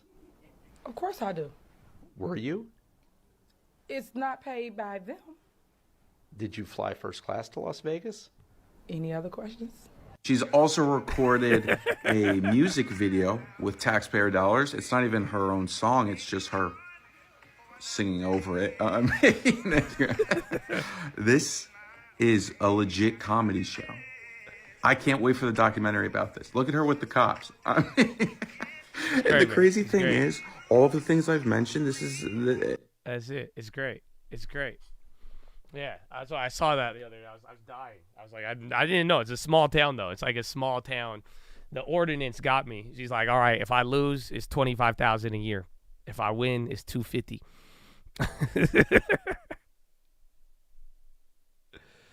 Oh man, I've never heard about it until I saw that. That's why I'm like, I'm surprised most of you guys didn't know about it. I feel like most of y'all would know about that before I did and be like, oh, I know. Like, we had to, like, think a little bit to find the name.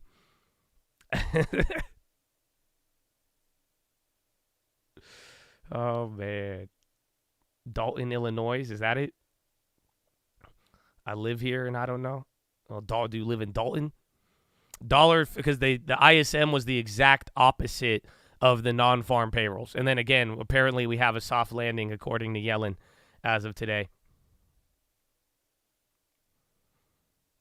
Her name's Tiffany Henyard. Henyard. Henyard. Tiffany Henyard.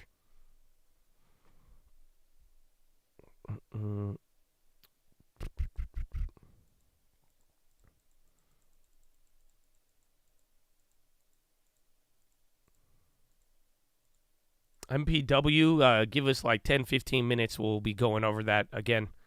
I told you, I like this, though. I like it. You know, we should schedule out some of these stuff for the popular questions of the day because I'm sure, like, you know, so y'all can help me out. You can let people know when we'll talk about it.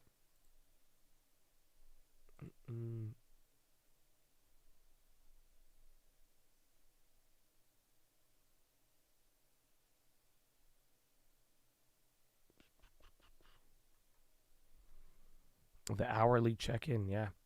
Makes it a lot easier. Z-Car, again. Aries, we saw a little pop on that. I don't know what's going on, though.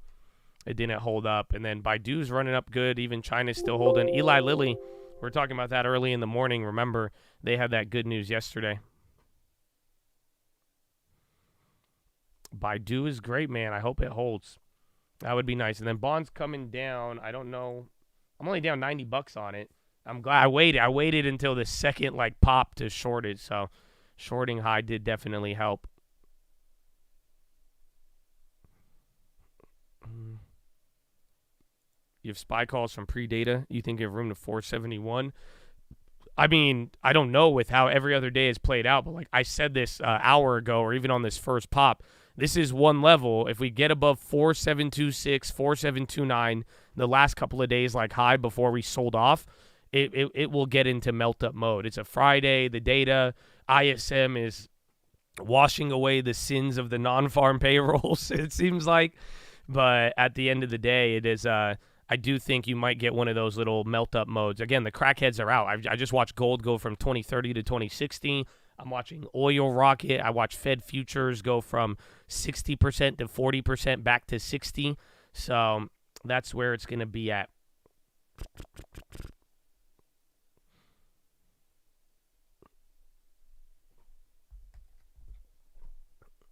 Melt-up mode activated. And then MPW, top of the hour, every hour, since y'all don't like to listen. So we're going to get it every, top of the, don't worry, we'll get it for you. We actually talked about it for like 20 minutes, so maybe like 10, 15 will be around there. I use GC to trade gold. So GLD has been, GLD is an option, and I have one, but they kind of suck. To be honest.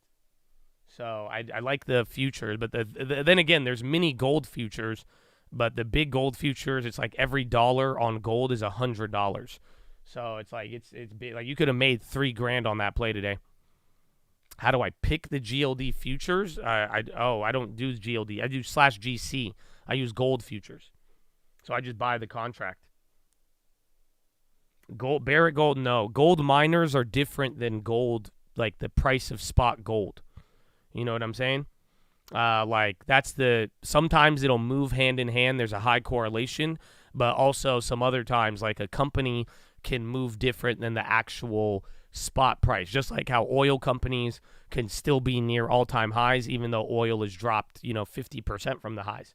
So it's just stuff like that where I would go with, you could go mini GC, MGC, or you could do shares on GLD, but GLD options suck. I've had history with GLD options, but like even then, I thought things could get crazy, but that's it.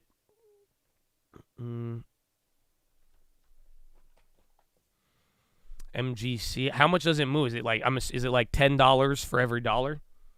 So if gold moves up $10, you would make. If gold moves up $1, you make $10, I'd assume. And then Bidunius is going. Yeah. It's not bad. That's actually really good. If you want a smaller play, but again, that's a futures. 10-1. ES level 4777. I'm looking at the SPX level. I don't know where it's at on the ES, but like I'm saying, anything above these highs you melt up. But if not, if by Euro close, like there's still like this chance, like yesterday, we might just kind of flip out of nowhere. But you do got the feeling of one of these melt up modes, but I don't know if it's certain because again, this morning was pretty rough.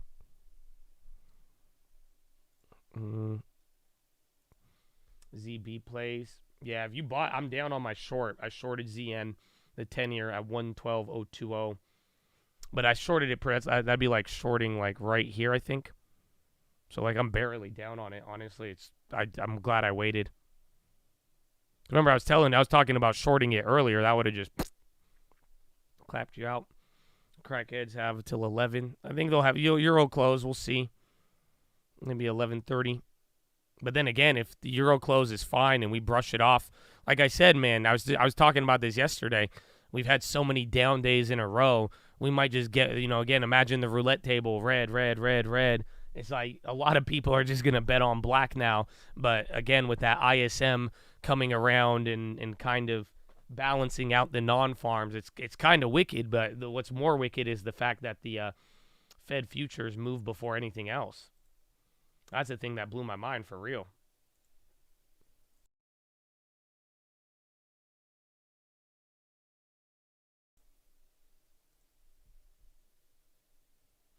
Good morning. What up, Wire? Is it Wire or W Higher or Shire? I think Wire, right?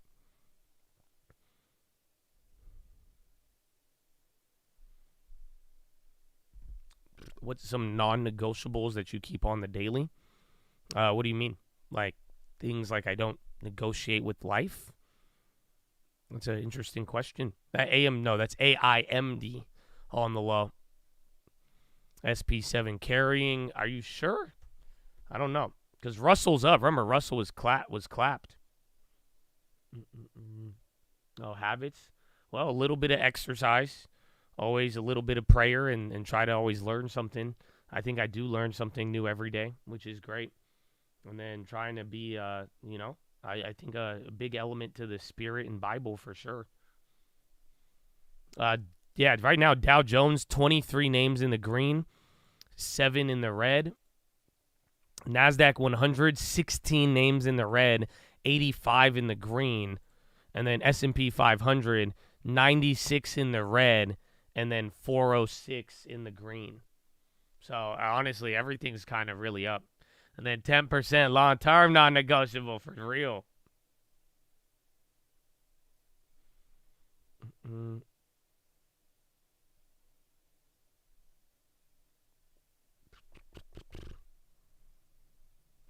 I'm curious, can Yellen call a soft landing before rate cuts are cut back to where the Fed wants them and inflation levels out? Yellen could say whatever she wants. Again, even remember the reporters would try to ask Powell, Like, do you think we should be celebrating like some others? He tries to avoid the question, but dude, Yellen, because she's been saying whatever she wants for a while. But yeah, it's not just the Magnificent Seven. Today's everything again, and then think about it. We started so low, everything's been selling off. It's easy to have a majority of the names up because most of them were down around here. So, but I think this is beyond just your tech stocks. Again, if anything, like I feel like there's a lot of names that are up more. Like Apple's only up a third. Nvidia and the chips are doing very well, but I do think it's just more than 7 names right now. It's everything.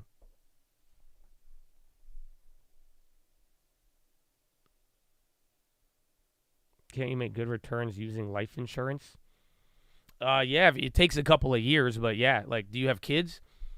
If any of you have kids, you could just start, like, you could put, like, a long-term deposit, like a small amount in the life insurance for them, and then give it, like, 4 or 5 years, and then you'll be able to, like, pull out with, like, interest and do some of those little insurance arbitrage things, but it takes time. I mean, yes, you can, but, like, to get some of those insurance benefits, you definitely, you need to let it mature and brew up for a couple of years.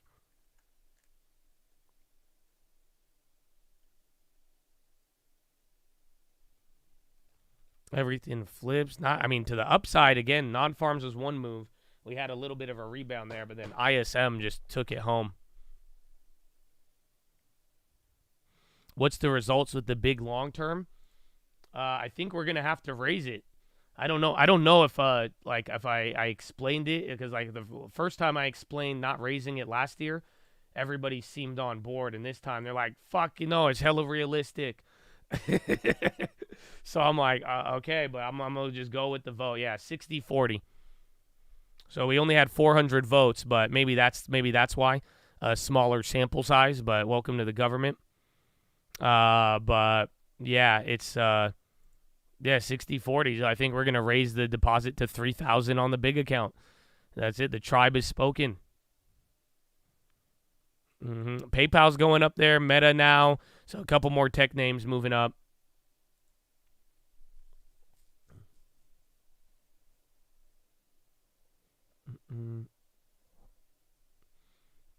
MPW could go back. If they announce that they sold half of their portfolio on the next earnings.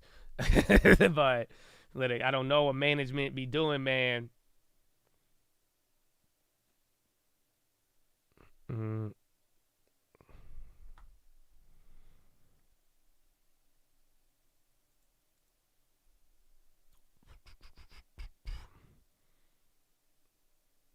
What restaurant in San Diego for Josh or any chat in San Diego?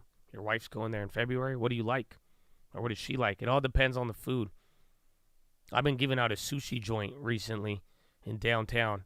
There's actually 2 restaurants like right next to each other you could go to. There's like Huntress if you want like a steakhouse. They got some cool stuff. And then right next to it is a place called Lumi. And they got it's a pizza. It was a Kira back pizza. I've never tasted anything like it. That's the recommendation. I determined the deposit amount. Well, we just started with 10%.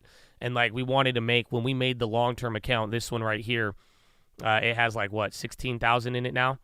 But we wanted it to be realistic, and we started it with $2,000 at 17,000, and we started it with $2,000, and then we added $200 a month. Why? Because $200 a month was $2,400 a year. That's 10% if you made $24,000 a year. I wanted it to be something that, like, again, I said it. I said, man, you could work at McDonald's and become a millionaire. Yeah, and nowadays, McDonald's be paying you crazy, apparently. You know that? Do you know in Switzerland, the average McDonald's worker makes 54,000 francs a year, which is insane. But even here now, even Cali, they be paying you like $16 to $20 an hour. Oh, Kev Dog here, baby. Stay cheesy. What up, Kev Dog? How you living? I didn't know if I was going to see Kev Dog today. He here. Yeah, Switzerland only has like 8 million people, too. But, yeah, so the idea with the long term was that we started a small one for, again, 10% if you made, like, you know, even like part-time wages That's why I made that long term, to show you what you guys could do with it. We made it for YouTube. And then like a month or two after doing that, and they were like, make it bigger. I make more money. We got a stimulus check. So then we started one that was just 10 times the size, and I started it with $2,000. So then what we would try to do is every year I would raise the deposit amount by 10%. So not only do I want you to save 10%, I hope by the end of every year you could save an additional 10% of what you're saving. So if you were saving $200 a month, we raised it to $220 for after year number 1. And then by year number 2, we took the $220, another 10%, another $20 or so, a little bit more. We went up to $240. Another year, then we went up to like $270. And then now we're at $230, or now we're at $300. And then I said, eventually I was like, maybe we shouldn't raise the long term on the big one, because I'm like, I don't know how much of a realistic view that'll show to the Chads. Again, because like, again, $3,000 a month, that's like a Lambo, that's a mortgage payment, it's a lot of things. But then again, I took it to vote, and Chad, they said raise it, so I guess we're raising it. But I said I don't think after about like, I don't think to raise your income that much over and over. It's possible, definitely, but it's also at one point I do think it just loses some of the element of like, you know, I do want this to show what the common person can do with the long term and how it could support them. Because like I'm saying, even if you made $24,000 a year, even if your income went up to $36,000, that happens a lot, especially if you're growing and starting out. But then, like I'm saying, like, yo, even if you thought you only made 24 grand a year, 30 grand a year, it's like, boom, a couple years later, you just got $17,000 in the bank. That's a down payment for a house. That's a half a year of wages. So maybe something happens, who knows? But yeah, the big account wasn't supposed to be for the common person. I think the big account was more so for the, you know, the higher wage earner. But again, I think some people, because again, there were some people making, I think some people were saving like $2,000 a month. But then again, we just kept raising it year after year after year. So it's already 50% higher by now. Yeah, because there were some people, they were like, Josh, I make this amount of money. How would I do this account? And I would just tell them, copy the small account. But then they wanted to, they're like, no, what would you do? Again, it's just bigger amounts. So, but again, I don't know if that was pre-pandemic or live at home, no expenses, Chad. Yeah, live at home, no expenses, Chad. Be saving $2,000, $3,000 a month. Mm-hmm. At this point, what would the wage of the big account be? If we raise it to $3,000 a month, you are saving $36,000 a year, which would mean 10% of that would mean you're making $360,000 a year, which in a lot of places would put you into probably the top 10% or 5% of wage earners. So it depends. Some places, the 1%. Like you're in Ohio, bro, you're king of the castle.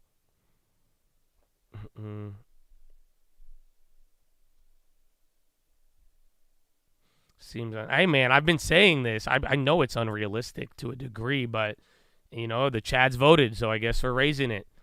I put it to vote, man. I put it to vote.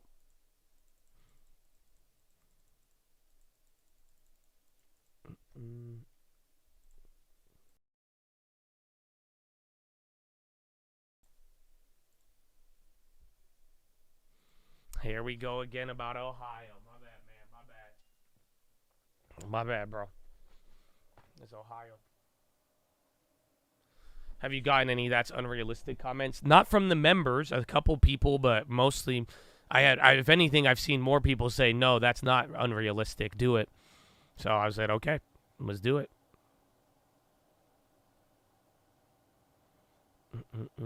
We just want to test Josh's limits. Maybe. I mean, I'm down. I love saving money. Fuck. I don't care. Like, you know what I'm saying? Like, even if I lock it up anywhere, I love hiding money in different places and saving it. I try to save as much as possible, my friend. So, hey, man. I had to turn the airplane. It's getting hot in here a little bit. I like money. You like money?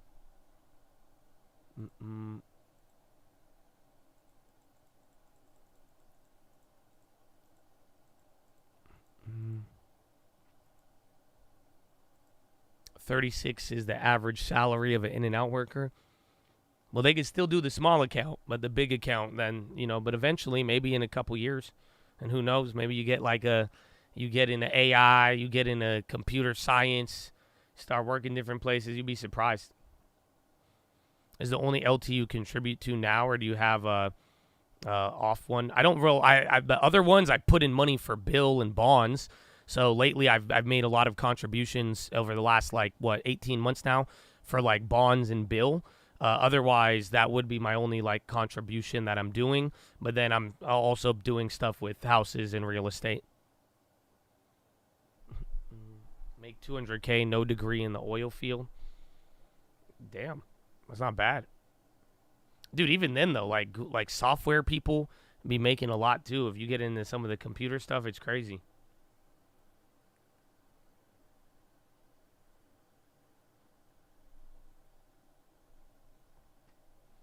He has broke intraday uptrend. Where the bonds at? Yeah, tech sales. Even anything in sales. Don't forget richest man in Babylon, man, or excuse me, Earl Nightingale. Anything, any sales job, if you get you can excel at sales and get into it, you can make whatever the fuck you want.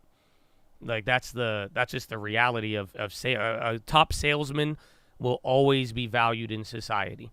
Not you may get shit talked on TikTok, but it's if you want to, if you have that ability, you learn it and you want to get into it, you can make the sky is the limit. And again, every company needs a good salesman. They need a top salesman. That's it. That is borderline irreplaceable. You can replace salesmen very easily, but good ones and people who perform, that's a different story. Shit talked on TikTok. That's a tongue twister. That's kind of fun to say. Shit talked on TikTok. Back then they didn't want me. Now they shit talk on TikTok.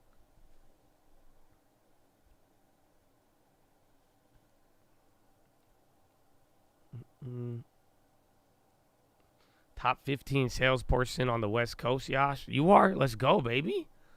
That's what I'm talking about.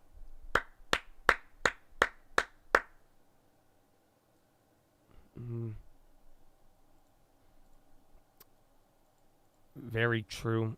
To make it in a small town, you got to get a decent work from home job nowadays because Dollar General salary ain't going to make it. Or become a top salesman in that area for God knows what. Again, bro, there's people selling farm equipment, salesmen for farm feed. But sales is the number one thing. But that's why, again, sales is different than, completing a task at a wage. That's why you have unlimited upside. Solar, again, there's a lot of people in solar and you can make a lot, but like I'm saying, the same thing applies. If you become a top salesman and you hone your sales skills and you say, this is what I want to do, and you excel at it, you can make a lot of money.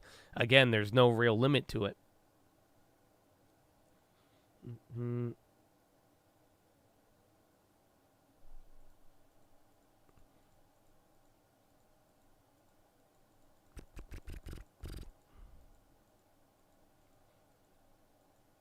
You could have just celebrated the top 15 cocaine dealer. I mean, I don't think the logic is ruined, though. If you, like I said, you become a top salesman, wherever you're at, the region, the industry, you are going to be good. Again, the sales is sales, man. Sales is sales. I'd say avoid sales that would land you in jail, but, sales is sales. Watching dude, it's looking like melt up season, bro. Sadly, just for the day, because again, you're doing it. You're gonna hit in the level, quick pop down, quick hit a fat level, come back down, and then you're just melting up, holding. You've seen this pattern before on a Friday. Come on, but that's why I'm saying I think 4729, 4726, those are the levels we got to be looking at.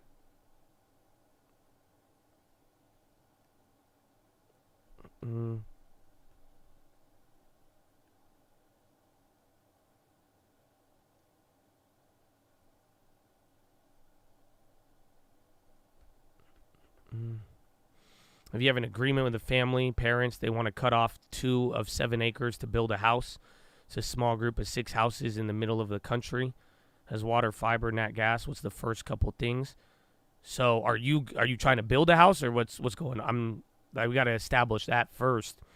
But if you're trying to just build a house on those acres, first thing. You like if it already has utilities and all of that stuff, even you got a soil report and everything, this step is fine. I would go find the best builder in your town or your area and go after that and start getting quotes for what you could do, and then I'd get a couple of quotes. But if all of the hard work is done, utilities and everything else, like, yeah, so your parents want to sell you the land or give it to you, and then you want to build the house, you just got to find a builder, especially if that land already has internet and everything else. You'll be crazy.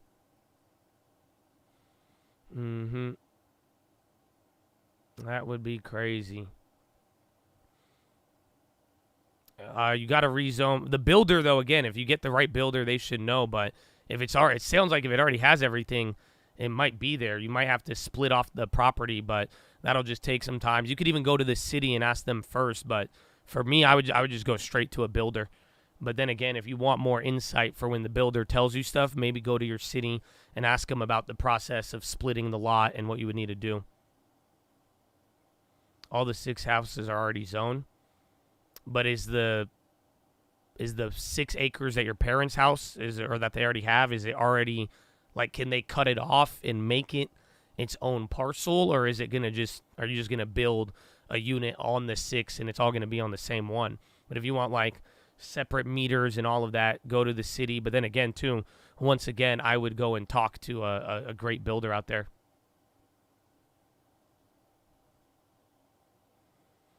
Only see you like the video. I appreciate you too, baby. Shout out Benny Bates, my man.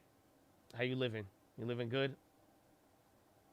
The Fed speaker's at 1:30, so in about 2 hours, 2 hours 15 minutes.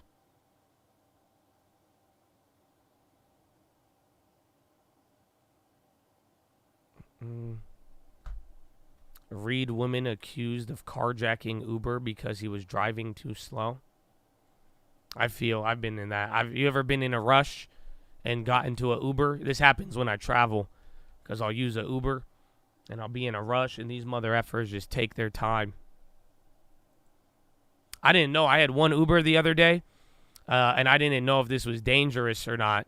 It was kind of cool, but I'm like, I don't know, man. This dude just put his iPad in the middle of the car, like right by his steering wheel, to watch the damn Ravens game. And I was like, his car wasn't built like that, too. He just had a straight up iPad. And it was like next to the steering wheel, like in the dash, just a giant ass iPad. And I was like, oh, this is cool. I kind of liked it because I was like, oh shit, I'm watching the game right now. But I'm like, wait a minute. Like, what is this, bro?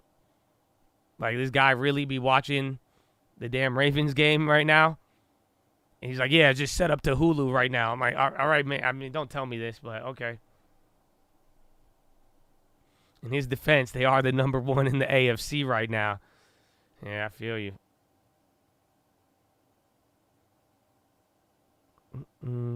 Oh, yeah, we did talk about MPW, but we have not for the hour. So if you guys would like your hourly update, again, if you missed this, please remind any other Chads who ask. So we've already gone over it several times, but MPW getting absolutely murdered because they gave an update that they want to try to quickly get money back of unpaid rent from Steward, and they pretty much admitted that Steward has potential insolvency problems or liquidity problems is the word they used, and that's why the vultures are circling, getting worried. Their biggest tenant, they're saying they want to get the money back that they owe as soon as possible, but then also that the biggest tenant may be in trouble. Now, that's the first thing that's bad, but what's even worse, in that same breath, they said all of that about the tenant, Steward, and then they gave them another $60 million loans, which is insane. So, yes. Well, tonight's watch list, you might have a different watch list, Friday. So I usually don't do one here as of late, but I might have another tutorial for you just because I love you. But yeah, is there any questions you have on MPW? I'm not buying it. I'd wait till earnings until we get confirmation that they're going to turn this story around. But other than that, if you have any questions on it, let me know. We'll open up the floor for like 5 minutes, and then we'll cover it again at the top of the hour or another hour.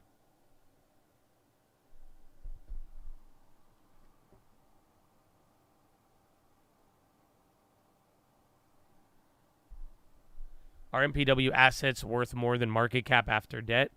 They are. However, if the Steward assets, if you can't get what you can for Steward, and then they pretty much you might take a bigger loss on Steward, and if that's not priced in or factored in, or the reality sets in, then they could be at an issue. But people are worried now. Pretty much Steward might go bankrupt, and then people are insinuating that MPW would go bankrupt. I think that's the next step, but it's still they might pull that out for another year, if anything.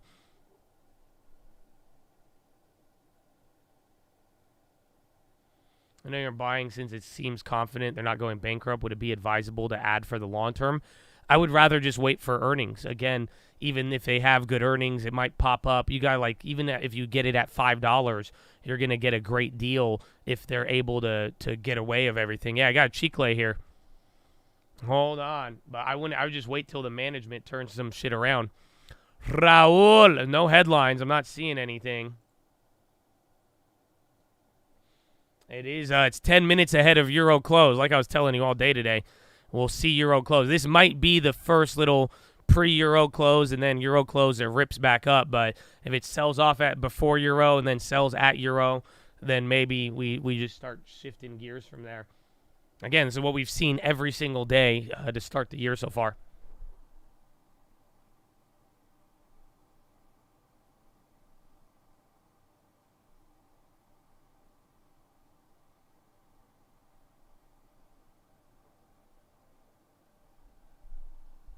Mm. 2024 markets start next week. Yeah, everyone comes back. And then I think by next week, it'll be 80% of companies in a earnings buyback blackout period. Steward could sell, but Steward has other creditors. So MPW has their number one on the lien position for a lot of their assets, but then now even this loan they announced today for that $60 million, their number two position. So yeah, Steward could sell some stuff, but if they can't sell it for how much they owe, or then there's other creditors in line, it's not. That's it. Right now, it's a dash for Steward's assets, and then what does MPW walk away with? And then not to mention they're going to be missing out still on about 16% of their rent from that number one tenant. So they still have other tenants. That's where I think a lot of people get caught up in it. But who knows how deep this runs, and if they really fucked up giving bad credit there. Like I'm saying, I just think management is running this shit to the ground. That's why wait till the earnings, wait till MPW sells other assets. Once MPW sells off some of those hospitals like they did last time, and then they could balance things out. Yeah, but if management keeps giving a bankrupt company money, I mean, that's not going to work out. You know what I'm saying? Again, there's a lot of reasons you could justify to say for accounting, or, it's better to keep your troubled tenant there, try to keep them alive. But at the end of the day, it's not it's kind of weird what they're doing. And that's why the vultures are circling. So we'll talk about it at the top of the hour. Again, we started a little late, so maybe at 11:20, 11:15, we'll go over this again.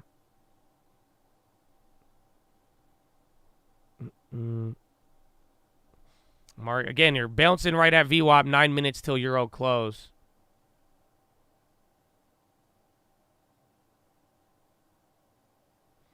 Yeah, you could read it all. I mean, the press release tells you what they're doing, but to understand it, again, why it's shady is because why the fuck would you say you trying to get this money back quickly? Why are you hiring people to try to get the money? And then why are you giving them? It's that part you could understand, but then it's why are you giving them another 60% loan? But yeah, it does tell their exposure. It shows their other rents and all of that.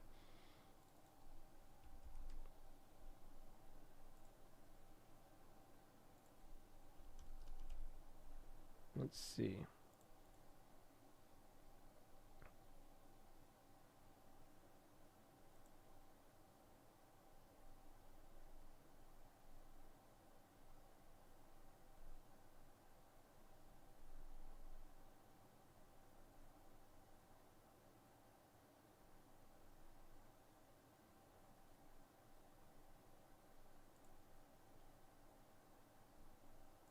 me see.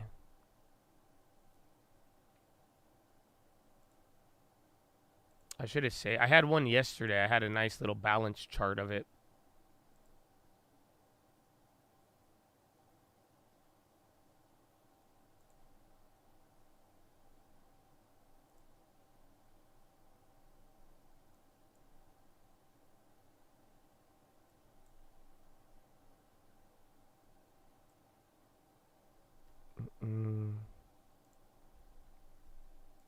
Not looking good for the SPY. We'll see.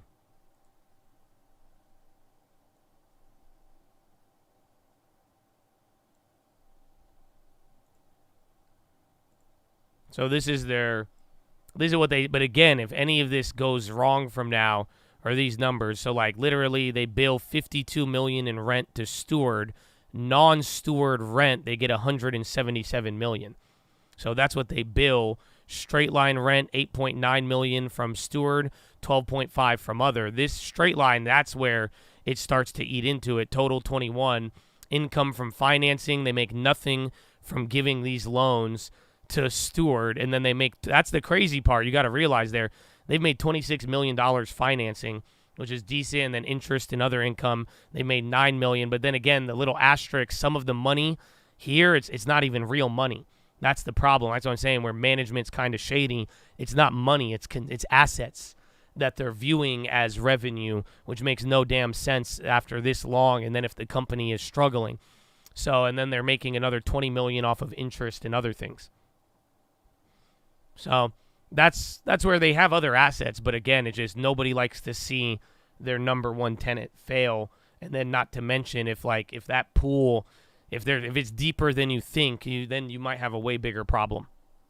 And a lot of people are insinuating that there's a lot of, it's very murky waters, and then that's it. So a lot of people are, again, at some point, if management keeps fucking up, you're going to assume all of that's fake. And that's what people are insinuating, that even the $52 million they say they have, and then they're not even collecting cash, and then they're viewing it as asset. It doesn't, eventually that's not going to always work, especially if you run into a credit event.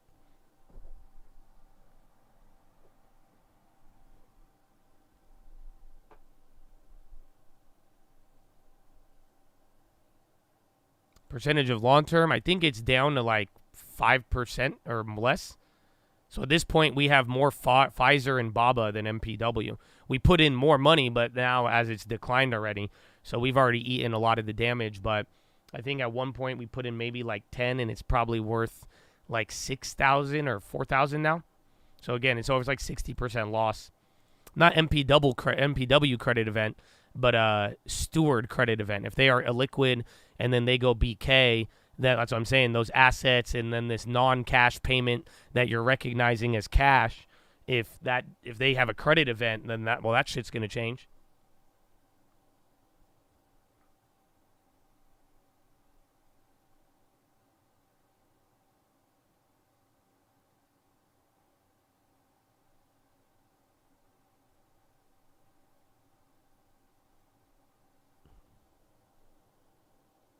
Yeah, last night Vivek sold 33. People were talking about it.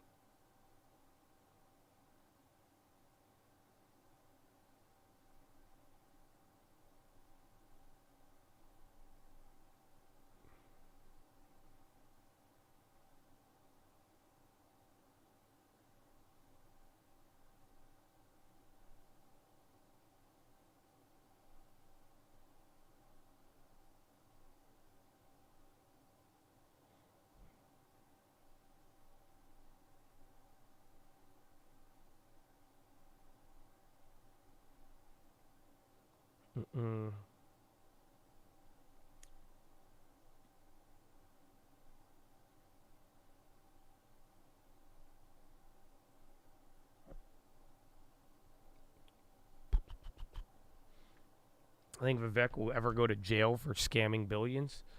I don't know. I mean, I'm skeptical of all pharma bros just because, I mean, you see the industry, but I said it yesterday, Vivek's kind of been growing on me.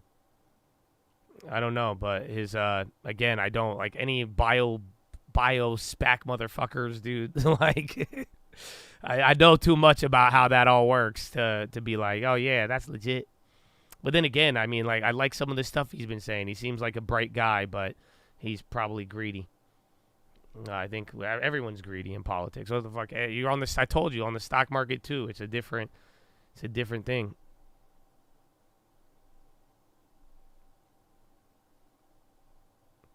Vivek roasted Tricky Nikki. That's the thing. I've been like, I don't know. I'm kind of starting to agree with him on Nikki Haley. I kind of liked her a little bit at first, but now I'm kind of like, she is down with a lot of war. I don't know. I'm not down with war in any capacity.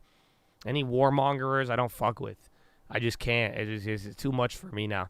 It's way too much war. But then again, we got a year. You got a year to decide. Maybe we'll get into another war. Maybe we'll end a war. Who knows?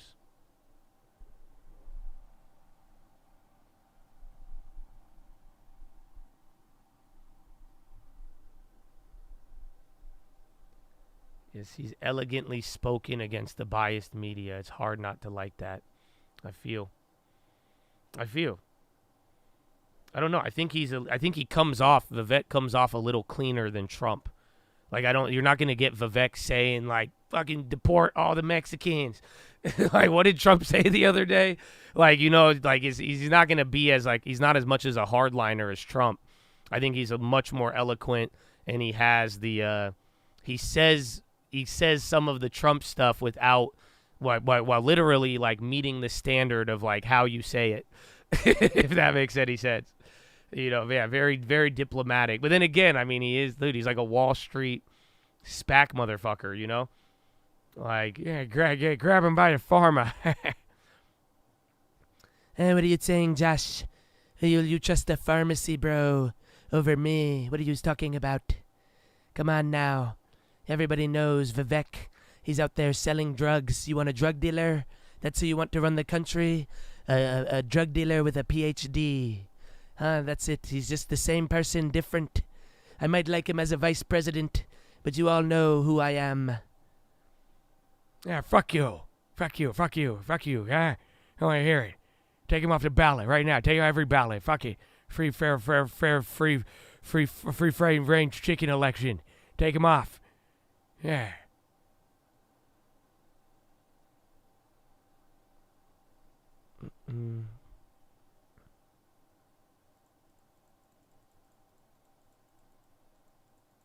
Shane Gillis is top Trump. I know. I do Biden very well, but I wish I could do Trump. I'd be funny as hell if I could do the Trump. I'd be saying some out of pocket, yeah, fuck you.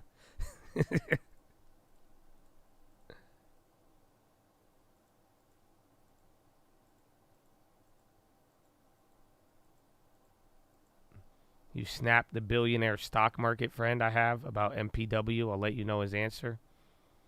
Why are y'all Snapchatting? Does he live in Puerto Rico? I don't get is he trying to avoid taxes? Why you Snapchatting him, bro? Send him an email. Shit, man, or give him a call. I usually just call my billionaire friends. That's how you got to do it, man.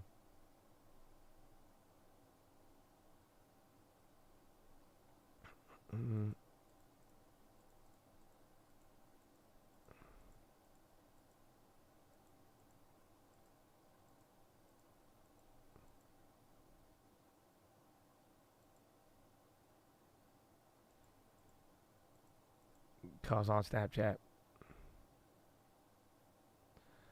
Austin, Texas. I don't know. I got his Snapchat, but he added me back and we talk. Hey, I'll take it. How do you know he's a billionaire, though? Well, you just see his Snap stories. Okay, I guess. You know, $7K for MPW and I bought in at $8. Should be about like 50%. Honestly, a little bit more. It's been awful. I still got even flip shares I'm down a ton on. I don't think the dividend will make up for it, but again, I'm still riding them out. Again, I have time for it as long as the timing, but I am very, very, again, I was saying this earlier, I'm skeptical of management. I'm even more skeptical now.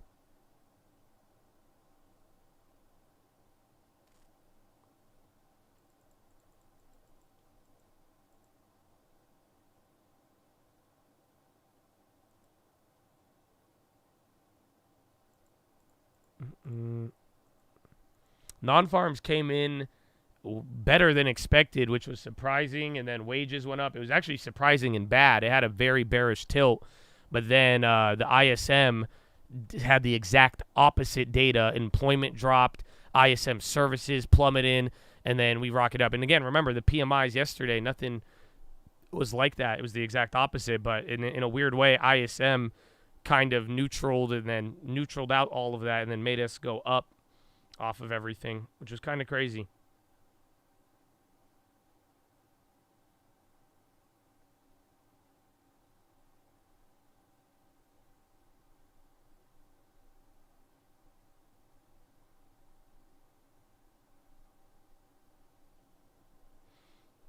$41 months and happy Friday, baby. Oh, God bless you, Christian. Shout out to Chad. Shout out to Badges, baby. Hog kind of going. Will China cut rates? I think their rates are already low. That's what we were talking about earlier. Right now, the Chinese 10-year is at like 2.5, which is, again, they've had it lower at other times, but that's still very low for them.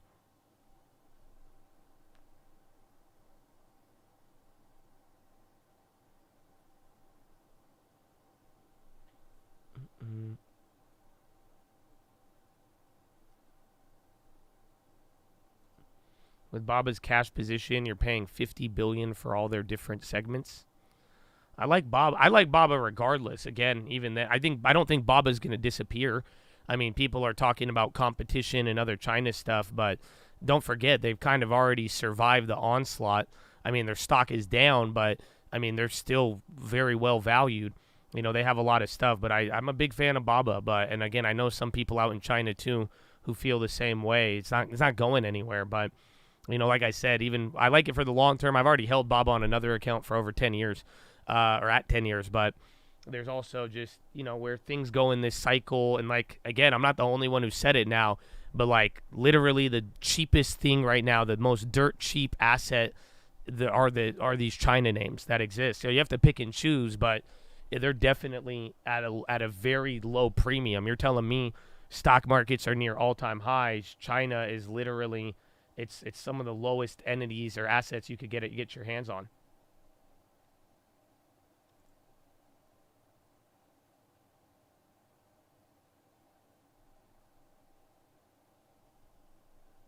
Argentina said to propose peso debt swap that could top $71 billion.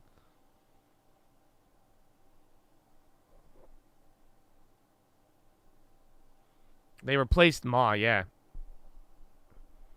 The divvy stresses me, though. The divvy on Baba or MPW? Baba's dividend is like 1.3. JD's a good one. I think Baba and Baidu are clearly my favorite China plays. I like Pinduoduo, but Pinduoduo it's not cheap in the same respect.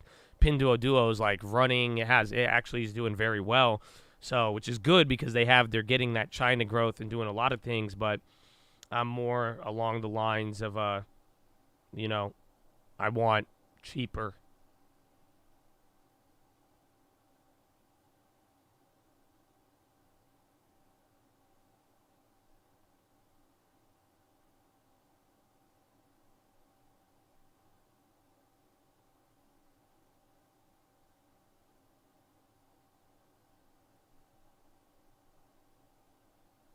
Ba-da-ba-ba-ba.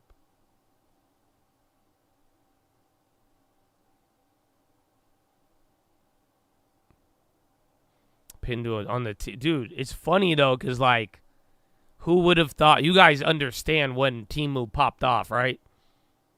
If y'all don't know, man, I'm not like, come on. Like, when did Temu get crazy?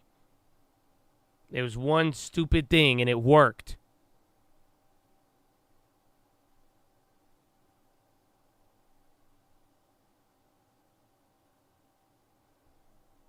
That's it. Super Bowl. Shop like a billionaire. The most good ad ever. They got y'all with the most basic ad. It was weird. It looked like stock footage with somebody just saying, shop like a billionaire. And then that's it, man. That's it. That's what got it. And then now it's the #1 China stock. The stupidest ad, bro. It worked, though. It worked.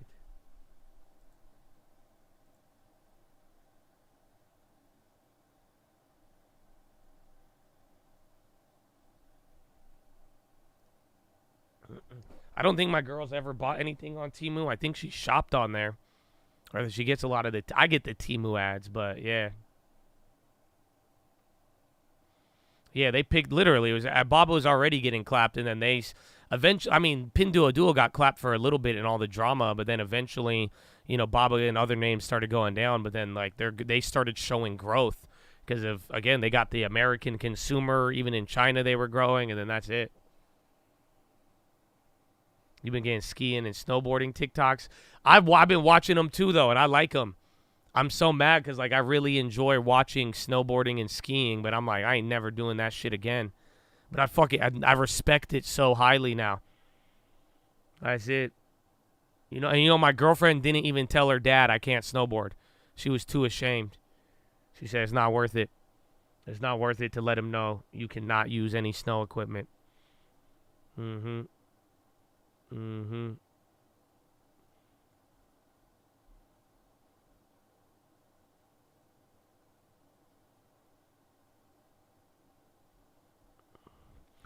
People getting money stolen on Temu. It's because you've been falling for a Temu phishing app.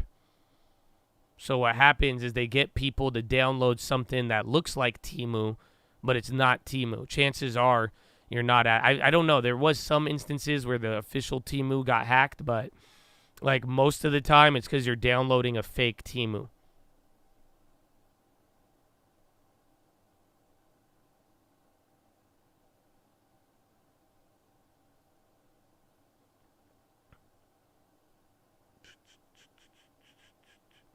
Yes, Pinduoduo is the owner. Yeah, we'll go over MPW in like 30 minutes. We were going to talk about it every hour since, again, we already gone over it, but I know a lot of people have questions, so we're just making it a little bit more organized. So if you have time to wait around like, 12:15, since it takes about 15 minutes to go over every time. But I got you if you're down to wait a little bit. I used to buy shit on Alibaba all the time. I was using Alibaba back in the... That's why I always loved Alibaba. I've known Alibaba for so long. And then again, I mean, they were a power... They were the only company in China anybody would ever know about. Get an IPO before it goes public. Your broker will either offer it to you, or if you could, like, get involved in the roadshow, or you know some of the investors or the company, they could give you access to it.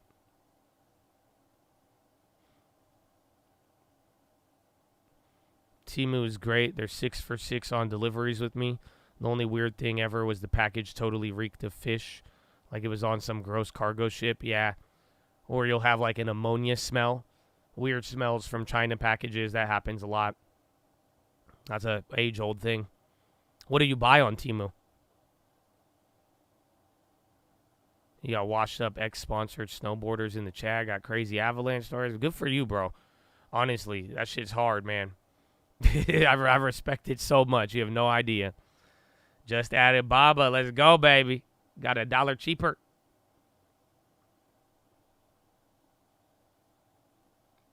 Mainly jackets, some Christmas gifts for my brothers. How are the jackets, though? I feel like, is it good quality?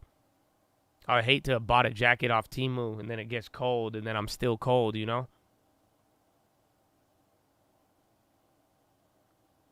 Shein, I think Shein is gonna if you could get Shein, see if what brokerages are offering it. There might be, I think there's a place called like Loyal 3 or something. They get it, but I think they got in trouble though. Other than that, your broker, you got to go through the IPO center. Temu is public. It's owned by PDD. That's the company. So that's one of the only China stocks that isn't down, you know, like 50% more or less. They've killed, again, that's what I've been saying ever since the damn Super Bowl. They've been going nuts. They dropped for a little bit, but like look at them. They're almost back to 2021 highs. They're up 6 times almost? More than 6.5 times from their IPO price.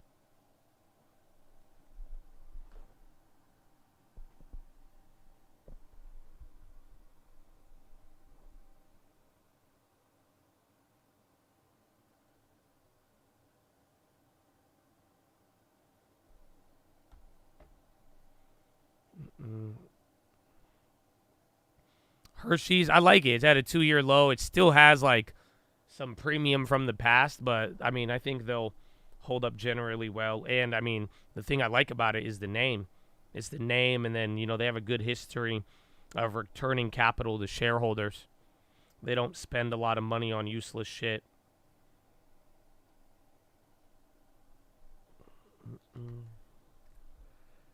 DFS.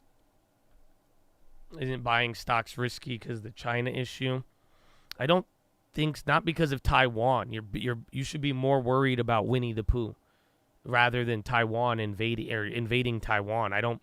It's sad, bro. It's just like the BRICS situation. And again, maybe I'm wrong. Maybe it happens imminently, but I really doubt it. Again, to give you more evidence of like I could be wrong, I really doubted the Walgreens rate cut or the dividend cut, and it happened. So I'm not here to tell you that like I'm right, and I'm not trying to shame you if you disagree. However, I do think there's like a way too much attention given to like certain factors that like that's not why China's doing bad. Again, that's just like the way that I see like kind of fear porn about China and Taiwan and then like the BRICS, I think it's kind of brainwashed some people. But like I'm saying, I don't mean that. I hopefully you don't take that negatively. I'm just saying like I don't think that Taiwan getting invaded is going to happen anytime soon. And I think a lot of people have been talking about that for a very long time, and it hasn't happened. And if you don't know the history, it has been talked about for a very long time. Even Xi Jinping, he's talked about reunifying Taiwan even before there was a damn pandemic. So it's not like I just think it's so I think there's the risk is Xi Jinping. The risk is the communist government, them shutting things down, poor relations with the United States. Again, just a wild crackdown on those companies from the president of China. But it's not like I don't think Taiwan getting invaded is going to be the risk at all. To be honest, I think it's a very small risk if I was going to model it out. But I think there's way bigger risks in China that have nothing to do with another war.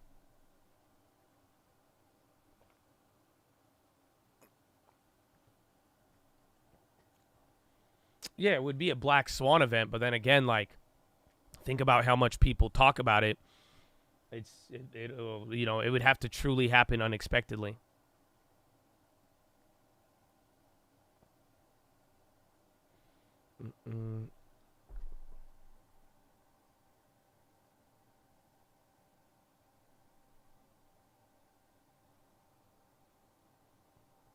China would take Hong Kong first. It would just get weird. They have to do a lot of things, but it's just not, like, again, I wouldn't, like, look at the stock, look at China's stocks for what's really going on. But if, like, the only answer is Taiwan getting invaded, I really think you're getting misled on a lot of things there. Isn't the timing to invade good right now? The U.S. focused on Ukraine, Palestine. We're $34 trillion in debt. Can we focus to afford on Taiwan? The timing might be great, but at the end of the day, China is not great right now.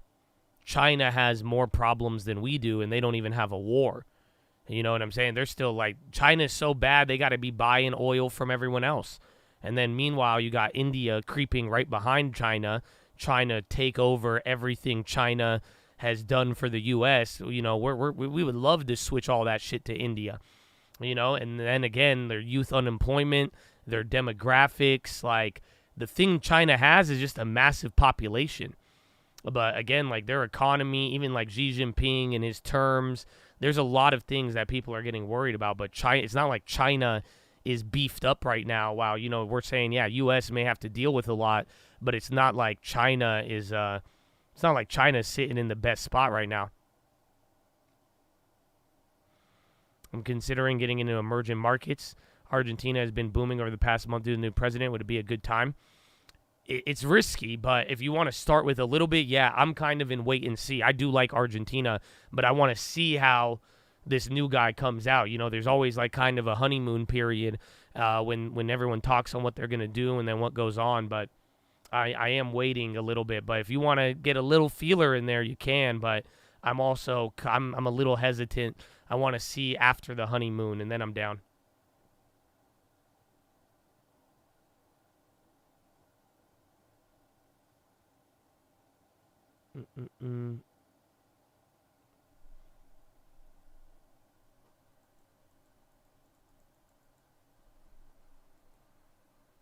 I'm back to break. I'm up on the bonds now.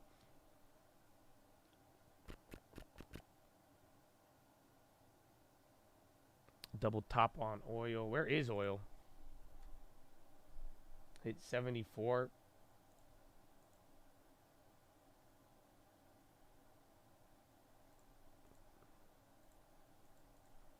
Gold came down. You jinxed it. You said the squeeze mode. I just told you what I'm not, or what did I tell you before? I said Euro close we could fucking dump like we did every day. You conveniently left that part out. So I said we don't squeeze until we get above here and the other one, but I was saying it even from fucking 6 a.m. Literally just this is what's happened every single day. Unfortunately. It's a weird start to, and then the dollar, where's that? That'll probably give us more answers. The dollar came back up a little bit. Honestly, though, yeah, it's almost about the dollar will match up with the ISM.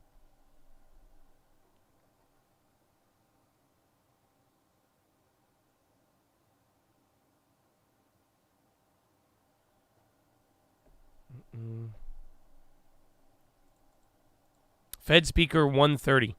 So about an hour, 40 minutes or so. Still got time. All right, I'm going to go to the bathroom. Follow me on Instagram at the Trading Fraternity. If y'all want to see my face, my body is on there. My first full body pic without me, like, in a gym mirror. It's pretty cool. I think some of y'all were surprised. Some of you are like, when did this happen? I'm sorry. You guys, that's called real estate, baby. I mean, all right, I'll be right back. No feet for sure. Y'all these attacks, but it's not currently impacting us. And so we don't think this is a major inflationary story unless we see something much more profound. All right, Craig, got to leave it there. Really appreciate the time with you, though. That is Craig Fuller of FreightWaves. Thanks for having me. Now coming up, it's the mania over drugs like Ozempic. It's posing a heavy problem for state and local governments. Details next. This is Bloomberg. Fuck, man. Why am I so bad at timing these? I need to go right when I'm ready. I was ready to go, bro. Damn it. Just let me pee. In terms of AI threat to Google. All right. It's actually quite small valuation-wise. It's worth about $500 million. I realize that's a lot of money, but you think about an OpenAI that potentially is reaching a valuation of $100 billion, or Anthropic, $20 billion plus, on $1.5 million of revenue per year. So this one is actually relatively small, but it is so interesting because the CEO has worked for Google, has worked for OpenAI, and I was talking to him about his start. He comes from Chennai, India, and he says that while he was working at Google, he wanted to build a company, but he didn't think that he was going to take on search. And the idea that he thinks the moment is ripe to, ultimately displace Google or do something that Google's doing right now is such an interesting one and so relevant for Wall Street. That is why Google has sort of been under pressure somewhat over the last year. I mean, its stock price has gone up because it is building the foundational technology, but there's still this question: how does search survive and in what form?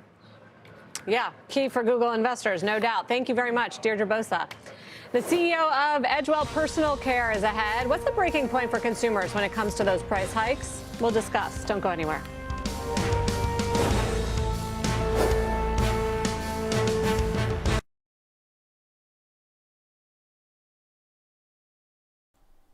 All right, I got it out. That's all I needed. All I need in this life is me and my lantern. Hold it up to the very end. It's just me and the lantern. Oh! Happy Friday, baby. There it is, ladies and gentlemen, boys and girls. Bradley Frizzle and the Peach Nation, get your ass up. Oh, no. Oh, my goodness.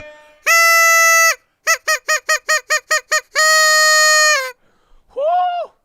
The first Friday Peach, baby. Oh, man. Right at the ISM level. It's a crazy day. And it just got crazier. Are you kidding me? Peach more consistent than Fed futures. more consistent than every economist. I'm telling you, man, it's something to fall back on all the time. My goodness.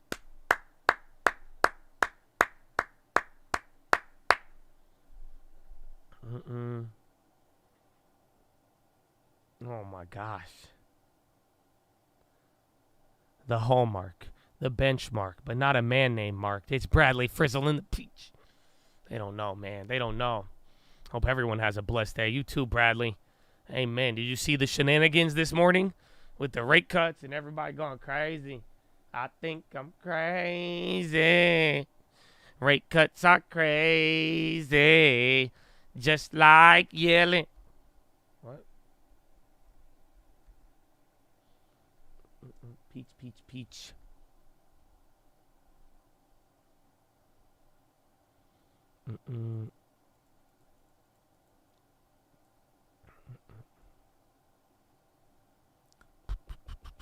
The round trip on gold. I don't even, man, gold's still up, bro. It hit 2030. Gold was nutty.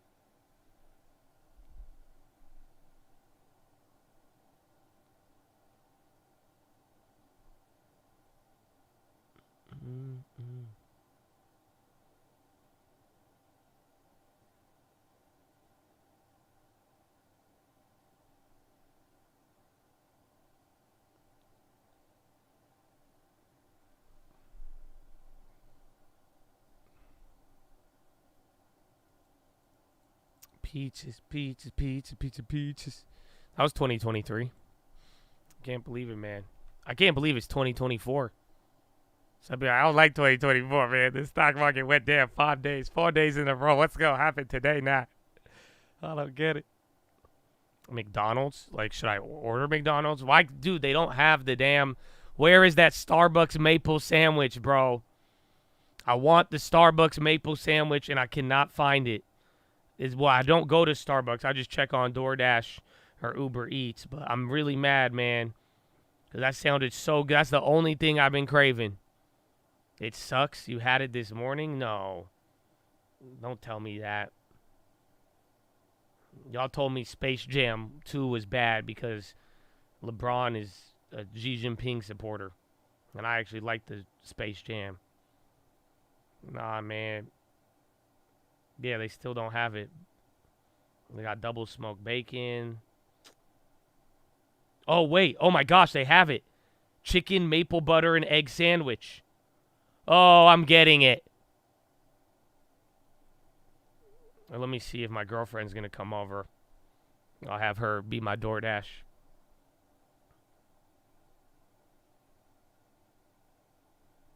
Sternbucks? They meant Starbucks. Grab me one. If you here, bro, I got you. Get some breakfast on me. Oh, my goodness. Benny Silverio. Oh, y'all, I already made my mind up, man. Y'all ain't got it. Y'all, thank you. I appreciate it, man. But I already made my mind up. I wasn't even debating. Baby. Oh, yeah, bro. That's love, bro. Right away, I got you. Amen. Amen.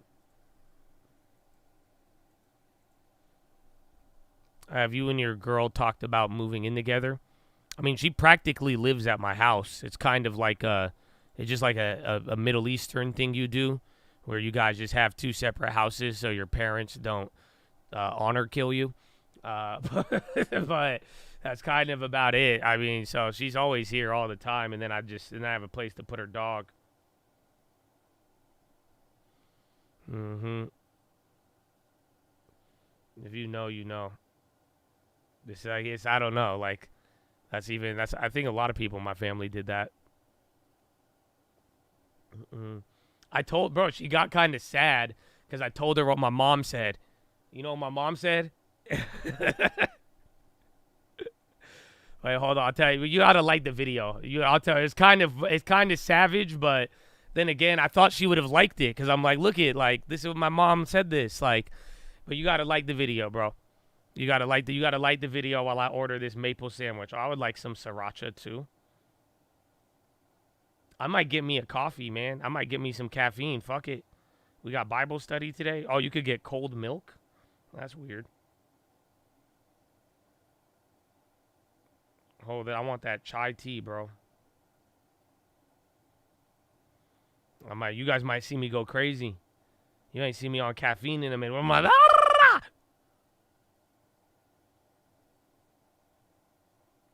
How do you fucking search?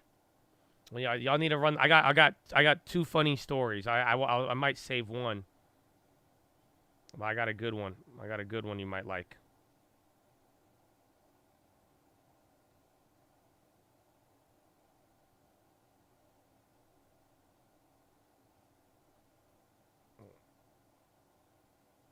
Oh, where is it? Where's the damn chai tea, bro?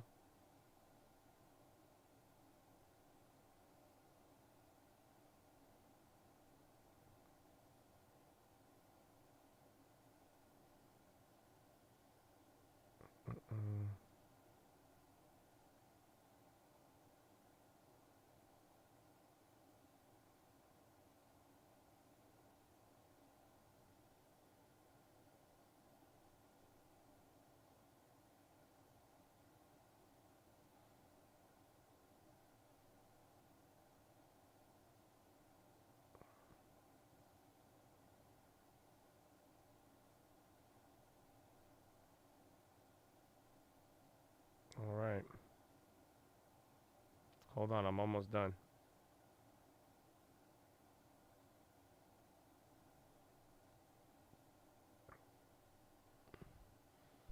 Ba-da-ba-ba-ba.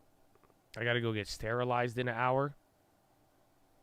Are you going to the offshore, or are you getting a vasectomy?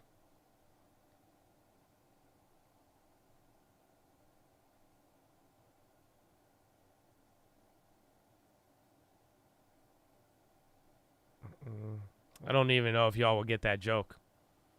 Timmy tweet, what'd he say? Uber testing flexible pricing service in over a dozen Indian cities. A vasectomy.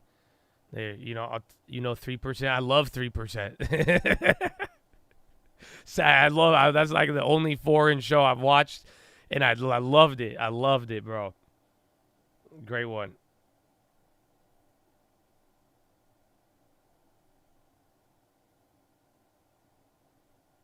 Okay.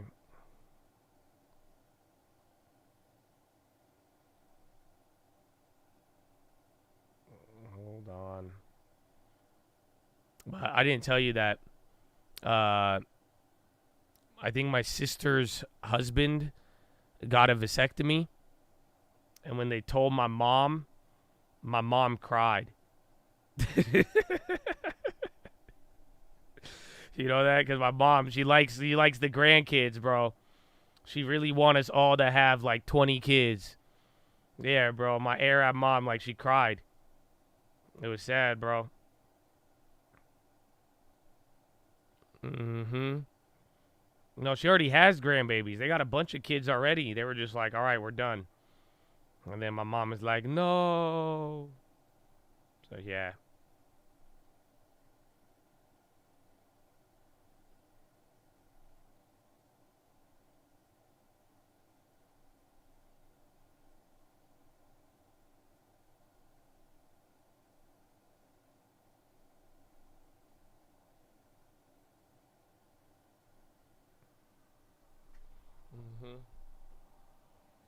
Better deliver for your mom. Dude, what do you think this whole holiday thing was? This was like, I spent my whole holiday with my family, bro. It was just like mom propaganda getting me to have fucking kids and shit. I was like, calm down, mom. I get it. She's like, you don't want kids? I'm like, do you not hear this right now? They're all just going crazy, bro. I'm like, man, this is nuts. Mm-hmm. All right, I'll tell you what my mom said, though. And I told this to my girlfriend the other day, and she got sad for a little bit. She just looked at me like, usually it wasn't the reaction I was expecting. Because I was like, I thought it was a good thing. I totally thought it was a good thing. You know what I'm saying? Like, I really, really did. Because my mom, I told her, like, during the holidays, my mom was like, listen, it's very simple. My mom said, you got to go marry her or break up with her. And I said, what? My mom said, you either get married or otherwise what are you doing, huh? Why you waste time then, huh? Break up then if you don't want to marry now. And I'm like, whoa, right? And then I told my girlfriend because I thought it was like a good thing. Because I was like, look, my mom is on your team. Like, my mom is like, yeah. And then she was like, what? She looked at me a little crazy. Yeah. 0 to 100, Mom said, for real, bro. You can't tell your girl that? Well, a little too late for that. Little too late for that. We ain't getting no younger. I mean, but it's not like I'm still the same person. You know what I'm saying? It's not like if I get old, it's fine. For sure. I already told her, man. Y'all telling me not to tell her. Puts her under pressure, too. Nah, we both in her. Why would you tell? I thought it was a compliment. I thought it was like, look, my mom, my Arab mom who don't like anybody, likes you. Look at that. She's like, my mom's down. She gives you the green card. Or well, that's a bad choice of words. But, you know, like the green light, not the green card. I mean, that's the best one. But, yeah, but nah, she's not having it.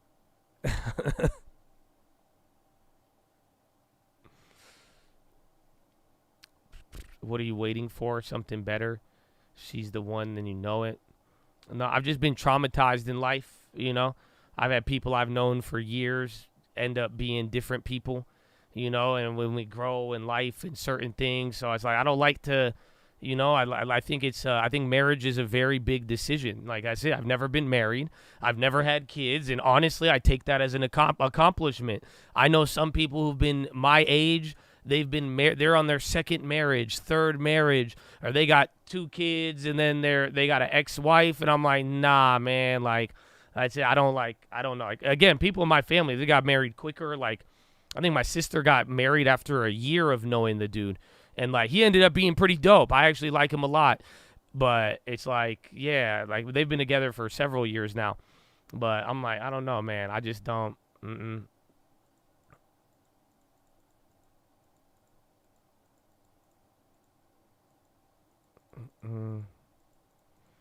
No one should rush you into marriage. Believe me, nobody does. They could try to rush me. I live in my own little la-la land.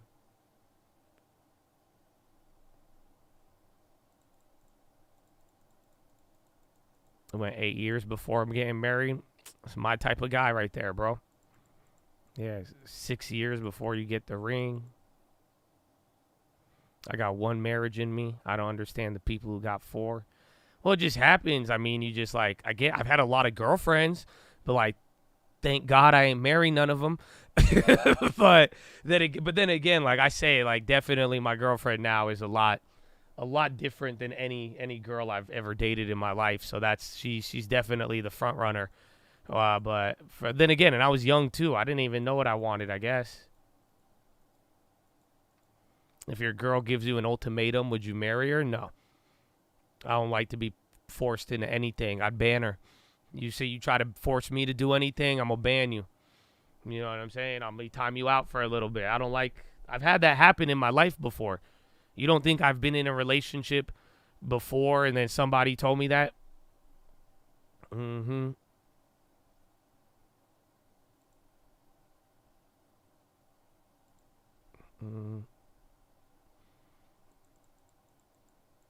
So I think it was in college. I think I told you that. I was in college.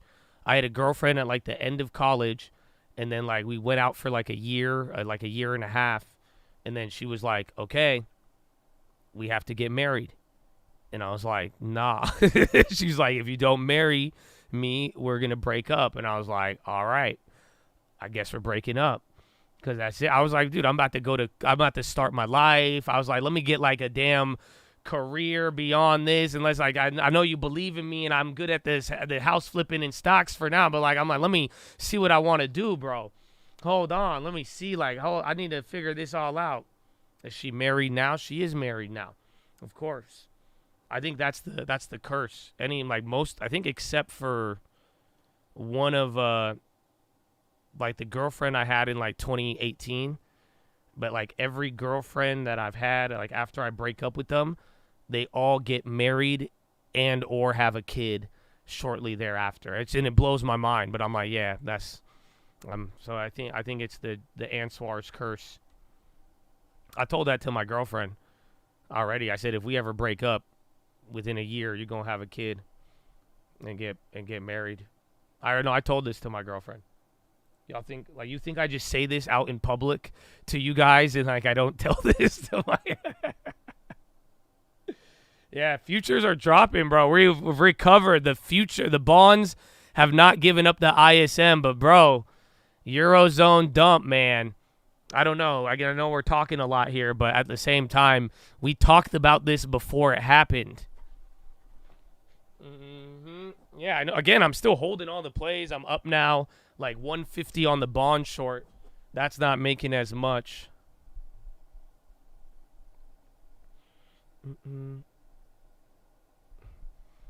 You were pretty depressed about that? That your girlfriends did that within a year? Oh, no. I was I was not depressed, to say the least. That's it, man. It's good. Have no fear.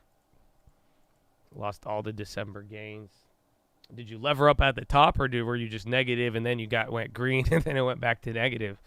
Because, again, I'm not surprised, but I am surprised. I don't know, but we were literally saying this. That's it. We said if we go to 830 and we get the little dump there, but, like, my goodness. And then surprisingly, dollar's up. So in a weird way now, dollar's back up to dollar and SPY. SPY should be here. You're dumping a little bit more. Bonds have not recovered ISM. Dollars borderline recovered ISM. So you might get a little bounce in here, but for the most part, I mean, the 830 dump was real.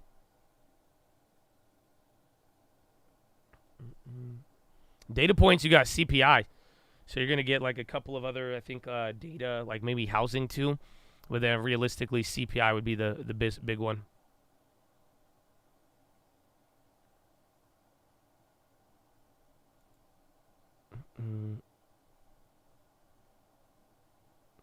That headline at 1208 blamed the Treasury on the rally. I don't think so. I mean, again, the Treasury and the economic advisor, they both said very dovish things. I don't know why we're dumping. I think Euro closed. Just like yesterday. Remember yesterday, it was like right at Euro close we started dumping. And like literally, look at this right here. You got down to VWAP before Euro close. The first 15 minutes brought you down to VWAP. And then right at Euro close, we've just been dumping, going down like literally like clockwork borderline. So we'll see. I mean, watch the dollar's still down, but like I told you, dollar goes green. This is what has happened every single time. I've told you guys this has been the indicator. Paper and the ES. I have flashbacks on the NQ short from last year. It took me out heavy. I feel you. I had flashbacks of that today too. I'm not gonna lie to you. The only thing is, on the way up, I still have the Russell. So that's it. That's where I'm like, okay. I could only lose on one way, borderline, right? So it's like if it really rallies, the Russell will take care of it. If we really die and I go negative on the Russell, I'm already going to have cushion on the ES. So, but I feel you completely. So let's see. Like I'm telling you, we might get a little bounce in here. Markets overshot both the bond move and the dollar move. We could hold like right here. So pretty much we should have gave up all of the ISM data.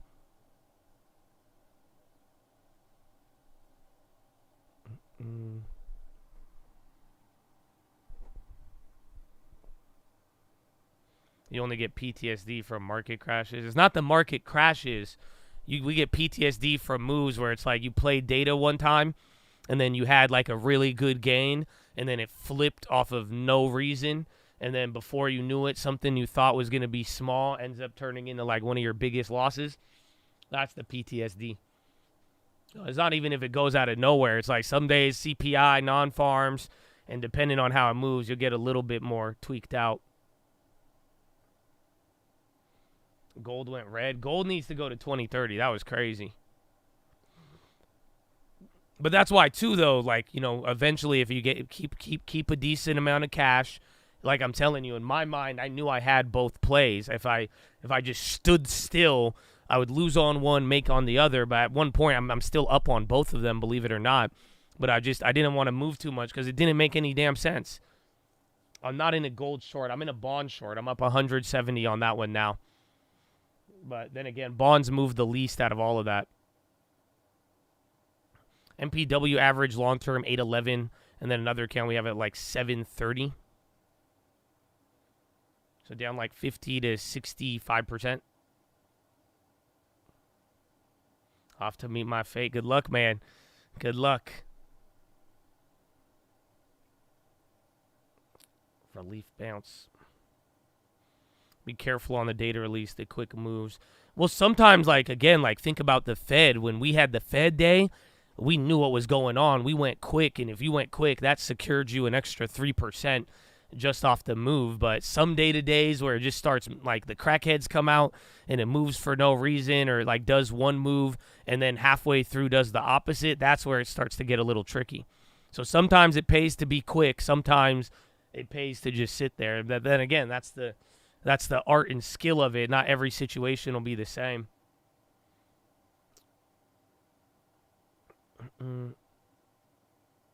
Everything, again, it's Friday. I guess that's what we get for talking about all the other stuff.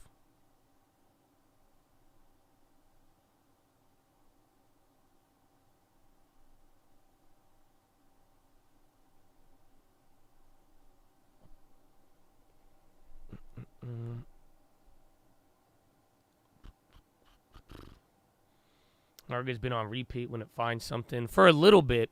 And that's what I'm saying. I think right now, I brought this up on the watch list. I think the dollar is going to be a great signal until it changes. So again, either CPI or the other one.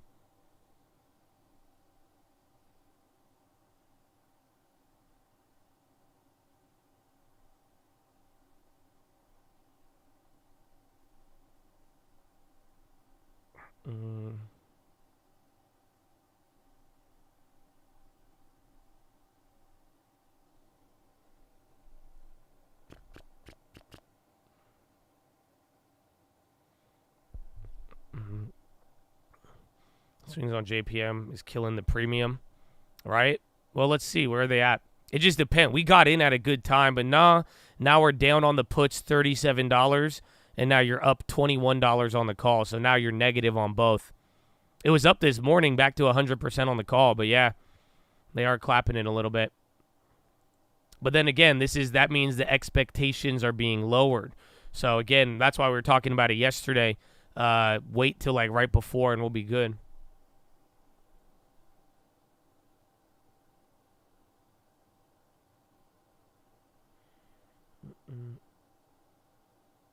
Yeah, it pays to be quick when it's something decisive. I agree. But that's why the undecisive moves, or when it starts kind of moving opposite of what seemed decisive, that's where it gets crazy. Damn, that was fast, bro. My Starbucks is already here. Yalla. Oh, fuck yeah, we did it. I can't wait to try this maple shit out. You have no idea. Thank you, Benny. Thank you, Tim. And, you know, they got me my breakfast. Yeah, bro, that shit already at my door.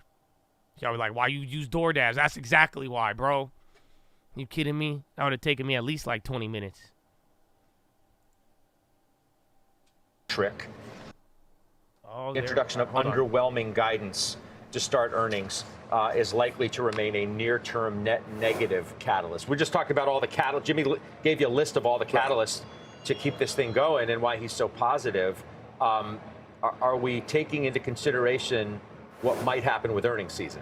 I don't think we are. I think purely what we saw this past week has been people that have been looking to sell for months and just said, I'm going to ride it, number one, and then I'm going to delay paying taxes on my gains. So I'll wait till the first week in January, which is why I sold the last day of 2023. And that's what we've seen happen. So I don't think you've seen any displacement in the optimism. And people are not focused on earnings at all. As a matter of fact, when you hear a lot of the strategists talk, aside from what you just mentioned, earnings are an afterthought. It's the Fed cutting, it's that the economy is strong, et cetera, et cetera. And my view is that the economy is not that strong. Services, sure, but otherwise, no. We've been in a manufacturing recession for a long period of time. I don't see that changing except in industries that are going to be funded by the largest of federal governments. You guys ready? You hear this, bro? I'm about to even get some caffeine. That's crazy. All right, first bite, bro. This maple thing, it looked hella weird. It looked kind of soggy. They like drenched it with maple.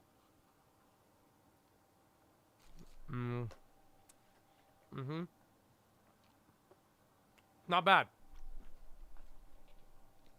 It tastes like a different McGriddle. I don't know. It tastes like a. That's it. Can we see how it looks? You gotta Google it, bro. Until I make my food channel and I have my food cam set up. Yeah, you might have to Google it. I'm gonna try it with some sriracha, man.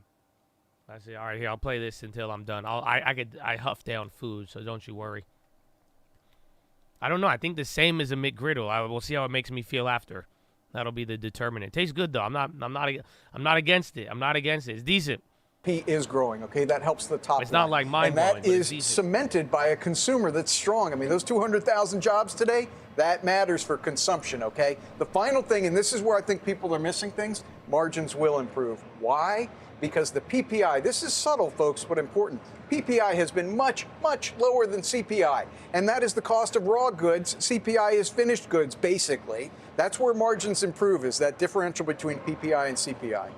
Jenny. So here's what I think about earnings. Everyone I know is super focused on them. And I think it's going to be an interesting season to watch because I suspect that earnings do come in. I actually think mathematically we can get to that 11%.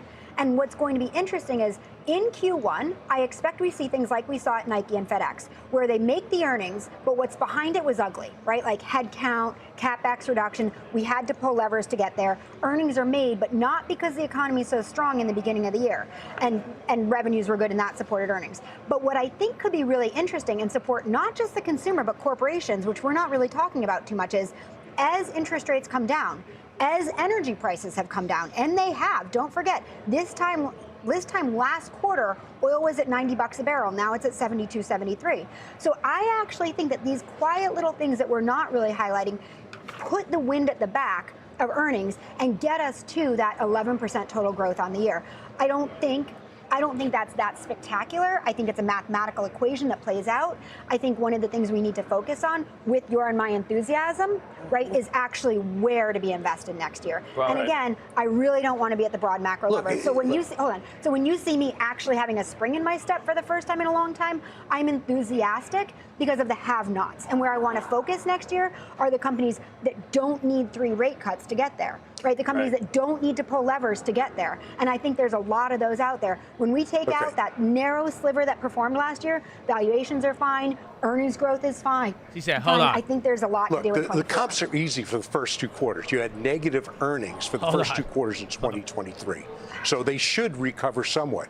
But here's what keeps gnawing at me, is that you can't go through that massive tightening cycle without it really severely impacting the company. You can Nice.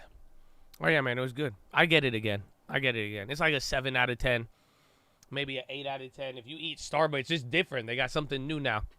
It hits with sriracha, though. That's it. I'm done. It's tiny. That's the only thing I don't like about it. It's just like a McGriddle. It's tiny. I could eat like 10 of those. That's it. I'm like, 8 with sriracha. 7 is good. But it's new, too, though.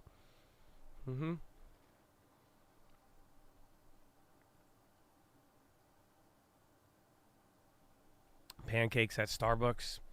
No, it's just like it's like an egg. It's a chicken sandwich with egg.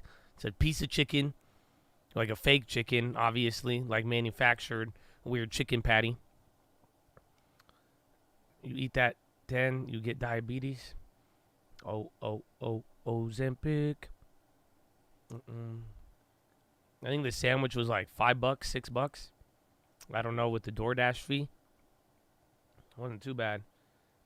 No, it's small, but just like it's something new at Starbucks. I haven't ate a Starbucks food in so long.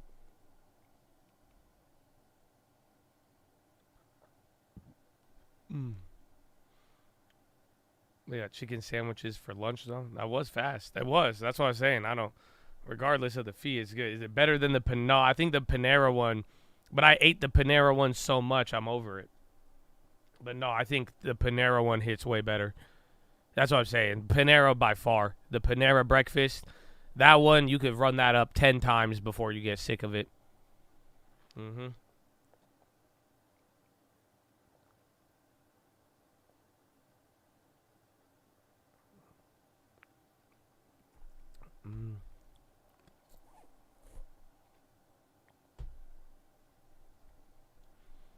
Hear me out. Poke bowls for breakfast? That's crazy. Again, I'm getting this at like, what, hour after Euro close? Dow Jones leading the sell-off. Yeah, Russell came back down too. SPY still green and NASDAQ. Again, we just recovered some of the losses there from your boy. It's your boy, the ISM.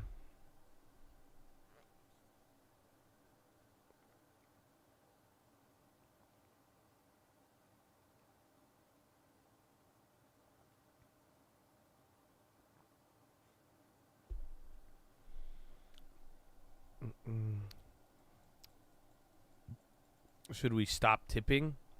Why are you asking me this? You sound like when they asked Jesus about taxes, some modern day. You like, so Lord, what do you feel about tipping? Should we stop tipping? Give to the DoorDash driver what is the DoorDash driver's. Give to him the miles per gallon that he has delivered. I don't know, man. That's a personal decision. I always be tipping people. I say sometimes I tip people and they get offended. Have you ever done that? like during like COVID, like I was trying to give back so much and I was like so appreciative of what do they call them? The essential workers. That was the term we used. And like I had a cleaning lady in my building and I gave her like $100 and like she kind of looked at me like she was mad because like I guess this wasn't your typical cleaning lady. She just like worked in the building and she just got like mad at me kind of because like I think I offended her. Like she's like, what the fuck you tipping me for, bro? Like, like what do you mean? Why are you giving this to me? Like, and then I was like, no, it's just like, okay. I was like, man, it's pay it forward. I don't know.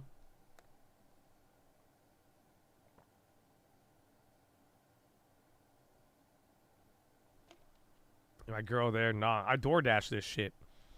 I got that shit in like 5 minutes. I don't know how they got it to me that fast, but like I think it was a solid 10 minutes. I don't know from when I ordered it to got it, but that did not take long at all. Wait, do I have the notification? Yeah, I ordered it. It took less than 16 minutes. Dude, that was like what? I think it was like 8 minutes. Mm-hmm.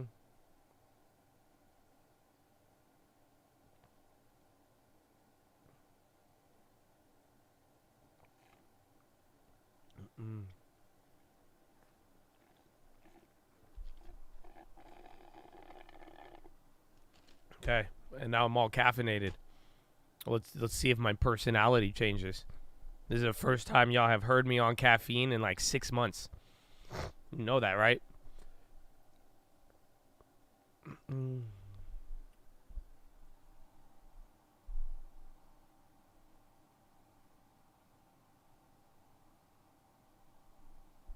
You ordered a vape battery online last week and they hit me with a tip option at checkout.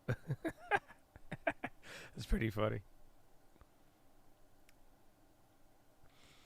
Josh, I didn't start. I just randomly, I had one during the holiday break. I had 2 coffees and it tasted good and I needed it on one morning. We were like burnt out and then we had to go take the kids out with grandma and do a bunch of stuff. And I went to bed at like 2 a.m. because I was playing 2K. It was bad. It was really bad. And then I had to wake up early because there's nothing to do at my parents' house. So I was just like, no. How you take your coffee? Straight to the dome. I'm already done. I just downed a whole venti chai tea. I'm like, woo! That shit. I drank that. It took me 9 minutes to get the order. I drank that in like 120 seconds tops. I'm telling you though, I kind of do be getting high off of it. I'm not gonna lie to you. I'm not gonna lie to you, bro. Cause that day when I was like super tired, and I had the coffee, bro, whew, I felt like a whole other. I was like, let's go. I was like, I didn't like go crazy, but like, yeah, I have nothing to do this. That drink is empty, bro. You didn't even know it. It's gone. It's gone. I ate the burger or the little sandwich like 5 minutes ago. That's why you need to chill from coffee. It honestly has no effect on me if I sleep good. That's the thing. So like if I get like a lot of sleep and I sleep early, I had to sleep early yesterday because we have to wake up early today. But, like, it don't have any effect. Like, I don't change that bad. But, like, if I'm tired and I'm, like, dead tired and I have caffeine, it'll get me up. That's when it's like, okay, it's beautiful. Mm-hmm.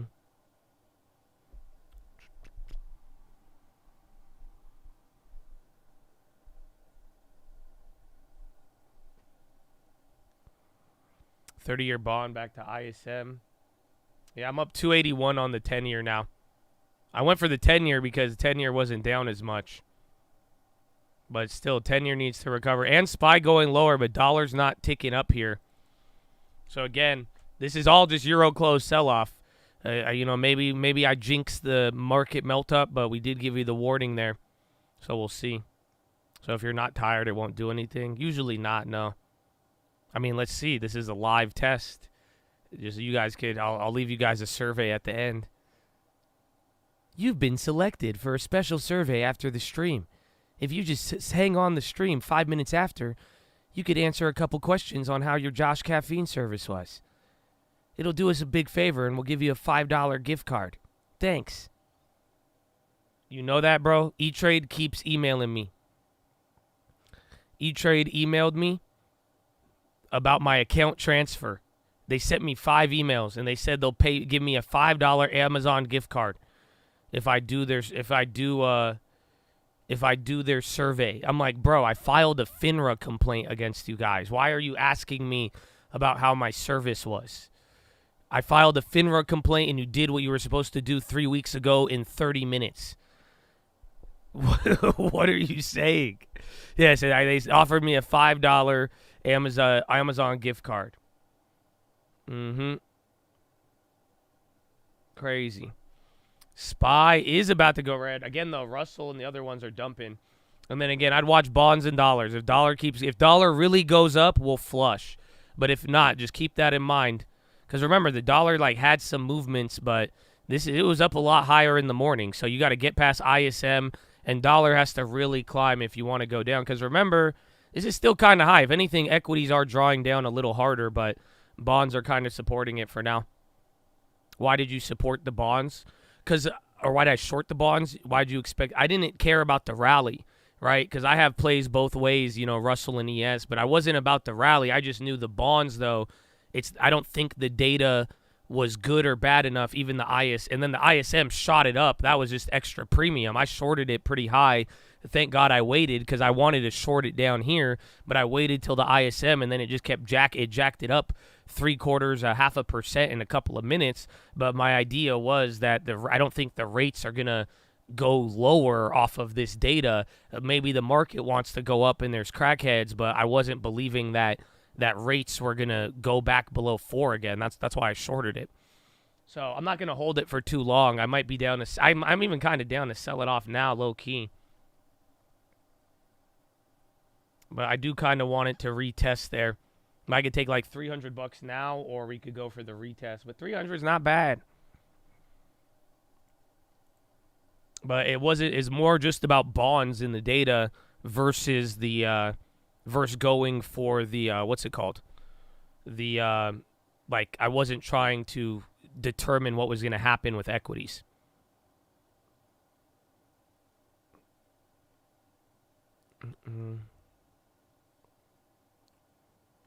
We still have 3 hours. But then the bonds could recover, though. Again, look, you saw the move today. VWAP's still high, but it does kind of look like we're falling into the pattern of yesterday. But then again, 4 down days in a row, we might get a green. The ES short, I'm up 1,700. Only $25 gain from yesterday, though. So it's slight. Again, that's why SPY's at negative break even right now. So just the same $1,700 we closed on yesterday. Borderline. 1,800 now.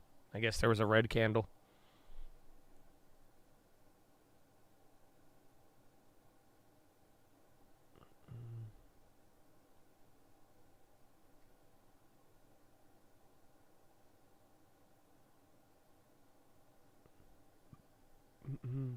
Four reds, about time for a green. Story of a roulette player. That's what I'm saying, though. That's the only thing where, again, I think we even had half of this little rally here, but nah, for real. Like, for real. Because you don't open up years like this. You guys know that, right? This is where you sold. That's not bad at all, then. You have no, I wouldn't even say you had any. That wasn't too bad of FOMO, honestly. This isn't a bad price. It just, at the depths of today, though, it was up a lot, but that's only if we're going to go down there. That's still another 3 points. That's a bigger move down to the low of today than what we already did. So not too bad of a sell.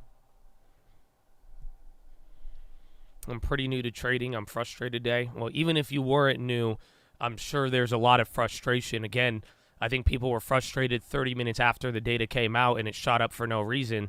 And then vice versa. If you were like, yeah, it's up for no reason and bought in, or you didn't take profits, and then out of nowhere, we just do this stupid just euro close dump regardless of what's happened in the world, or even just not even relevant to the data. I mean, yeah. Yeah, I think if we closed at the low of the day, that would have been good. But then again, I thought I didn't do it because I thought there would have been a little bit more downside. And then before you even had time to make your mind up, it started ramping back up with no pullback.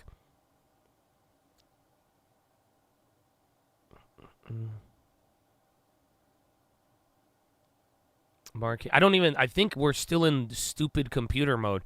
Again, I think everybody will come back next week. And then CPI. But like I told you, it's a weird mix of a punt. But today we should have thrown the rate cut odds in the trash, and we didn't. We did for a little bit, but then we didn't. Like, yeah, the Zaza's I'm break even on that. I was up $2,000 on that in the morning, and then now I'm back to break even on that one on the day, which is kind of hideous.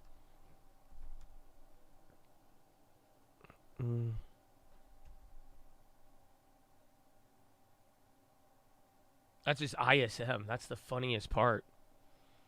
And then again, dollar still has a long way to go, though. So again, I think equities are overshooting. So it's like realistically, I wouldn't be surprised if we bounce to around here. But then again, if we don't bounce before, and then the bonds go lower and dollar go up, we could still see more downside. But like I've been telling you, I do think the dollar is the key. Yen is gone. That was surprising. The yen went even green. I'm still holding the yen, but I'm like, I was shocked that went green in the morning.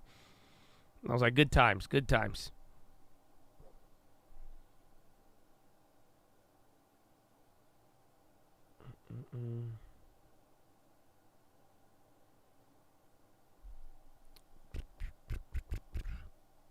The ECB could be more important than we think, 100%. I mean, everything, right? It's a weird mix of everything because everything's tied into our policy. So, like, inflation in Europe, their policy, their economic slowdown, their use of energy, all of that stuff is important. But then at the same time, this idea of a huge American policy shift, that can make those problems better or worse, if that makes any sense. So it's like, the ECB and all that stuff's important, but there really is, like, you know, don't underestimate the biggest ship in the pond, America. And if we want to make a big policy shift, we could cause waves that could be bigger. But now that's why it's like everything's kind of just moving in slow motion as everybody's like both data dependent for their respective country, but then at the same time, they're also America dependent based on our policy and what we're going to do.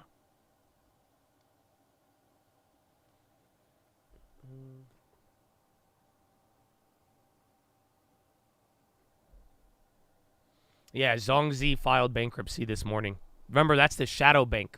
They got drawn into the drama a little later. But yeah, they filed BK this morning in China. And two others, honestly, two others that people don't know. Zhongzi is just the biggest. So they're pretty big. They even bought some shit from Evergrande. And then, see, you're going up. Like I said, watch dollar and bonds. But I wouldn't be, again, bonds, dollar, they're holding ISM levels perfectly. So you did get a little bit of an overshoot. So we'll see what happens. Coin, remember, today people are saying the whole thing, we might get that info today with the ETF.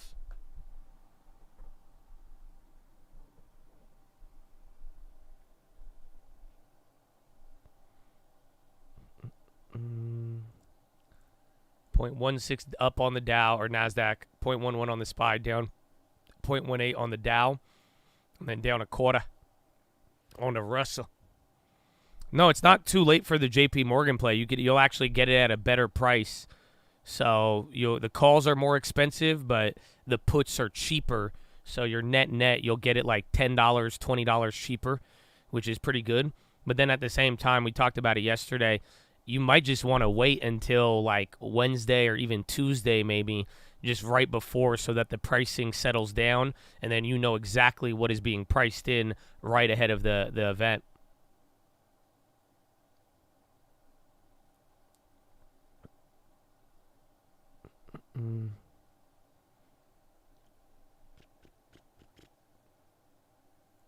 It's still mad early, bro. It's 9:30. Oh, we should do some push-ups, bro. We didn't do 8:30. I think we were too caught up. We get caught up with push-ups on the day-to-days. But ladies and gentlemen, boys and girls, we are live Monday through Friday, 30 minutes before open. Drop your thumbs up on the video. Make sure you're subscribed. You're on mobile. Press hot chat. X out the chat. Hit the thumbs up button. Second link for the Nightly Watch is the main channel. First link for the Scream Alerts Bootcamp and real estate costs. But you've been here for 3.5 hours. You got 3.5 hours left to go. And in 1 hour, you actually have a Fed speaker, Mr. Barkin, a voter. Hey, Mr. Barkin. But chat, let's go, man. You've been here, get beside your desk, do 10 push-ups. Can't do 10, you do 5. Can't do 5, you do 4. Can't do 4, you do 2. Can't do 2, you do 1. Can't do 1, get on your knees, do a push-up, plank the worm, anything. But get the body moving. Then optometrist recommendation, stare at the object 10, 20, 30 feet away. Go blink, blink, blink, blink, blink, blink, blink, blink, blink, blink, blink, blink. Blink, blink, blink, blink, blink, blink, blink, blink, blink, blink, blink, blink, blink, blink. Relax those pretty little eyeballs.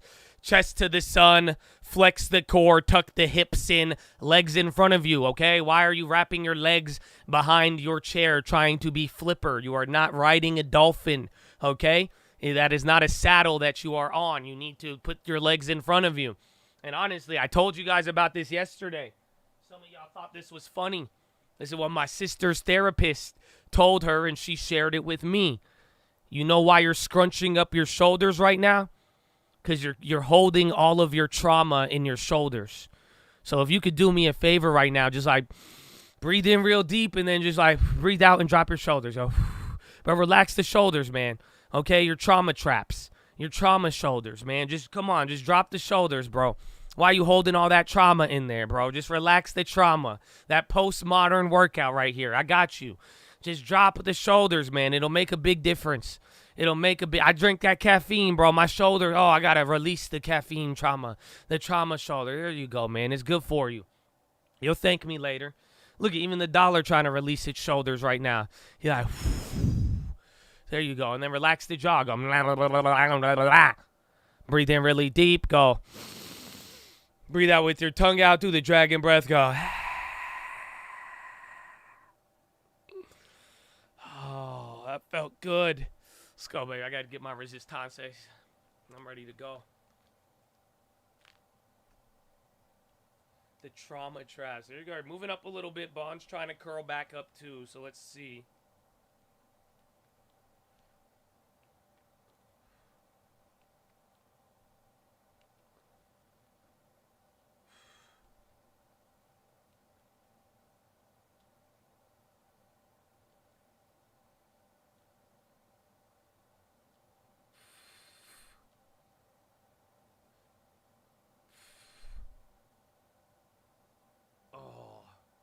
Feels good. Feels good. It's so early. Oh, all right, we good. I got one more shoulder stretch I need to do. And then see if we break out from here, get back to the ISM, then we'll wait for the next move. Other than that, we'll see. Gonzalo! 10 of them, baby. Oh, I saw that right before I stepped away. That's great. That's great, baby. Horna! God bless you, my friend. Happy Friday. Gonzalo. Let's go. There you go. Bless the chat. Amen. There you go. Here, I'll say Gonzalo in the echo, you know? Hold on. Tell me how they sound. Gonzalo. Echo. Gonzalo. God bless you, bro. You guys hear it? Gonzalo. Hey, it sounds good in the echo room, man. It's crazy. All right, hold on. I'm still scratching. Oh. Gonzalo. Oh, okay. There you go. Did you hear it? Josh on coffee? Why? Because I'm just yelling. I always be yelling in the damn echo stretch thing, bro. When Gonzalo's really high to say, fun to say. That's it, man. Caffeine in full effect. That's it. Was that the giveaway? Y'all act like I ain't been doing crackhead shit like that before. Mm-hmm.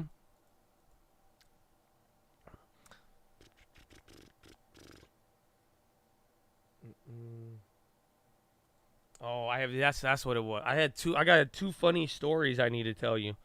I don't know, man. You want me to just tell you now? You guys like the video? I'll tell you, man. I even told my girlfriend this one. Because, like, I don't know. I kind of got violated. So, I went on my vacation. I went to a spa. Right after I was done skiing, I said, screw that shit. I ain't doing none of this, man. And, like, I went to the spa like a normal person to get a massage. But they didn't have massages. That's it. It was all booked out. So, you know what I did instead? They said you could get a facial. I've never done that in my life. So I was like, screw it. They're like, they give you like a small massage. I said, why not? Let's go. I'm down. Just call it a day. So I have I got a facial. I know some of you're going to take that the wrong way. But it's okay. I get it. You're going to tell me about your bong too. It's a different anyways. So there's some grown man shit, man. There's grown man now at this point. But no, dude, it was the coolest thing though. I liked it. I really did enjoy it. They even like started popping my pimples and shit. I was like, oh shit, it hurt. I started crying halfway through, bro. I'm not gonna lie, I didn't know that was happening. And then she just starts like going in, bro. And like going in on this shit on my nose, bro. I just had tears running down my face. Like one of those Virgin Mary statues. And like people like, oh my gosh, it was like just a gentle tear. I didn't know what was happening. Right? But then I told my girlfriend there was only one part about it that made me very, very uncomfortable. Okay?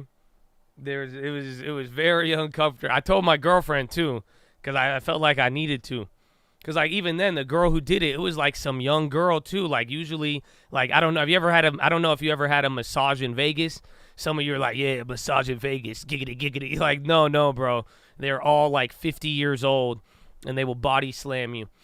Like they're huge.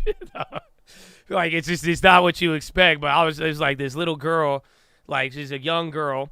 Probably the youngest massage therapist. She's like doing it, and then I'm like, wait a minute. I'm sitting there. She like wraps my face. I can't see shit, and then out of nowhere, she just starts like putting shit on my lips, and she starts like putting chapstick. And I told my girlfriend that, and I was like, wait a minute. And she was like, did she use like a Q-tip? I said no. She was like using her fingers and just like smothering this shit on my lips. I told her, I said, yeah. It's like I had to tell my girlfriend. I was like, I felt really uncomfortable. Yeah, she just started like rubbing it all around my mouth. I was like, yo. Hold on, bro. Did I perk my lips? I didn't know what was happening. I was blindfolded, bro. Like, you know, like they put the little towel over your head and all of that. And I was like, whoa. No, I was tripping out, but it was uncomfortable. Now, anytime my girlfriend hands me chapstick, I tell her, I was like, I have a weird experience now. Chapstick kind of messes with me. I don't. That's it, man. I don't like it no more. Did you like it? I kind of did. That's the problem.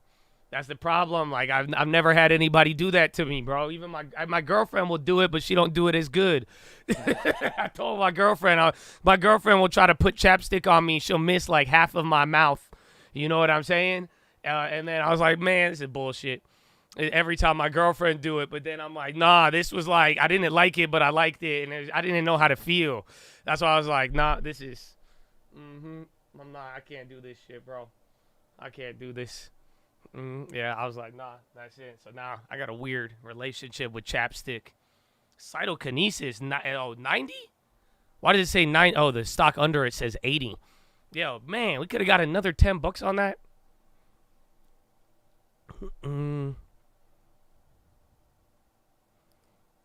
Get her to blindfold you then? Nah, I don't know, man. Your girlfriend's an esthetician. That's good though. I like the facial though in general. I might have to incorporate that into my routine. My skin look flawless afterwards.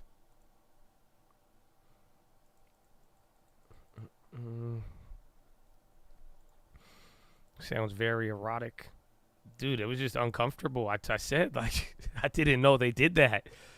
I was like, are they supposed to just rub shit all over your lips with their fingers? Like, hold up. It's a little too much, man. A little too much. EYPT in a decent spot. I still do like that one. Oh, yeah, it came back down to 19.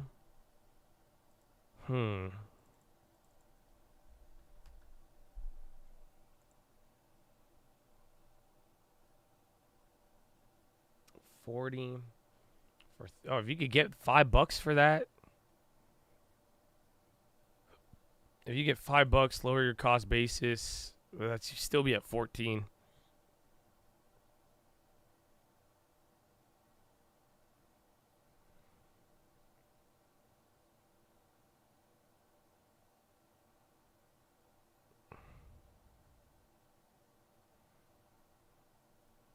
I've seen Josh talking about his trauma facial. I was going to tell you that story already, though.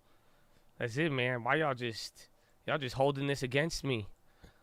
That's it. Half of y'all are high right now. You don't see me. I've only made like 2 bong jokes in the last 48 hours. So why y'all coming at me for my coffee, man? That's it. Now everything I do is caffeine. Man, that's crazy. The Miami mall accident. Weird. What was the mall accident?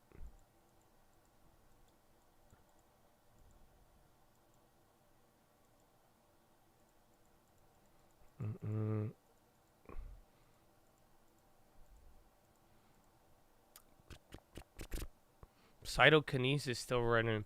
I feel like if the covered calls are offered more money on EYPT, I would take it. But I do kind of like the 19 price.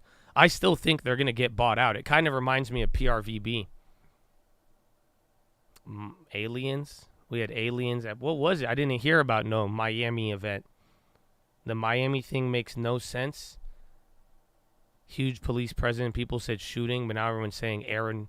I saw a video of like Miami clouds, but then like I just thought that was just like I didn't hear anything about aliens. What?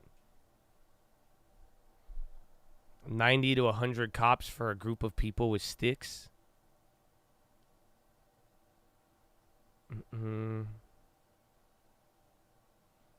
Y'all question that, but y'all ain't question the war in Iraq in 2001. Sounds like the same scenario to me.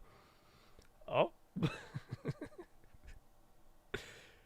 They couldn't photograph or video them. Nobody had a Ring camera. Not buying it.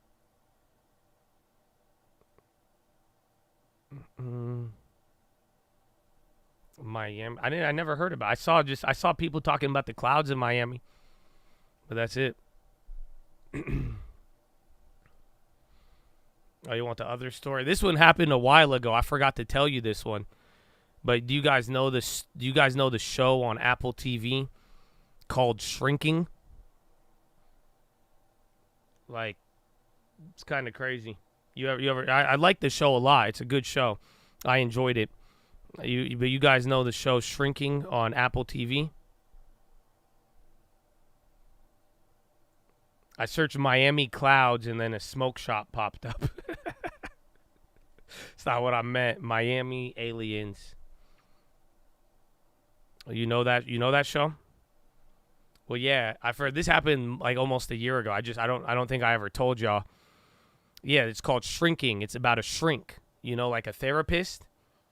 So like when I told my girlfriend, like, oh, I was like, we should watch this, and I was telling her about it, she admits to me what she thought the show was about.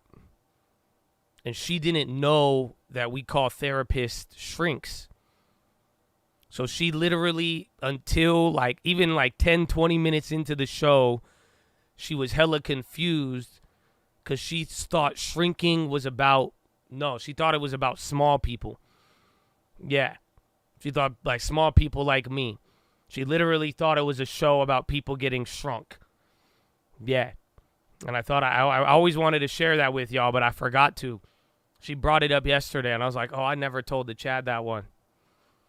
Trying to stop lurking. I love that show too, man. It's a good show. Yeah, she thought it was like Honey, I Shrunk the Honey, I Shrunk the Kids. She sounds pretty. That is, that's some hot girl shit right there. You know, she's not really good with words and shit. You know, I tell her to sound them out, and I say it's okay. You could Google it, baby. Don't worry. But yeah.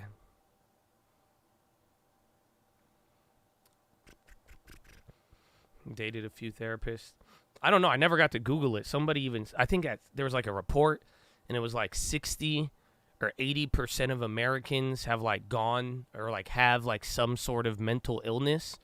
But then I thought about it. I'm like, doesn't that mean that includes the therapist too? Think about it. Yep.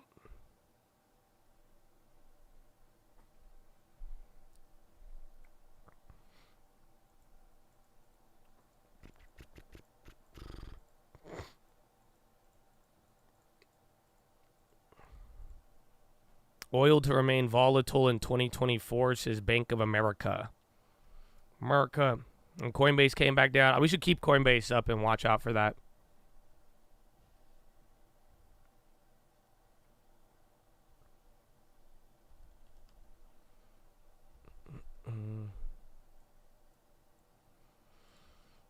Apple. Okay, we're coming again. That was your little chance to get out of this little gulag. And then bonds and dollar, I don't think they move too much. We might have to go back to the UUP. We did talk about MPW in 5 minutes. We could talk about it again if you'd like. So at the top of every hour, since that's like a big question today, we've kind of scheduled a moment so nobody misses anything. So stick around for 5 minutes and we could go over it once again. I don't know if we're going to crash. Again, I think today is just a weird day. I think we're punting. I think we are punting until into CPI next week. But the data today was weird. You know, it was hot data for the jobs. It wasn't too hot, but not to the point where you'd like really panic. But there's a lot of surprises. Again, a lot of random people dropped out of the jobs market, the participation rate, the wages. There was a lot of things that weren't necessarily too good. All right, I won't get greedy though. All right, I closed out of the bond short for 350. Not bad. I really want to short it because we have so much time, but no point. We'll make it a good trade on the day. You know, start off strong for the year.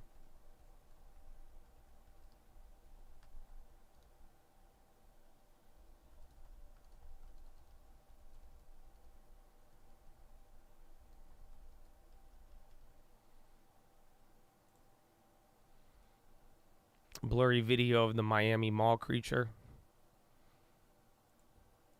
I bet she was just like some Instagram girl who didn't put on her makeup. Could meet the same description. I don't see it. I zoomed in on the video. What are you? I don't see anything. Is it that thing?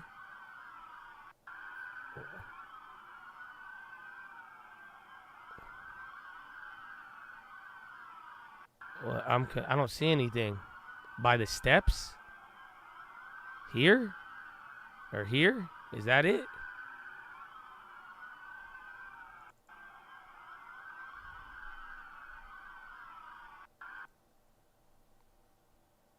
The white. I didn't even see anything.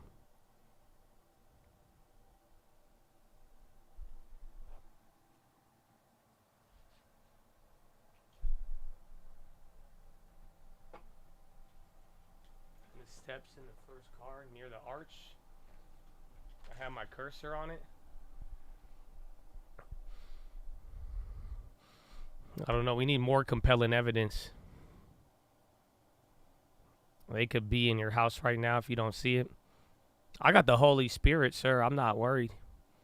I don't, seriously, though. Like, I don't know, man. And that's it. So even if they clap me, I get to meet the Lord. Amen. I'm not, hey, amen, bro. What's up? I got a hedge on life, so we good. Was this Miami? It was just a bunch of teens, like a mob. That's what everyone's saying. I didn't even hear about this. I just saw one thing about clouds in Miami, but that's it. But I didn't know there was anything there. It says 4 teens facing charges after brawl breaks out at Miami Mall.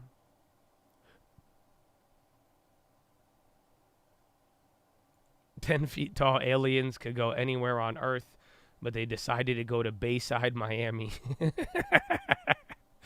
Yeah, like I don't know, like why did they show? They're like, yo, I heard there's an 11 out here. Yo, yeah, you see the TikToks? Yeah, let's go. We can hit the gun. Can we get the steak with the salt? They got the salt, dude. Let's just pull up. I think they're like, man, the Yelp said it's here. How we end up at Bayside Mall? No, I don't know, man. I don't. That's crazy.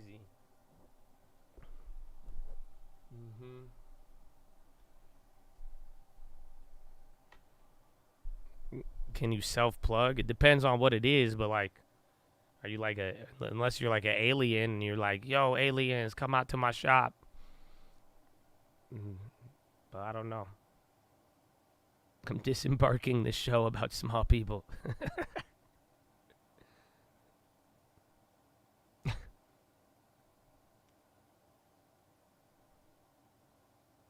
I mean, you said you get them hooked on Nick sticks. Could be the same. I told you that. That's why, man. If I ever met an alien and you guys are afraid of them, I would just give them TikTok. I'd be like, you ain't even an alien. You human. That's it. I would just gaslight the shit out the alien and then just get them addicted on a lot of stuff. You're like, wow, it's a good strategy. I'm like, yeah, they did that to half of the population already. Oh, whoa. Ah. I see. I make him famous. I take him to 11. That's it.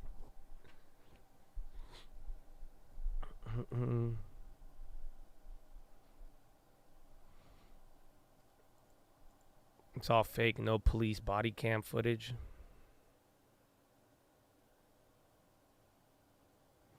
Yeah, I would just tell the alien, you're actually being very close-minded. I don't know.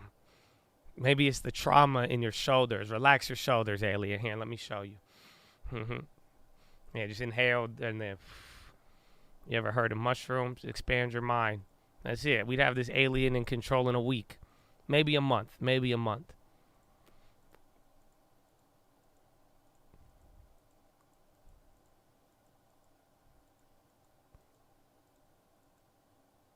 FYI, Bob is paying $24.50 on 25 shares. Yeah, I think I'm getting like $85. That's in a year, though.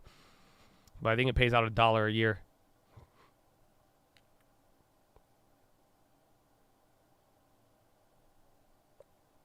She acquires Wisconsin-based Octopi Brewing. Baker Hughes rig count 501 versus 500 previous. Oh, I closed the bonds. It's going lower. So even the market is. But I took that again, $350. Not bad for a day trade. Not bad at all. I think TLT can break, but it also might chill. But there is still a lot of downside. So you could probably get another, what? We shorted from here. That's 50 cents. You could get another $300 if it goes back to the bottom of the data. So I think we took half of the potential move on the day if it just retraces and goes back to where it started.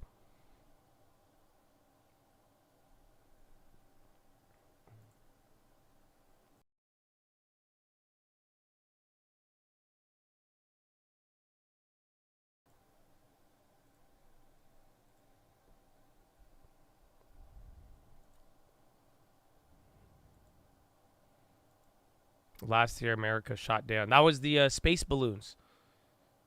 You guys, they found space balloons in, I think it was Taiwan just 2 days ago. Or it was like the China surveillance balloons. They were in Taiwan ahead of the election.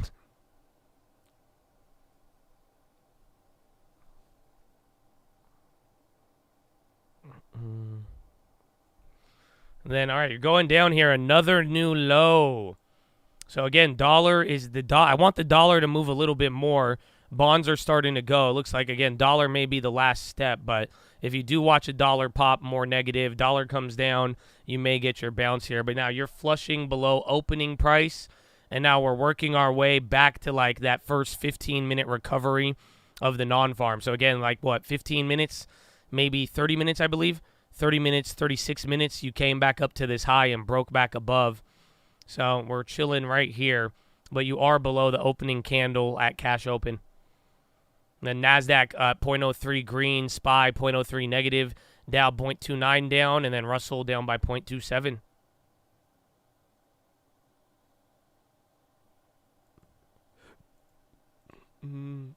RX is still running.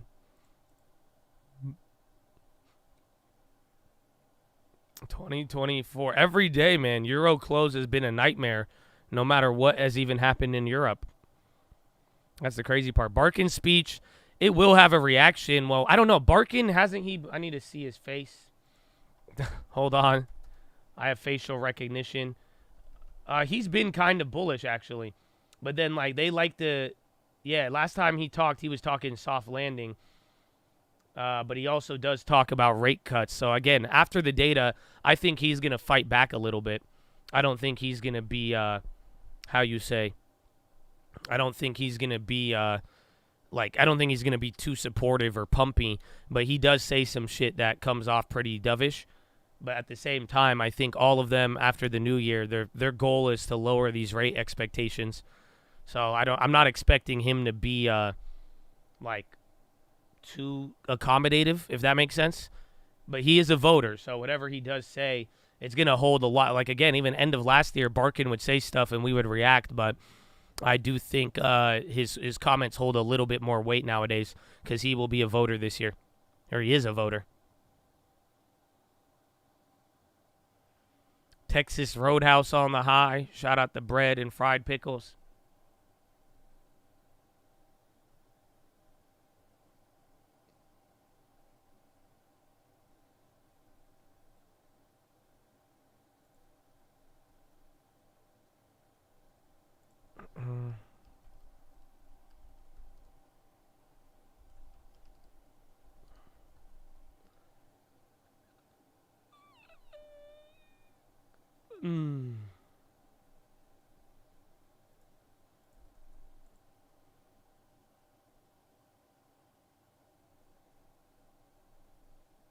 Let's see.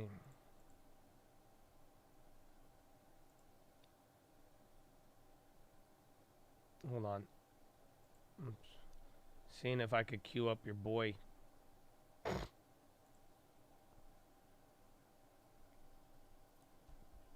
We could do MPW talk now. Keep it closer to the hour.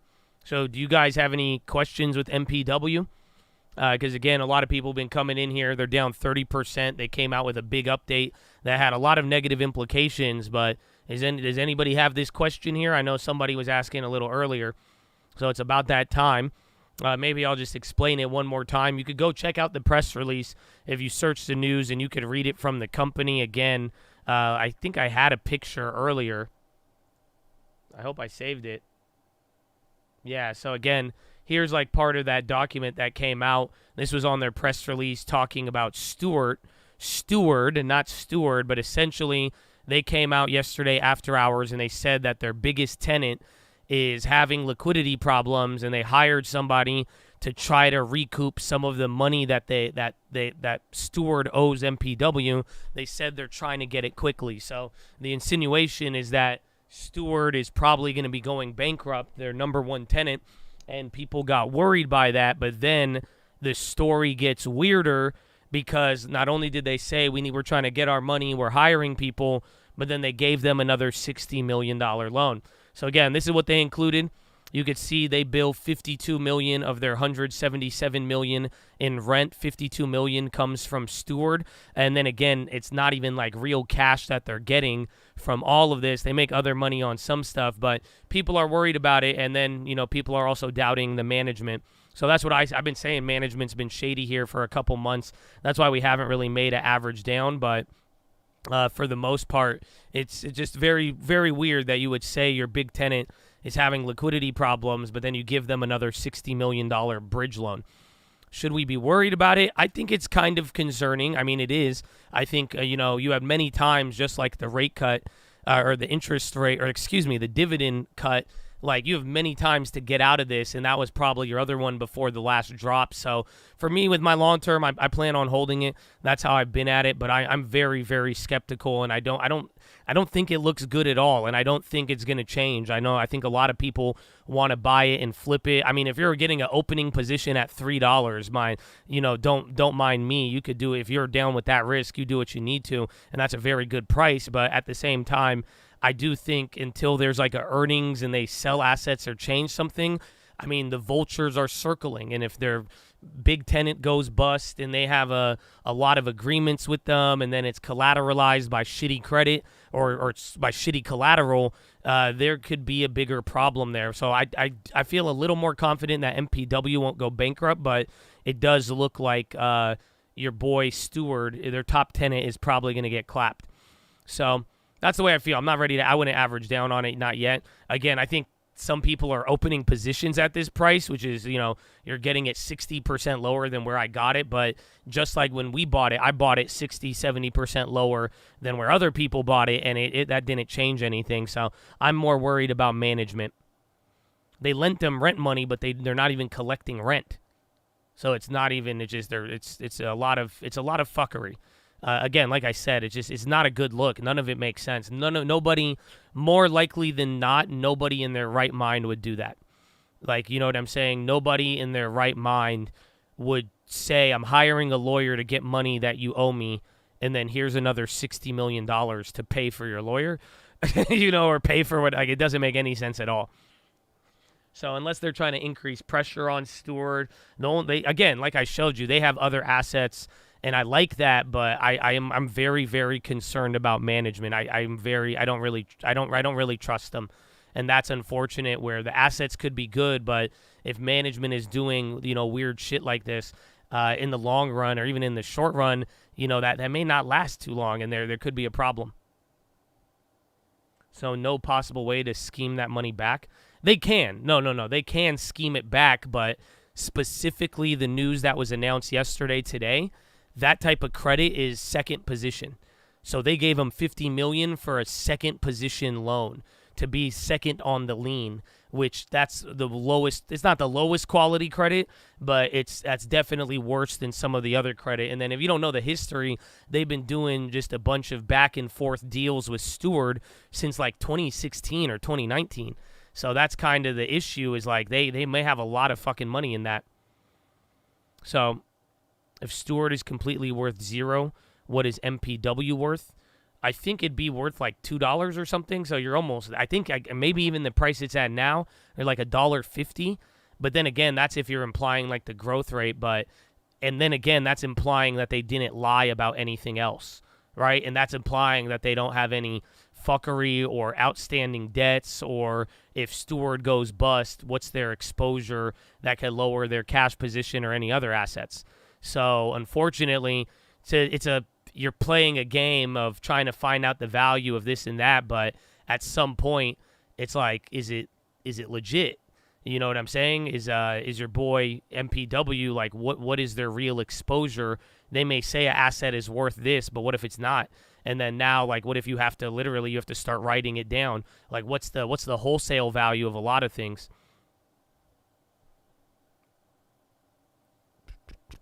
But again, I mean, if you wanted to look like AFFO and they're bringing in rent and other stuff. But then again, it's like, I think the first issue is Steward goes bankrupt, and then you'll have like another year. Maybe that takes a year, maybe it takes a week, right? Steward goes bust, and then they're going to spend the next year figuring out what the next year will be whether or not MPW survives. But then again, like I'm telling you, that's why I'm waiting for earnings on MPW before throwing any more money. Once pretty much I'll buy more MPW once they sell other assets. That's it. They have other, again, they could bill rent for anywhere from 50 to 179 million a quarter. They have assets, but until they sell those, I don't think they can move forward without selling stuff. Just like SL Green, again, and you saw that SL Green and other names were heavily distressed and they were getting murdered, but at the same time, it's like they didn't turn around until they lowered their leverage and assets. So if they can't sell some of these assets, which they should be able to, but I'm not buying until they do that. Nothing has changed. No, something did change. They're kind of warning that their top tenant that they've been fucking keeping afloat is having liquidity problems, and they're trying to demand money back, and then they gave them another $60 million. Let me put it this way. Maybe this will sum up why it's so fucked up. Why would you give the company that you think has liquidity problems, why would you give them $60 million after you just cut your dividend in half? Why would you give money to a shitty entity when you could have just get it to your shareholders, held up your price, even if you're paying 9, 10%, 11%, maybe your credit would be better and you could raise more money through other assets, again, or having a higher asset price. It's just, why would they took $60 million and gave it to this company after they just cut your dividend, hopefully shore up money and get something good. MPW is the only person. Well, remember, MPW sold off a stake for $100 million, not in August. So somebody bought it. They're one of their credit things, but that most likely is the case, though, that MPW is the only one willing to. But at some point, MPW probably shouldn't be willing to.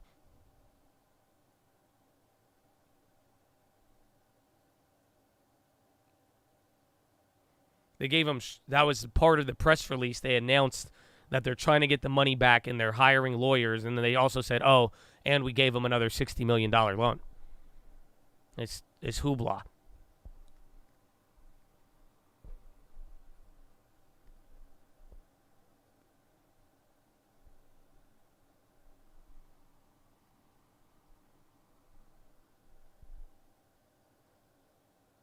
Instead of saying you owe me $60 million now, they said you owe me $60 million later.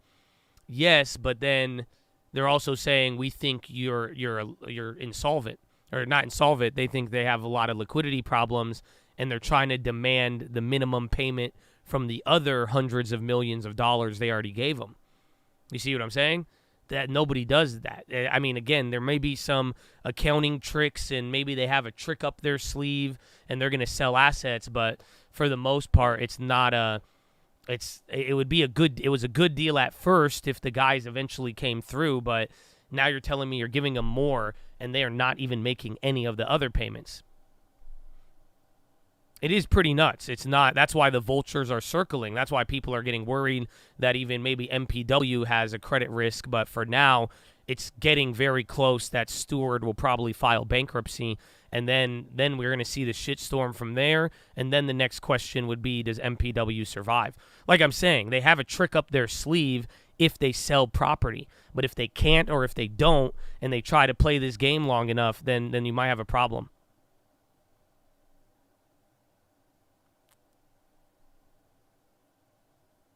Yeah, it makes no. We did know they were a problem from the start. That's why, I mean, we bought it at a heavily discounted price, but now it just keeps getting murdered more. And speaking of which, SPY going down, bonds are dropping more. You're now getting into the early morning prices. So let's see.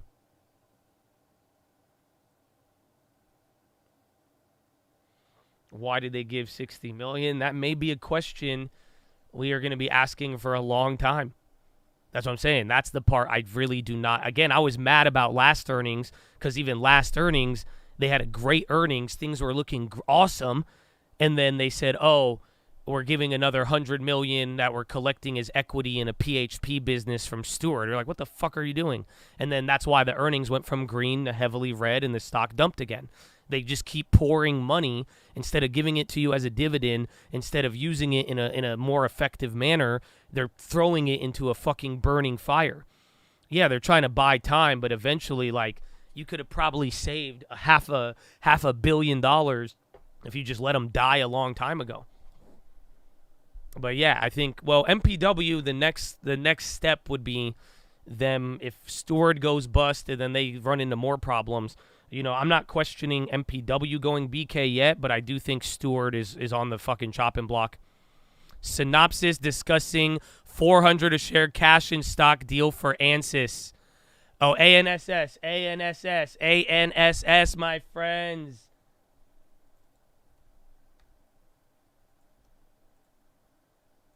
Cash in stock. It might get clapped a little bit. I did 25. Oh, I top tick 354. ANS. Remember, we saw this earlier. Oh, they scammed me on that. I did 25 shares on that one, but we are getting that one a little bit early. Oh, 400. So watch out for the options below 400. Don't get scammed. That's why I'm going with shares there. Yeah, that's already rocking it up. ANSS. Roughly $35 billion could come next week. Synopsis discussing roughly 400 a share cash in stock deal. We have that early. I'm pretty sure we have that one early. ANSS. I did 25 shares. I'm up on it, but then again, that's kind of how Humana played out. And then we got clapped there a little bit. Let's see.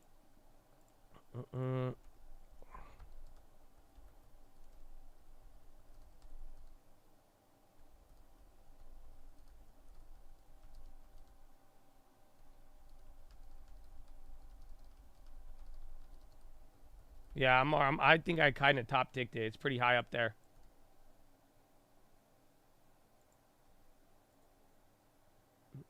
Oh, damn, it hit 360 there too, though. Remember, it had news like this the other day. Oh, I guess they were up a little bit higher, though. Yeah, remember, it took them all the way up to 360. So remember, this was from 300. So there is still a little bit of downside. But again, the options, you got to be careful, though. Some of you are trying to snake the chain. But if the deal is for $400, why would you buy an option out of the monies? Does that make sense? So that's why I went with the shares there. I did 25 shares. I'm down 130, and I'm down, what, like almost $10 on that now? $5? Is it a liquid? No. This is a pretty big stock. Again, even when you look at the chart, you don't see too many of the dead candles. It's just a high-priced stock for now. I already came back down. Kept it small, though. Let's see.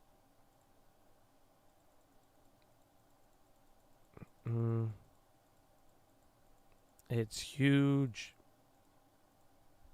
Oh, maybe you could sell puts. It's not too bad of an idea.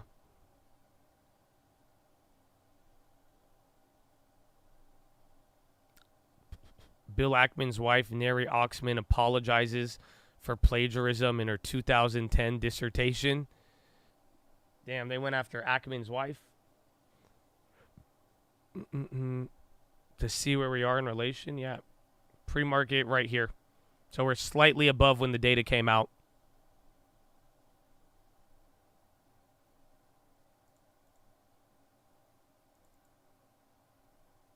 $380. Yeah, I don't know. The options are kind of scammy.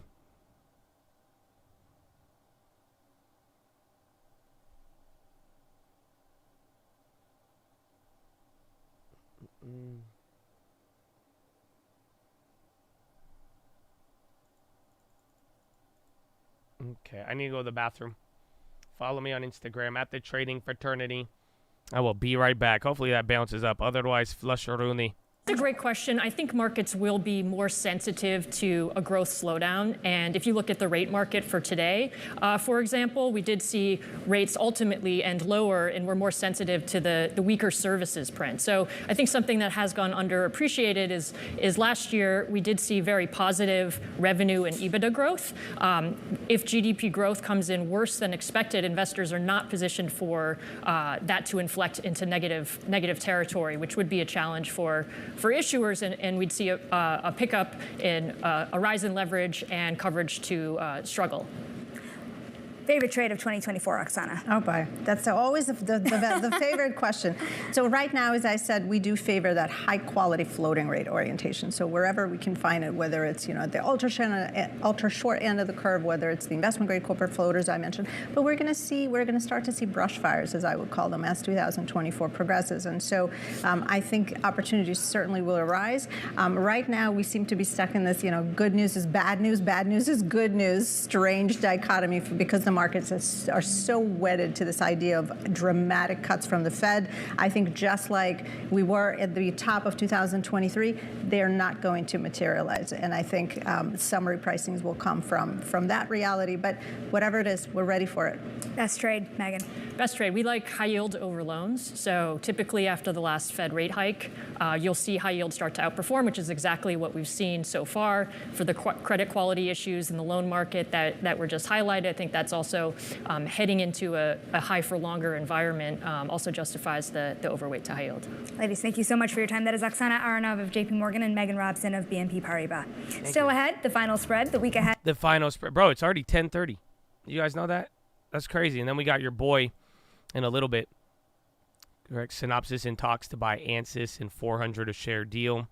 Yeah, again, maybe it's trading at the arbitrage premium, but if it's a merger too, there is the other party involved. I'm in at 354. I top ticked that shit. It went up for a little bit, and then it came right back down, but I think that's still a little risky. I got in high. I only went with 25 shares, so I think I'm down like, 160 now? Could be worse.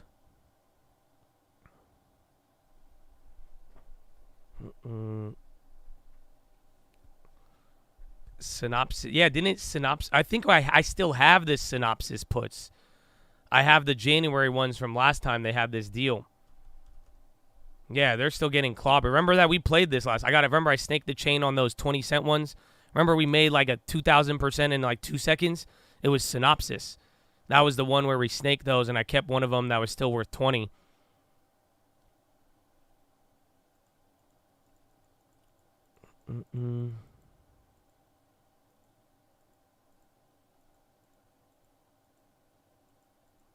SQSP. And then gold starting to pump up. SPY 2 again. So again, we're like right above where the non-farms came out. Again, been a wild day. I'm going to take off after hours. MSOS ripping up. That thing need a damn move, bro. Even if it does move, bro, we're up like 7% in the 2 days we've bought it almost. And it's shit. The option is just dead. I guess we still have a gain of $20. Very nice.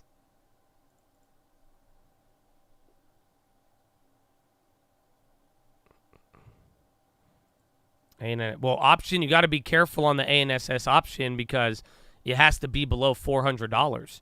Because if the purchase price is for $400, the stock will not go above $400 because that is the valuation. So if you have the right to buy at $430, theoretically, if that deal goes through, everything above 400 should be worthless.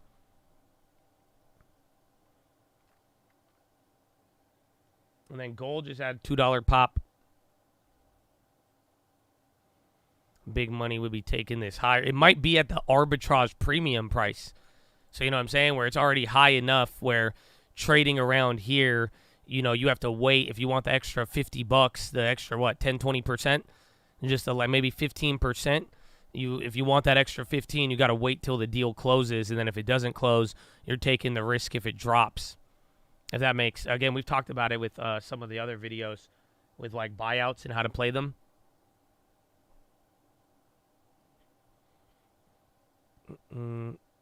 Yeah, you're getting clobbered on that one right now. Again, it's getting over there. Big design software companies near $35 billion. Barkin.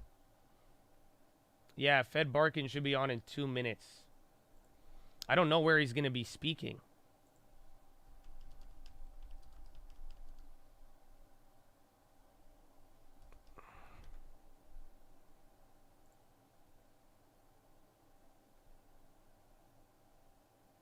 Fed Barkin.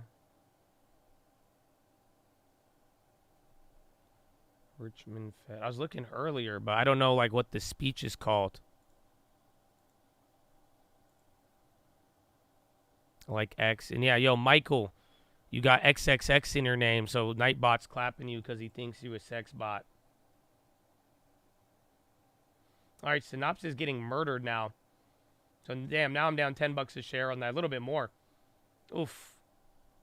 Yeah, ANSS is flushing off of that.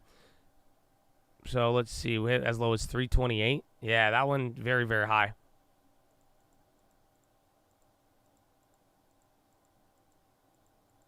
Baba Leaps, I have not looked at those yet.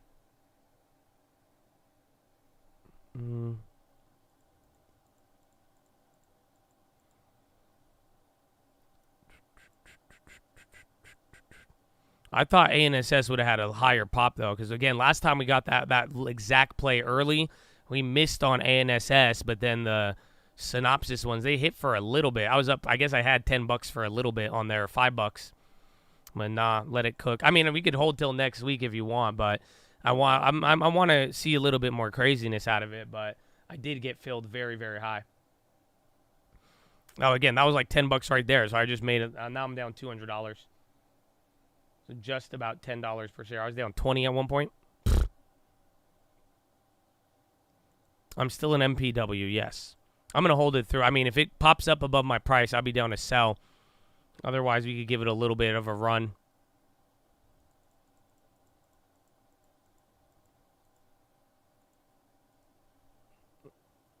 ANF Abercrombie?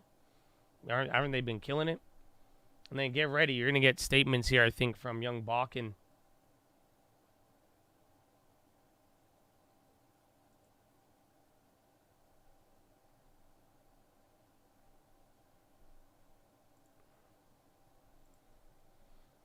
Tom Bark. Where is he speaking at, though? That's the only issue. Oh, Maryland. Oh.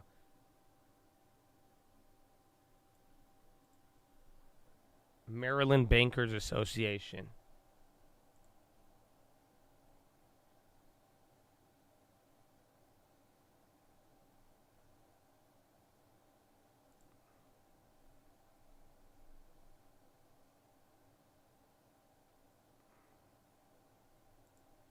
First Friday.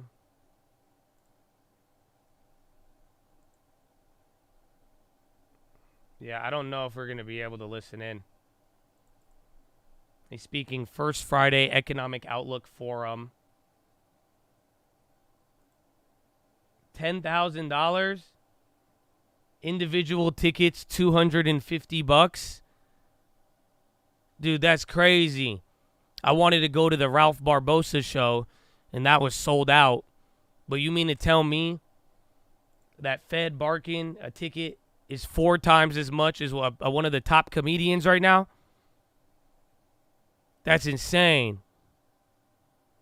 I could afford it, man. Dude, you know how whack that is? You think I'm spending $250 for Barkin? So you have to. I don't even know if you have to be there live or if they'll have a stream. But bro, individual tickets $250. That's crazy. $10,000 you could introduce the session speaker, and you'll get thanked from the podium. I might do one of these, bro. We should just do it. I'll make like funny ass companies. Like I'll make them have to shout me like, thanks to our sponsor, Cut the Effing Rates. We really want to thank them. They've been really important to the Maryland Banking Association. And then our other sponsor, What the F is Powell Doing? We really want to say thank you for that. And you can hear from Josh Answers, head of the Cut the Effing Rates Association. Here you go to introduce the speaker. Thank you. You have to show my face. I'll throw him another 5, bro. I say I'll give you $15,000. Let me wear a Jason mask. If they got any questions, I'll be like, I'll give you another 10. What's up, man? Just tell me the number. I don't know. Everything's a negotiation. You gonna let me introduce the speaker for $10K? You don't think I could get on there with a mask? I'll wear a mask and say it's to prevent COVID. Stop it. Yeah, y'all act too much, man. Y'all don't know how this world work. I'll be like, it's for my COVID. I was under the weather. I don't want, I protect myself and others. Mm-hmm.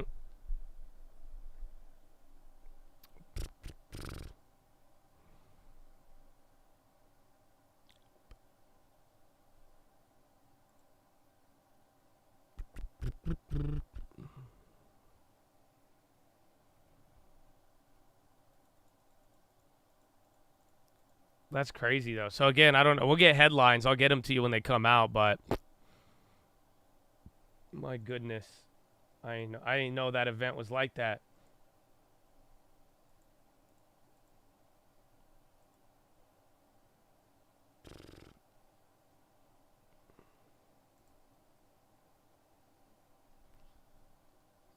Easy A and SS gain. Good, man.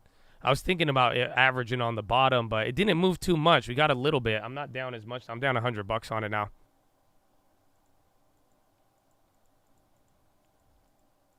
Every Chad contributes $5. Man, give me $5 for Starbucks. We ain't spending $2.50 for Barkin. It don't even make sense in the economic pricing of things. To spend $250 to have him say the same speech, bro. I'd rather go spend that at AMC and watch a movie in a very uncomfortable chair and then get an upsold for a free pass for butter on my popcorn. That makes more sense, low-key, than $250 for Barkin. Y'all could go see any rapper, your favorite music. I think I could get a Taylor Swift ticket cheaper than that. You know what I'm saying? I could bet you nosebleed Taylor Swift. I would rather go on the Eras tour than go and watch the Barkin in fucking Maryland. We're not going to get him live. I don't think there's going to be a live event there. Mm-hmm. Starbucks, man. That wasn't, you didn't have to. That was part of a joke, man, but thank you. Thank you.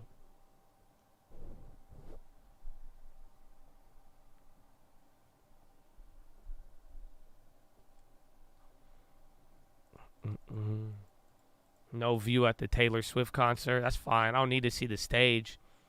I thought we're there to just listen to the music anyways. I don't need to see her up there. I'm sure they got a big screen with Jumbotron.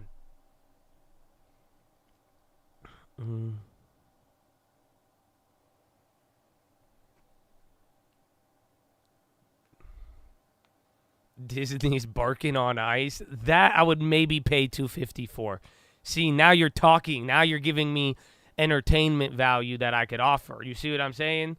Like if Barkin said the same speech while ice skating, you know what I'm saying? And then lifting a motherfucker up, and then he does the splits, and then they spin around. He'd be skating backwards saying, this is the economy. We're going backwards. Look at the labor market. Then he spins around, but it's so uncertain. And then he goes in another direction and then explains how that relates to Fed policy. Now you have earned that $250. Musical, I do $150. Musical, I hate musicals. But music, that'd be decent. But y'all tripping if y'all think y'all be like, I could afford a lot of things. Don't mean I do it. That's insanity. For Thomas Barkin.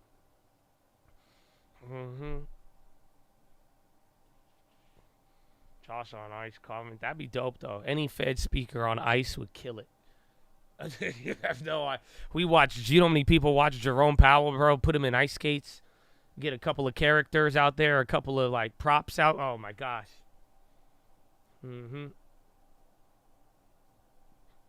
But I still haven't even got any of the statements yet. They're probably still introducing him while eating.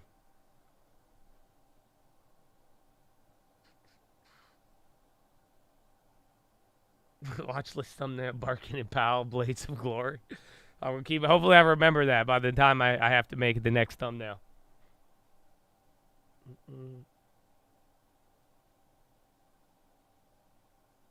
Why are ANS calls dying? Because there's a limit to where pretty much the 400 calls it doesn't make any sense to even buy them. Let's hear it, Josh. God bless you in the chat. Pry it, baby. Oh, a hundo to start off the year. God bless you, bro. Oh, no. Wow. Thank you. You trying to hear the musical, huh? Barking, hey. Hello, the soft landing's in place. But wait, hold on, we might not raise the rates. Or maybe we will cut, or maybe we will not. The uncertainty is high. What are we gonna do? I don't know, let's consult the dot plot. It changes, it doesn't, it's all around the place. What happens, who knows? Just look at Powell's face.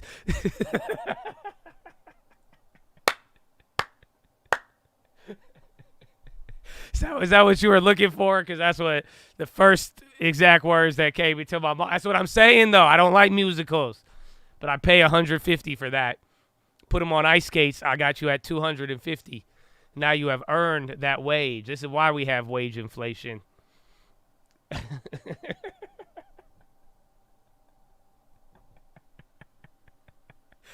I was pretty fired though. I'm not gonna lie, man. That was pretty fire. I hate musicals, dude. I hate them. I could never watch that. I get so mad. I'm good at it because I get pissed off. I know exactly what I don't like. And they do the mute and then they stop in between. Well, what's going on? Well, what should we do next? I don't know what to do. I'm like, oh, man. Micron popped up. Weed stocks are going and the whole entire SPY. Bonds are still down. Micron is up. Y'all still going crazy off the musical. Well, the projecting 7 cuts, won't that mean the economy is in desperate need? Well, yes, it would, but everybody and their mom, or literally, or grandma yelling, is saying we already had a soft landing. So that's it. I might get into transitory, the musical. $150 a ticket. If you'd like to meet the speaker, top operation is $10,000. If you'd like to get a sponsorship out there, $15,000. We'll let you introduce him, and we'll let you feed him a steak. What? Hell, I'm down. What? BA new high. No barking updates. Again, I've made up my own, but as of now, there's nothing else that has came out.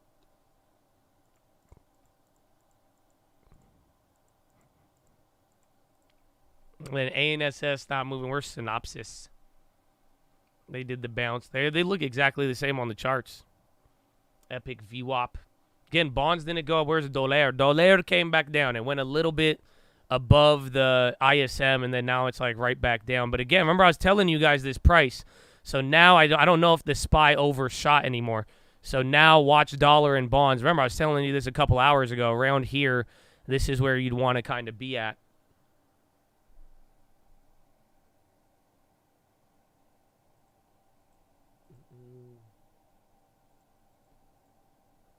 I'm messing up your speakers when you touch the mic. I got you on a home theater. Dude, I didn't tell you to put me on a Harman Kardon Bose surround system, man. I'm not. You already know I yell a lot. I'm sorry. I'll try. I like touching the mic, though. I think it's a funny sound effect. This guy, man.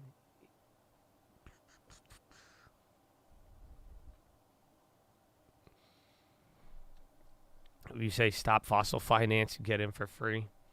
I don't even want to talk about that, man. I can't believe that even happened several times.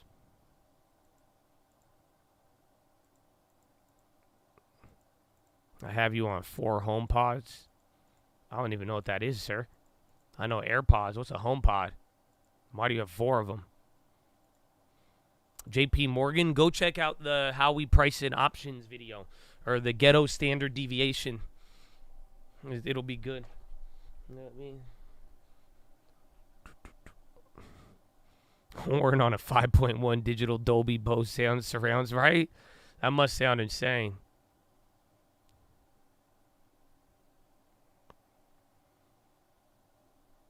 It's the alien version of AirPods. What it sounded like.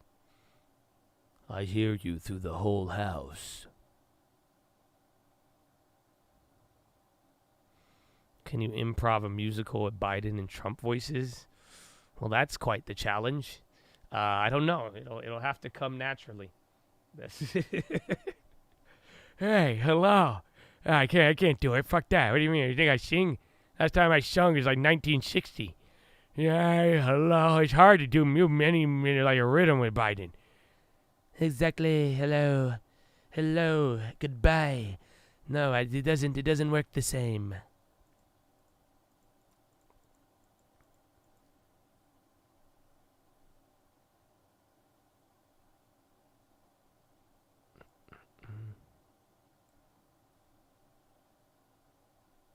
You only play small cap earnings? GG, I had to drop it. You got to do that at the end of the day, man. You know what I'm saying? There's like random GGs. I'm going to think you got something else wrong with you versus. But it's like I don't know. With like small caps, I don't have any preference. I play any earnings if I like the company. And I think that the company can move a lot. I usually, I just give it its own individual analysis. I don't really judge it by what it is. But like I said, I'm going to try to be avoiding a lot of the, what's it called? A lot of the, how you say? The one plays that are very liquid.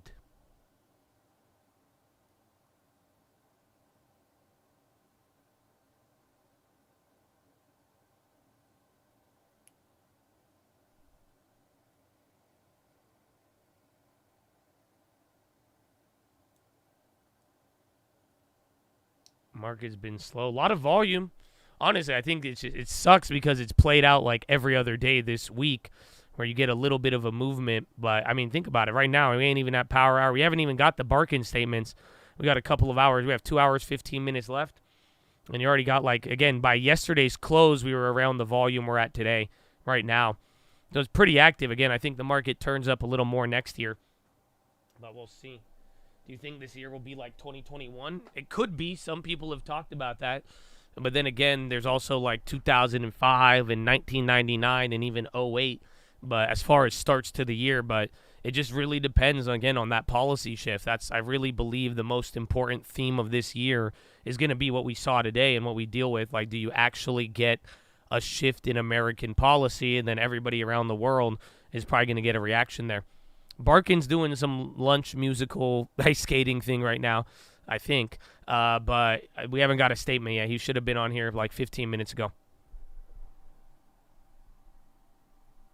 MPW, we did speak on it. If you are down to wait 15 minutes at the top of the hour, I could go over everything and answer questions about MPW. A lot of people had questions.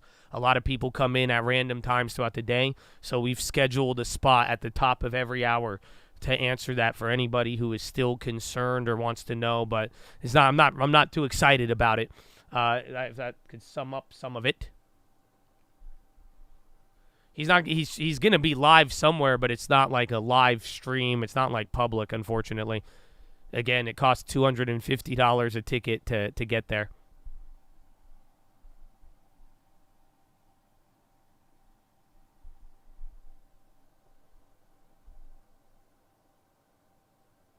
And then Twitch chat, one of y'all gotta help me with that comment, man. I don't know, man. I don't know. Someone gotta translate that for me. He asked me about lunch? I have no idea. Josh, the MPW spokesperson. No, they would have fired me. Again, my first analogy was that they are driving shit-faced. Literally, it reminds me of a drunk driver. You know what I'm saying? Like, I'm mad we gave the keys to whatever the CEO's name was, but, like, he is starting. I'm very concerned for him and others. Well, I would have got fired by now.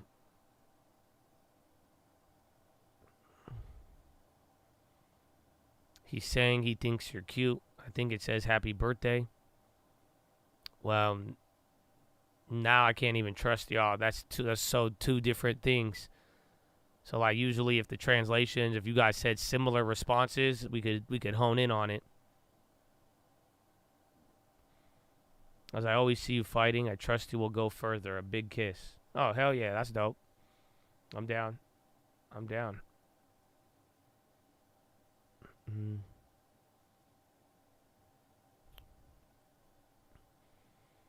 Hostile takeover. You can't. The management's ape shit. They could pull a Adam Aaron on you. Or Aaron, whatever the guy's name is.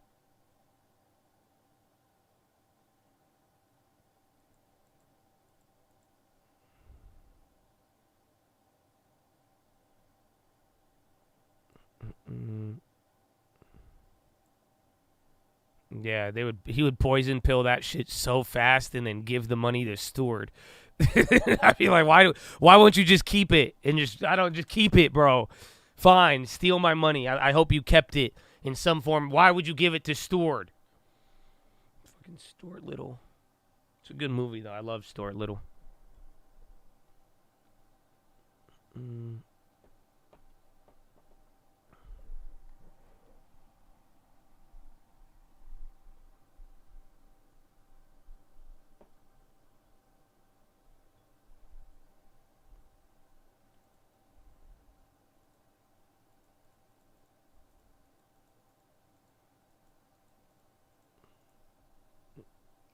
ANSS. We're only down 140 on that now, but it's just staying pinned. I was either going to flush by end of the day or go crazy. Nah, baba. Hey, hey, hey. Badu. I thought of Mad TV Stewart every time you said that. Oh, look what I can do. Oh, look what I can do. Stranger danger. It's a good one, man.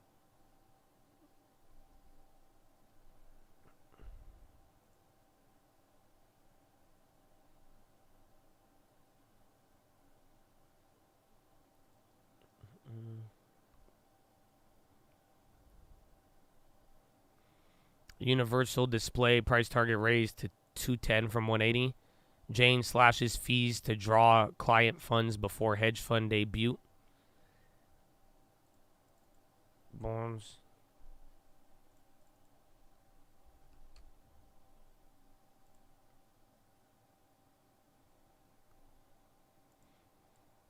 Options are lower before the announcement. A little bit. I'm looking at the 380 option on ANSS. Because that's the one, if they get bought out by 400, you still have equity to take advantage. But remember, it's going to be like a weird merger. But like I said, ANSS, you shouldn't be buying a 400 or higher option because if they do get, in fact, bought out there, they won't get they shouldn't, like those options should be worthless.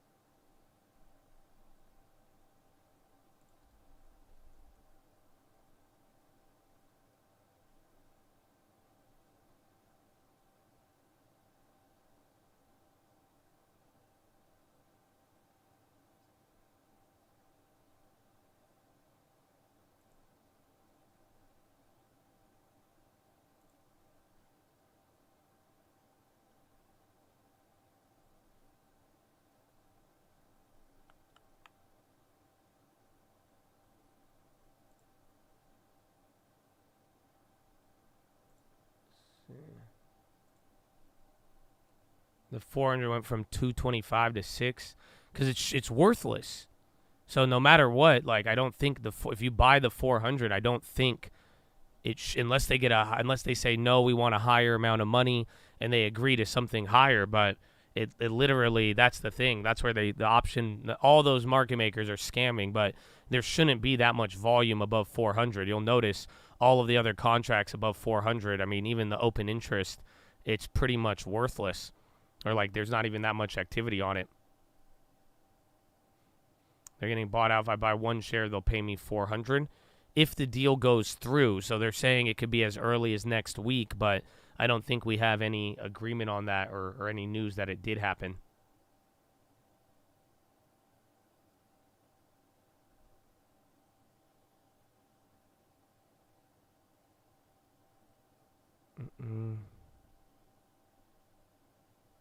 Fed, I've not heard from Fed Barkin yet. No. You will get them across this wire here too. Again, a lot of people were kind of waiting for it today, but nothing happened. And then keep note of the market here. Again, we're a little bit now overshooting, but again, this is just where the ISM was. And then remember the bonds in the dollar. Yeah, they're all right back up there, but now equities are up a little higher. 2:30. I think the speech started at 1:30, but they might be doing their little dinner and then introductions and all of that. It could be a greedy short or a greedy long, but we just don't know which way it's going to go. That's the thing. Again, dollar and bonds are we're either ready to repeat this move or you're going to fade it and then call it a day. BZNI. Yeah, I looked into it. It was running up earlier, but I just said be careful. That's on the more, or is it BNZI? Just watch out for the liquidity traps out here. Again, some of these small caps kind of looks like a SPAC, so I'd be careful. Well, I don't know what happened with it at all. Tempted to break my New Year's resolution, get some SPY 470s. It's been like 5 days, sir. Just try to go for a week. I haven't traded in the liquid shit. I went after a news play, but we had really good success on the last ANSS early play, but this time around, now I'm down 150.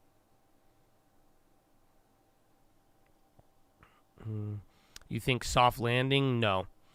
I think it's possible, but I don't think it's probable. So if anything, I believe a hard landing is more likely.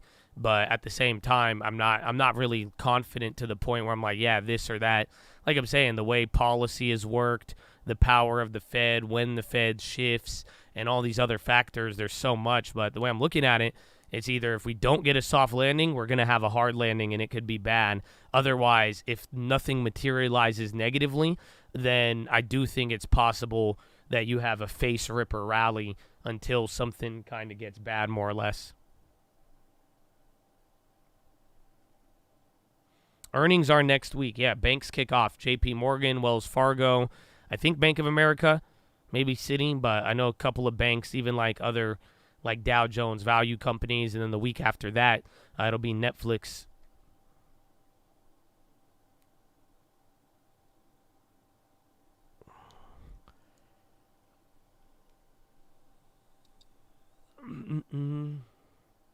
Thessalonians doing good. And again, SPY right at VWAP. It's a little bit higher than the ISM. And again, bonds and dollars, they're back there.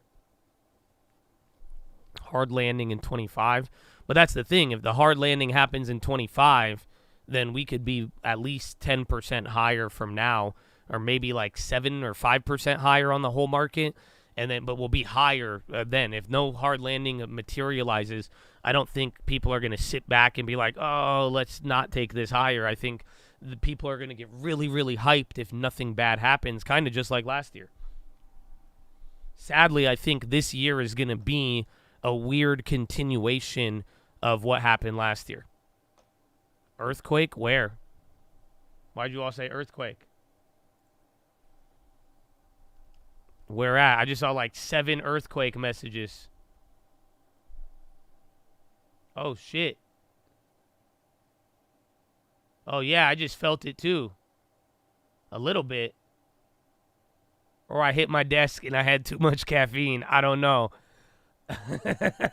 They said one or the I either felt it or I'm moving around too much on my desk. I can't tell.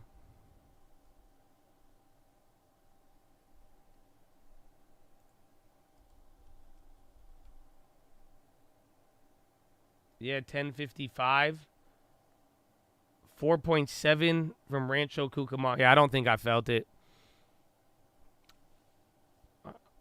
Rancho Cucamonga, 11 miles from Rancho Cucamonga, like right above Anaheim. 4.7.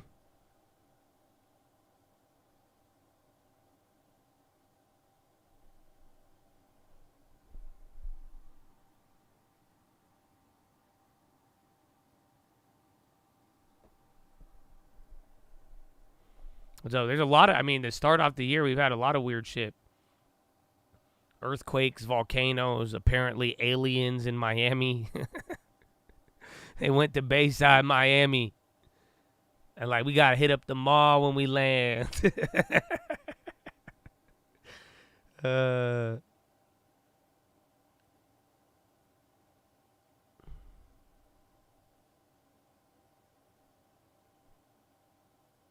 Y'all got to get out of Cali. Just stay out of Texas.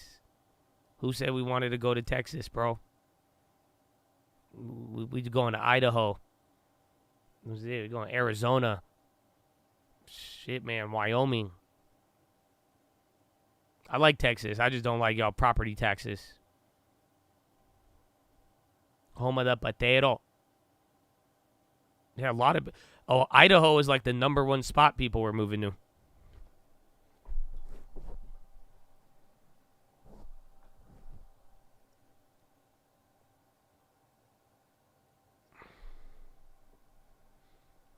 I guess there was an earthquake. I didn't feel it. My girlfriend just texted me. She was like, earthquake, or am I tripping?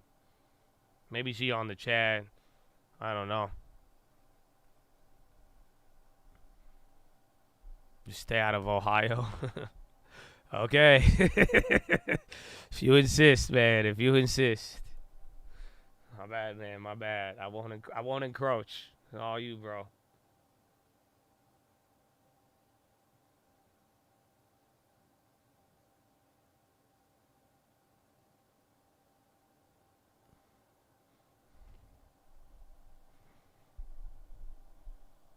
You have an 80K dividend priority long-term on my M1. Should I leave it or slowly transition to a Roth? Might not be the best place to ask, but I've been debating. I mean, I'm not a financial advisor, so none of this is a recommendation, but I mean, if you IRA, you're going to have different liquidity and how you could pull out the money, different things can get affected by that, but you'll get way better tax benefits. So if you need that money for liquidity and you don't plan or want to be stuck in it for 10, 20 years, maybe longer, then keep it where it's at. But otherwise, if you're down with that, you probably get way better tax incentives if you move it in there long term. So not touching. Yeah, IRA would be great.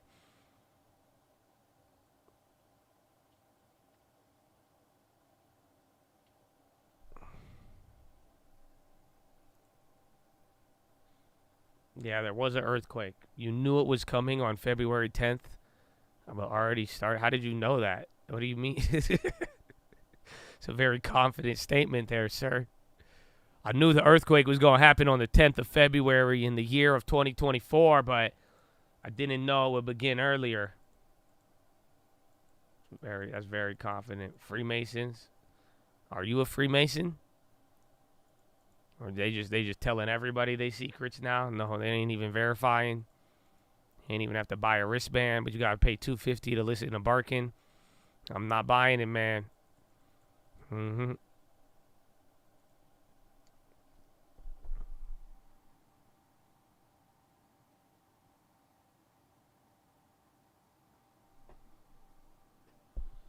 can take your Roth contributions without penalty as long as it's been 5 years vested. I'm not too sure. I'd have to double check. That's why I'm not a financial advisor, but I do know there's a lot of non-taxable events. So if you use it for certain things, like even property and other stuff, like you could get around all of those depending. But the longer you hold it, I mean, the more likely you'll be able to use it for other stuff. But if you do have this certain events, yeah. Contributions, yes. Gains, no.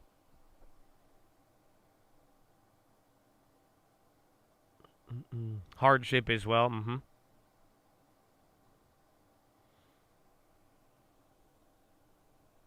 Ever heard of IRA gold? It sounds like a scam.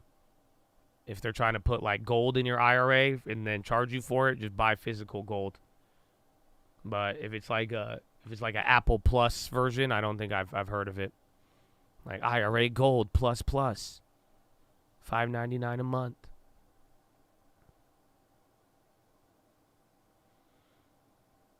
If MPW cuts divvy 100%, are you out? Most likely. But at that point, it'd be kind of annoying since it'd already be down 90% probably, but yeah.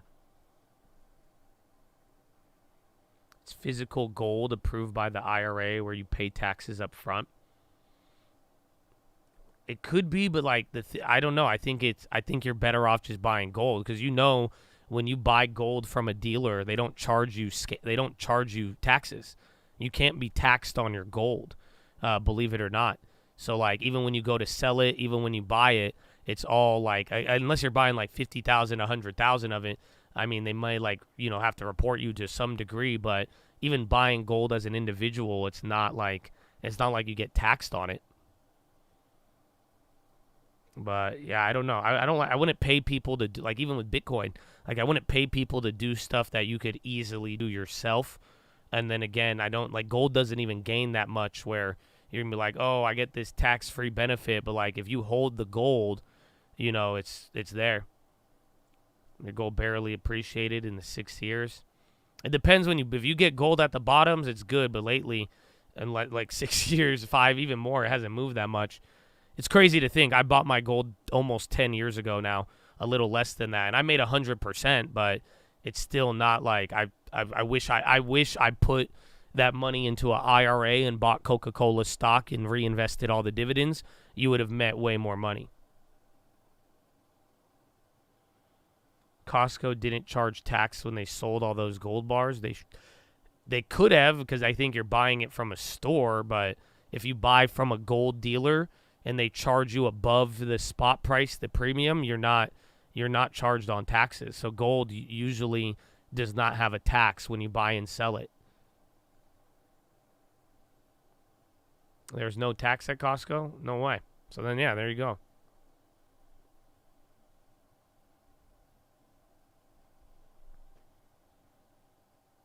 And then we're kind of chilling out here. We got what? 1 more hour till power hour, so 2 hours left.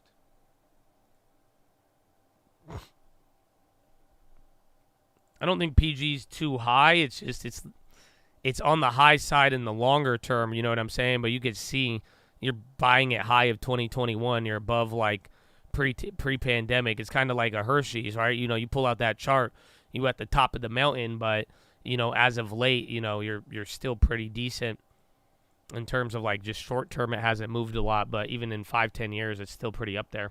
But I like it. It's a good name. You could always average into that, and it's not gonna, it'll do its thing.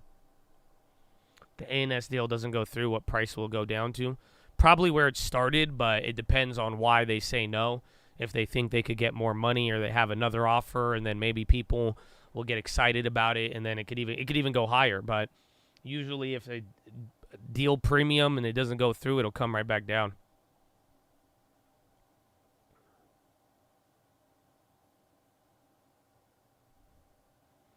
But it depends on your state. If you buy raw gold in Tennessee, they have to charge tax. No way.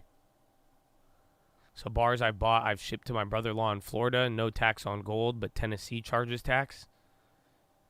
Interesting. I love it. Love the fun facts. The tax facts.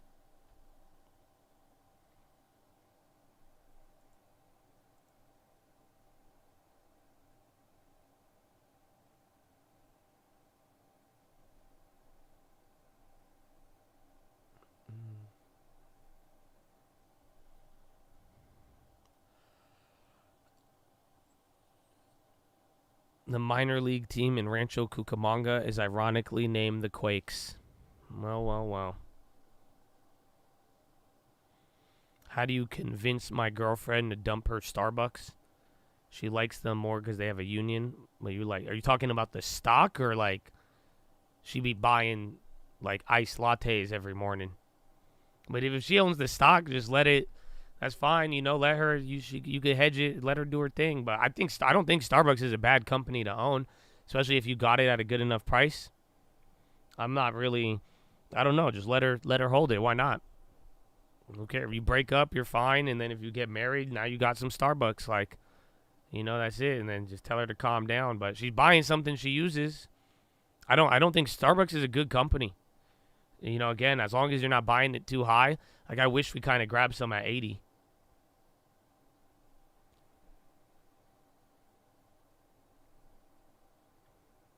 Wife got her Starbucks review. She's in the top 9% of buyers. They have that? They got a Starbucks Wrapped? That's insane. Here's the drink you ordered the most this year. You love putting whipped cream on your iced drinks. What's better than ice? You had 5,000 breakfast sandwiches. You're in the top 9% of buy. That's insane. I didn't know they had that. The hell? I think she's in the top 9% because I don't know how many people be signing up for Starbucks Wrapped.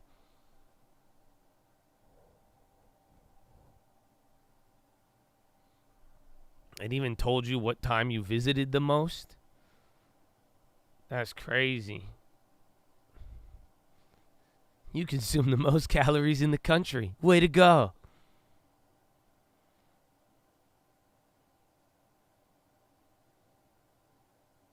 OG Starbucks consumer. I have the actual gold member card when they used to issue out cards. Gold member. I have a Starbucks. Like, I haven't used it in a while though.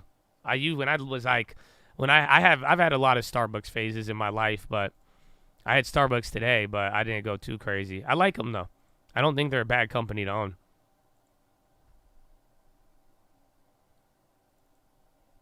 Like, listen, man. Let your girlfriends drink Starbucks. Your wife, stop getting mad. That's it. Just keep them away from like Chanel and shit. And you're like, y'all missing the bigger picture. You know what I'm saying? I would rather have a girl who is addicted to Starbucks than addicted to Chanel. Like, do you guys not understand that? So y'all got to pick and choose. Yeah, even Ulta, like low key, hopefully she ain't even addicted to Ulta like too crazy. Because y'all don't understand. Well, there's way worse addictions that cost way more. So that's fine. Let them get the $5, $10 drink, man, and just, do your thing, bro. Do your thing. Yeah, even Lululemon be fucking. Lululemon actually cost a lot, too. Mm-hmm.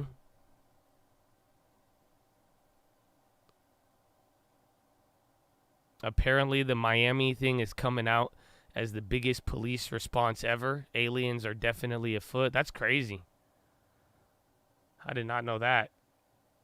Y'all remember, what was it? Was it in like 2021? Remember Miami was just like crazy when everybody went out there?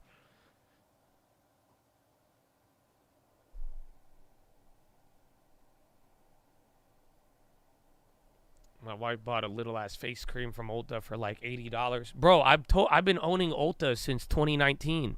Or 2020, when I'm telling you, bro, I've seen it from even like Sally Beauty Supply. Growing up as a kid, my mom and sisters would always take me there. But girls go crazy. Even my mom, the cheapest person in the world, she'd be spending $80 on face creams. And I'm like, that's so weird.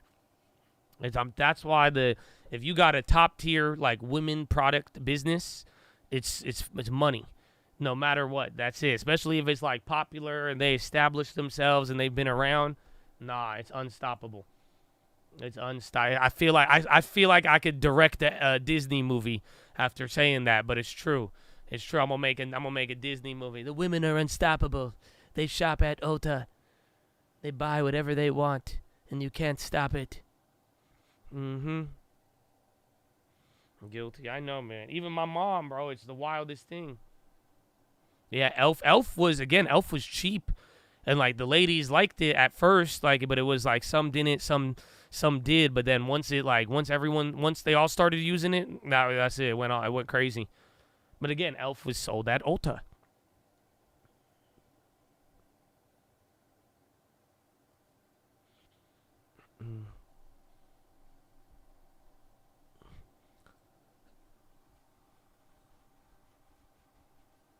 Battle over Miami hitting theaters soon.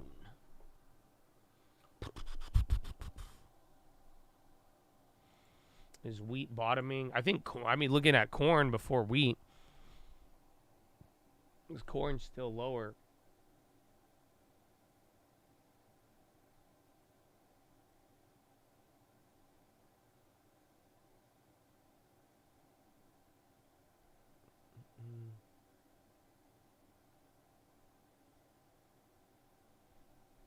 Is wheat on the dailies actually up?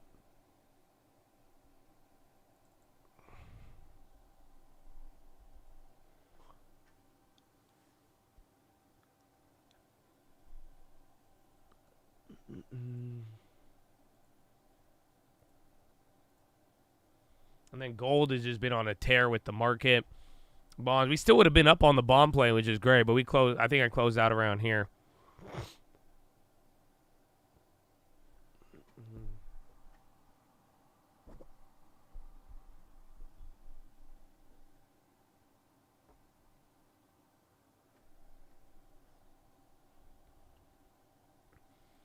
You earn 9,000 points on Starbucks app. You buy your father coffee every day. What a good son. Does your dad like extra hot? That's what my dad and my mom, they both go, let me get the latte with extra hot. Extra hot light foam. Every time. I'm like, why? I never understood it. They love like extra hot for some reason. I'm like, why?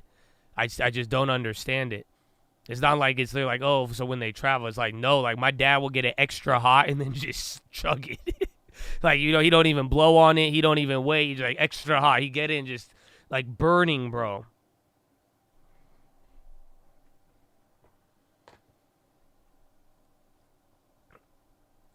Another video, Miami teenagers fighting. Oh, this one's way better quality. Now you're talking. That other shit, that ain't make no sense.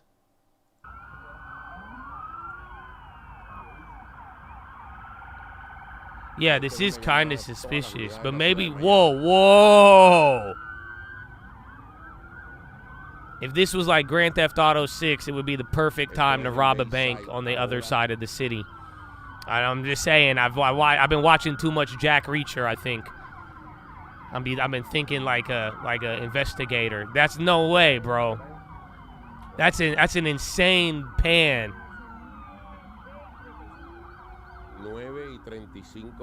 This was from yesterday.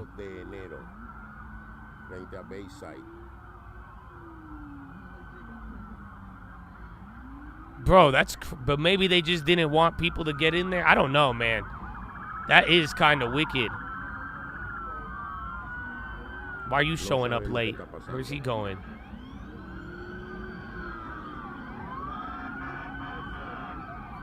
No way. Maybe they were trying to get the Starbucks Stanley Cup. The aliens. Starbucks Stanley. Bayside, Miami.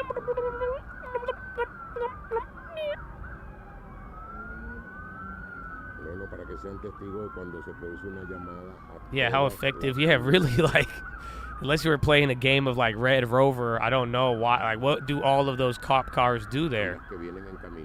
Like, they would have traffic just with each other. U.S. moves closer to filing antitrust case against Apple. Oh, Apple's getting clapped on that. Yo, U.S. moving closer to antitrust against Apple. We're getting a chicle on that. New York Times. That's the source.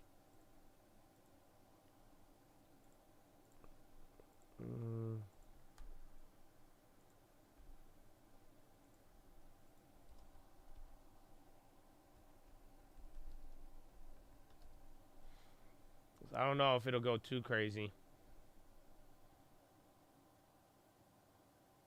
I heard that's AI generated and there's only 3 to 4 cop cars. Well, I don't know. That one looked pretty legit though. Maybe, I don't know. We've seen a lot. Remember we had that fake AI explosion. MSOS getting steam. Apple getting clapped here, but again, I just don't know how long that'll last. And then maybe once again, it just kind of balances out here around the ISM level. MSOS, we got like, what, 10% on it? No, maybe a little more.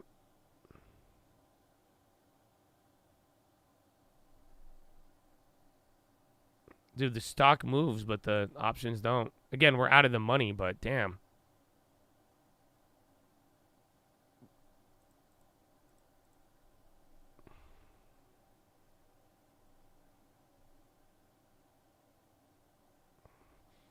How do you gain the discipline to stop trading when you're up for the day? It's kind of hard, but you just got to just get content and hopefully, You know, it's easy when you're on a roll. You want to go after plays because then you've been hitting. But at the same time, too, just like slow it down. Like, I don't know. And thankfully, you could go on stream, bro. Just have a laugh, have a discussion. You know, go there, maybe go look at your long term. But it's a matter of contentness. And then, honestly, it just depends on the opportunity. Apple's getting crushed there now, 0.5% in a little bit. That's 3 candles. Again, we dropped that news. We got it right there on the second it came out. Government considering antitrust on Apple. That's why. That just came out right now.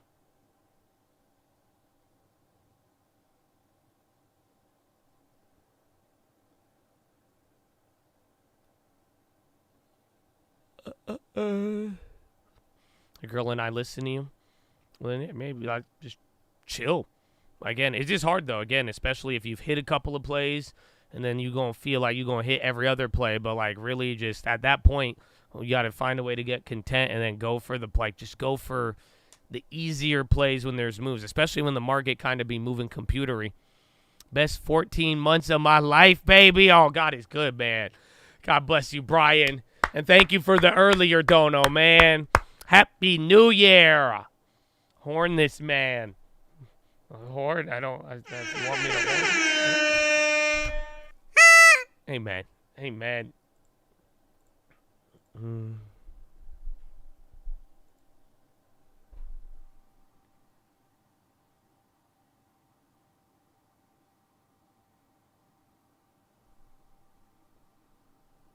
Going to the gym midday to distract. It does. I mean, again, doing anything. Like I said, when I had my little vacation and I wasn't trading, it was nice, wake up a little later. You just look at the market. Then you either say, I'll sell or not. Then you come back on. Then you sell or not. And then you just go and do something else. Honestly, that's the downside of, like, you trade for a living, quote unquote, and you spend every hour in front of the market. That's where you're going to get tempted. But then again, it's kind of beneficial once you learn how to sit there and do absolutely nothing. Little by little, you'll start to realize it, and hopefully that need for more trades kinds of goes away.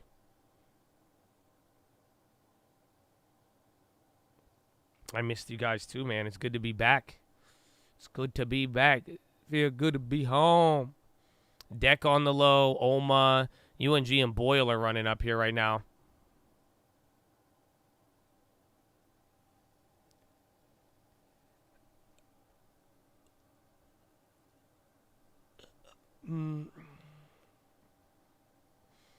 I lost 2K yesterday, then went to Planet Fitness.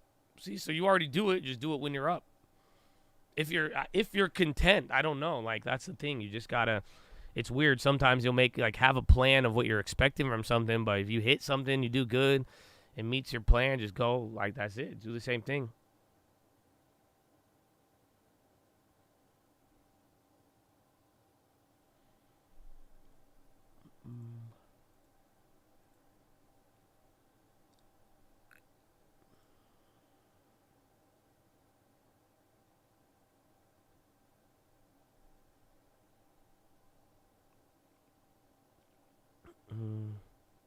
You sleep with the stream on. A nap is always good. It was good, man.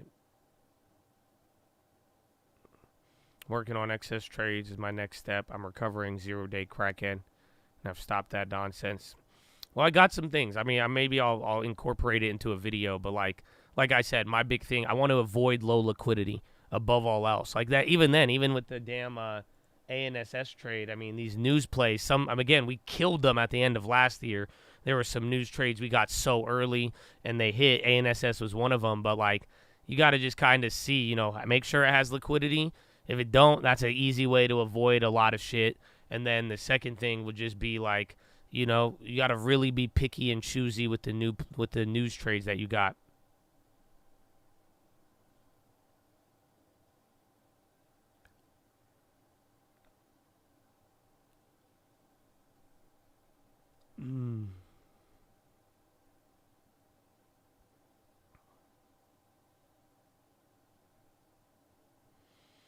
Our options on both sides down 50%. I think everybody got hyped, and then again, ANSS, if it does get bought out, there's a limit. So anything above 400, and people, right when the news came out, there was like options, and then people started buying them, but the real like intrinsic value or potential intrinsic value, it just like wasn't there.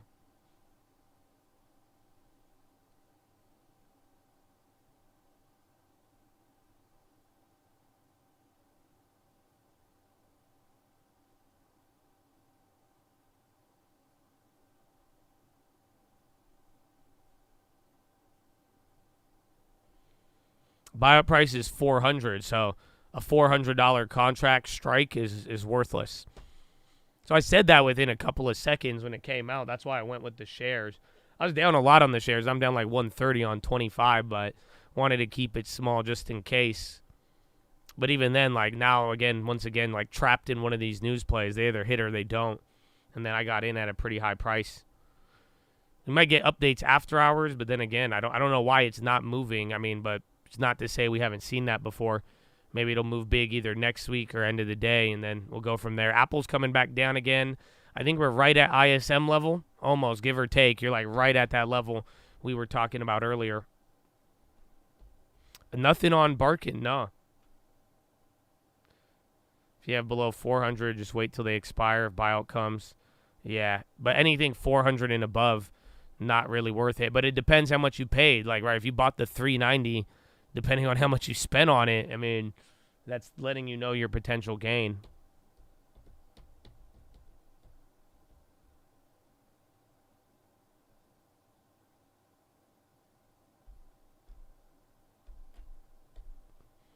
Yeah, no, Apple has started off the year with very shitty news. Literally 2 big downgrades. Yesterday, not anything too crazy. I guess Qualcomm getting into VR chips. And then now today, the antitrust. If you snake the other ones, but I saw one, I was going to get it. It was like 80 cents, but then I looked at the strike price, and it was a $4.50. Now it's going for 5 cents. I was like, because all the other contracts, they just jacked it up. So I think a lot of people just ran to them and bought stuff. But again, if you know the buyout price, that information goes a long, long way.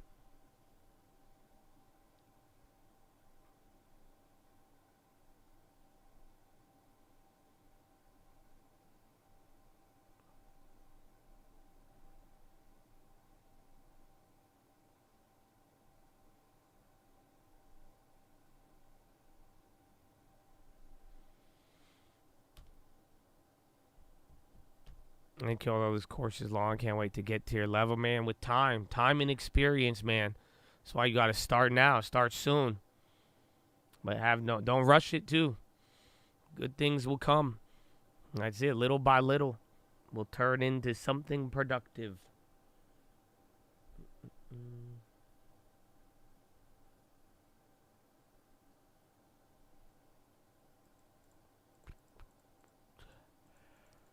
Day before earnings going heavy. You could. Again, with JP Morgan, that'll be next week. And then hopefully the pricing, we really get something and stabilize and then go from there. But like I said, though, as far as like going heavy, even when using like the 2 standard deviation strategy, is like you can go heavy if they hit. It's awesome. But ideally, the best thing is to like make sure that we don't lose a lot of money. And that could actually really make sure that you're protected.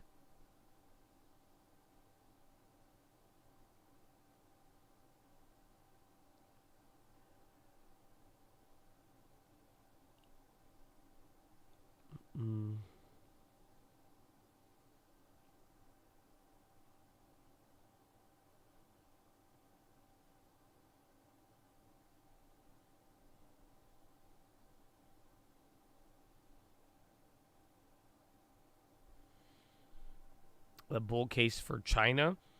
Well, right now it's that they actually get growth, and then people think it'll be as a result of stimulus or just rebounding. They do have growth. They are expecting it, but they also have a lot of other problems as well that are factoring into it all.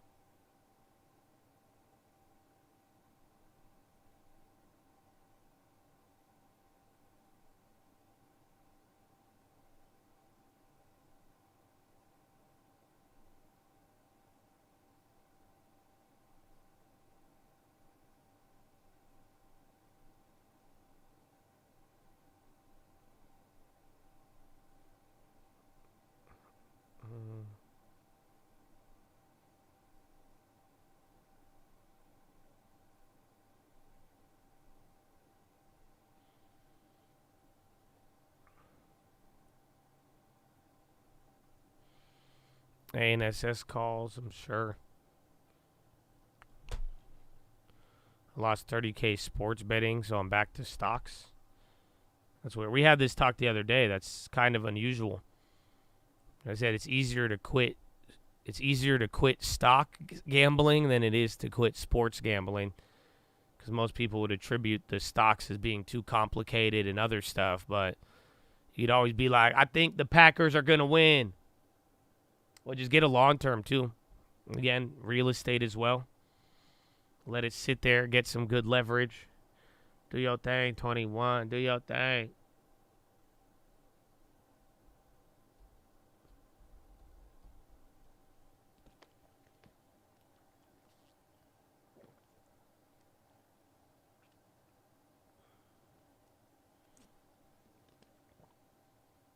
Yeah, so much easier to bet on Giannis 30 points.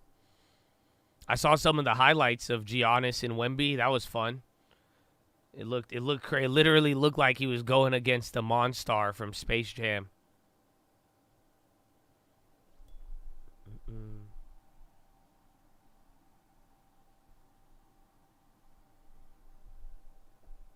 Long term turning 4 this year. Men and blessings. Another 50 to go. Amen.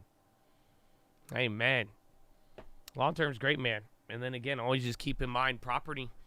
And that's the long term. Will either help with that, maybe other stuff along the way, and we will be good to go. Many blessings, man. Amen. Right back at you, bro. Long term. It will be good, my friend. It will be good. Joker with the buzzer beater. Nah, someone said that he shot from half court. I didn't see it, though. Still going to sports bet, but definitely more stocks.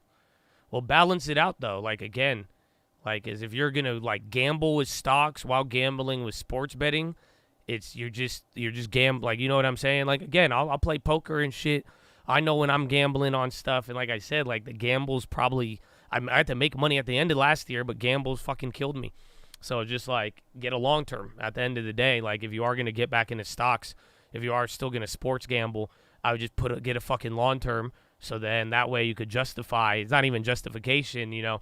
You got to always be careful of that. But it's just like you could at least do something and make sure it's there. Just go get a house. Go get a rental property. And then that way, again, like you could leverage 30 grand into at least maybe like, what, 150, 200 grand. That makes 10%. Boom, you got 20,000 bucks back, you know. Or and then, again, get you a little bit of income. So that's the way I look at it. That's the way I look at it above all else. But just make sure you don't fall for the trap of like little holes in your pockets. You know what I'm saying? The gambling takes a little bit on the sports, and then the option starts draining you a little bit versus like make sure you have one area to put the money where you know it'll stay and grow versus, you know, having the potential to like seep out and then now create a bigger deficit. You lost 4K last weekend on roulette. Yeah, you just crazy, bro. That's crazy. I think the biggest roulette bet I made was like $1,000 just because like I started with 100 and I put it on there and then it hit and I said double it. And then it turned into 200 and then it hit and I just martingale, you know, I just kept doubling it and then eventually I lost it. So, but but even then, that's crazy. Play poker with that type of money. You have a better chance of making a lot more money at the casino. Like if you're gonna walk into a casino with more than $2,000, even more than $1,000, just go play poker. Go fucking learn how to play. You know that. Yeah, double on. No, there's another one where you just keep doubling it up.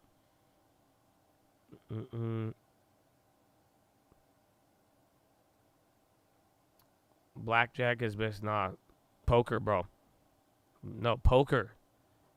Blackjack, you could only make what you bet, bro. I'm telling you, poker with 10 and then if you look weird like me and you kind of act a little weird, motherfuckers, and then they get emotional. It's just like options, bro. You know what I'm saying?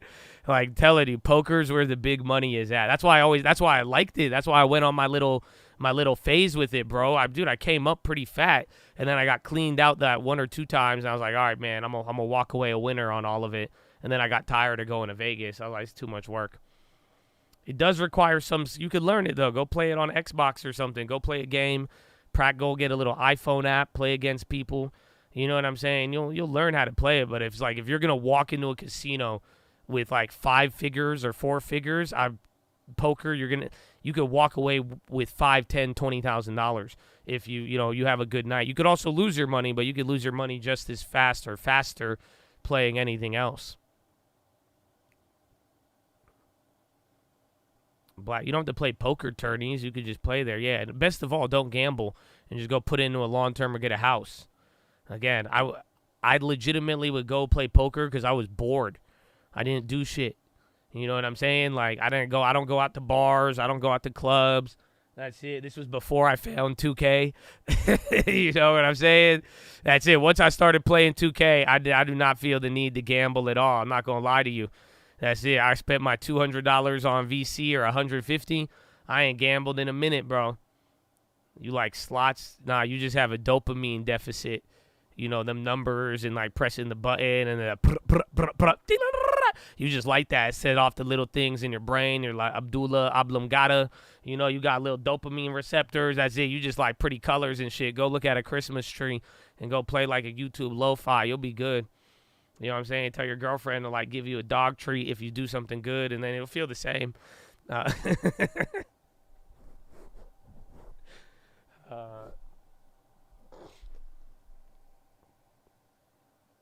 Where do people gamble in Cali? There's casinos, but there's not a lot of good poker in Cali.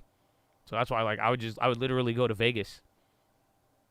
It was fun. I would go to Vegas. I would just take a flight. I'd land at like 10.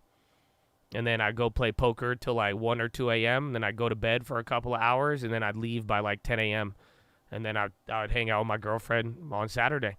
And go see my mom and everything too. That's it. It was quick. But I like Vegas poker too because then you get all the weirdos and tourists. And then you never know. Telling you, my biggest come up was the motherfucker with the Louis Vuitton little fanny pack. This guy, he was just hammered. And we were playing poker at like 2, 3 a.m., bro. And this guy, he got hella confident. And then he right away, he went all in. And I had a full house. And he put down like $3,000. I said, I call. That's it. That was a great one. But, yeah, it's good, man. You get to encounter all sorts of people. You have any crazy stories from Vegas? I have funny ones and, like, decent ones. But I don't have any, like what's it called? Like, it's nothing like, what's that movie called? The Hangover? I don't got anything, like, crazy. I think Vegas kind of overhyped. Like, it's not what it's like in the movies. So you just, like, gamble. Yeah. Either gamble or you go. There's good food in Vegas, though. I love Vegas food. That's the thing I really like.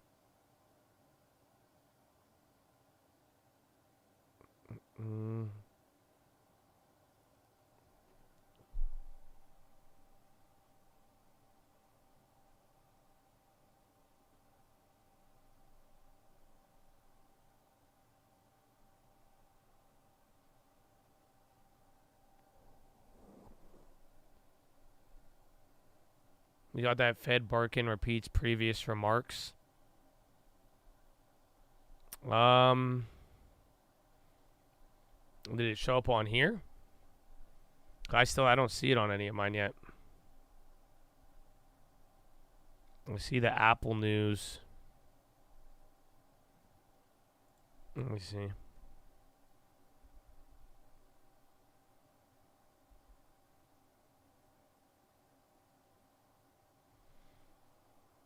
Someone on the Strip invited me to some warehouse party, and I went there. What? Were people hanging each other from hooks and flying around years ago? You are more braver than I am, bro. Anybody invited me anywhere off of the Strip, I say, stranger danger. And then I'm, nah. I had these Arab friends back in the day, bro. Idiots. I can't believe they fell for it. They walked past the wind. They were getting towards the end of the Strip.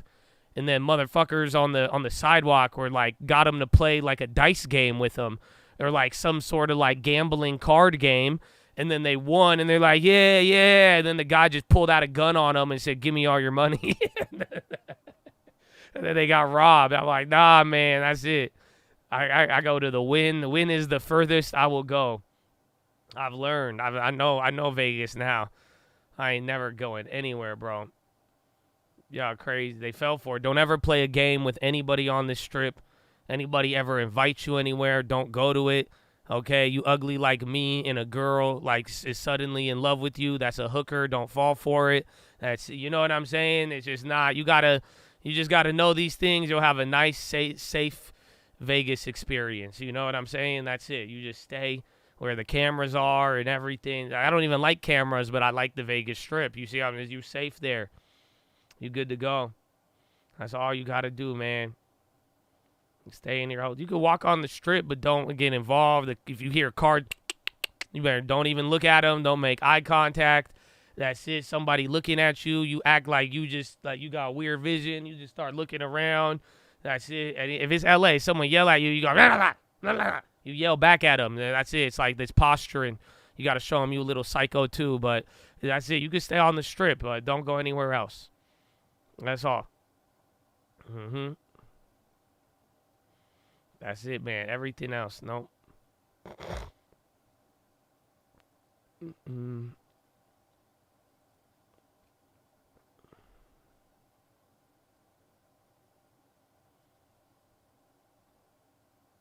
Trust no one. No, dude, this is I've never been to Fremont. No, I've been to Vegas so many times. I lived in Vegas for a little bit. But I was like, no, I ain't never been to Fremont. Like I told you, I ain't going anywhere else, man. Just don't go anywhere near it. I don't mess. I just learned the Vegas couple of hours. Just stay on the strip. You're good to go. But I've heard good things about Fremont Street, the OG. Yeah, but I don't leave the strip no more.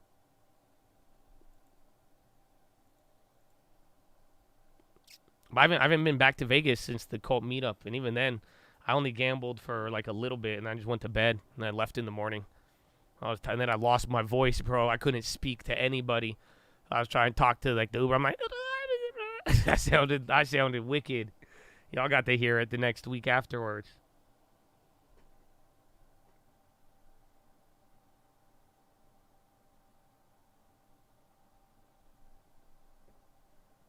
There it goes. Well, we got Power Hour in 20 minutes, but again, until we shake this little ISM thing with the dollar and bonds, we're just gonna be weird.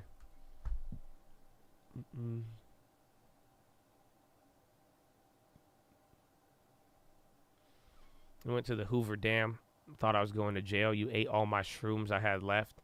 See, that's just not a wise decision. Not only you did shrooms in Vegas, in a very stimulating place, but then you're like, let me go to a really tall structure with a bunch of water. Like, that's a tourist. Like, you know what I'm saying? Didn't you want to learn about what type of eye-opening experience did you thought you were going to have at the Hoover Dam on shrooms, sir? You know, you could have went to a forest and had a better time, probably, maybe a little less dangerous, but why would you go to, you all got any tall structures? I just took a bunch of psychedelics. Yeah, I like a tall structure that makes a lot of loud noises. I want to feel small and big at the same time. What? So that's a personal. I think you could have done a little better there.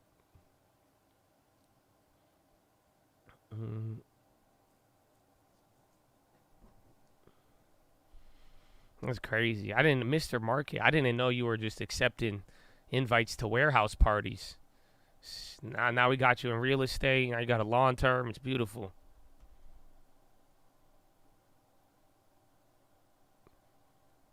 Tons of international tourists at the dam. Yeah, and a bunch of kids, you weirdo. Like, you like tripping out. Motherfuckers are on a field trip. Like, just let them be in peace. You like, look at these little gremlins. What is that? That's a big ant. That's crazy. It's like, oh, man. Oh, man.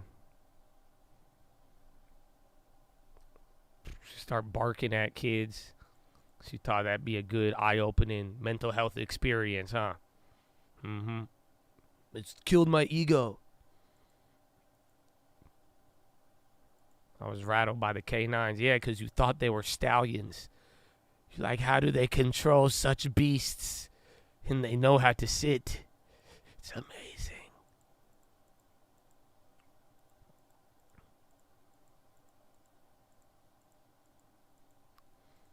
SRPT on the high. They're up 3% right now. They were red earlier. Actually, not too long ago. They're running up.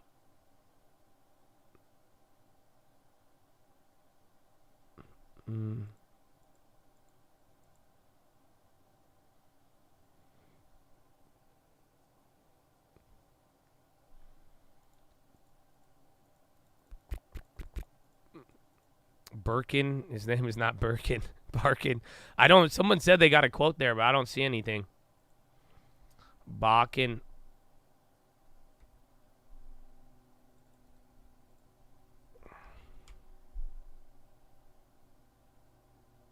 Yeah, nothing. Everything. Again, if anything, the last headline said he pretty much repeats the same statement, but I haven't seen anything like new come out yet. No bark. Honestly, it's good. That would have been a wasted. I told you it's the same speech. Wasted $250. Yeah, power hour action in 5 or 15 minutes. Yeah, IWM back down to 0.15 red. I think it was lower yesterday or earlier today. So again, if anything, SPY got close at one point to hitting open. IWM did good, but then outperformance still on NASDAQ and SPY.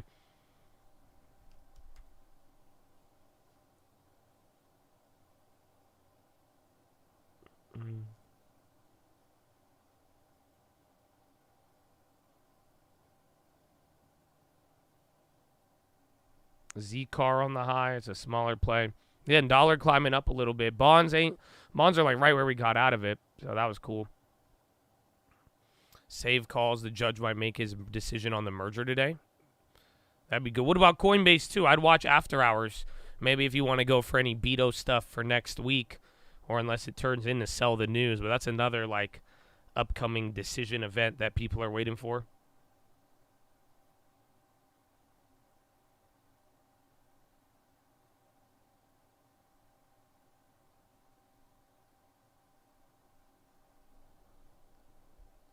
All right, clap.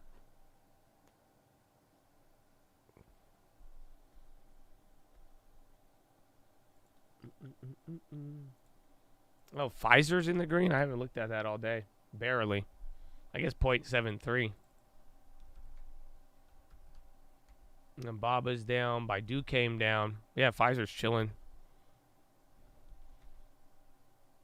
I guess little outperformance on the healthcare. Spotify on the high.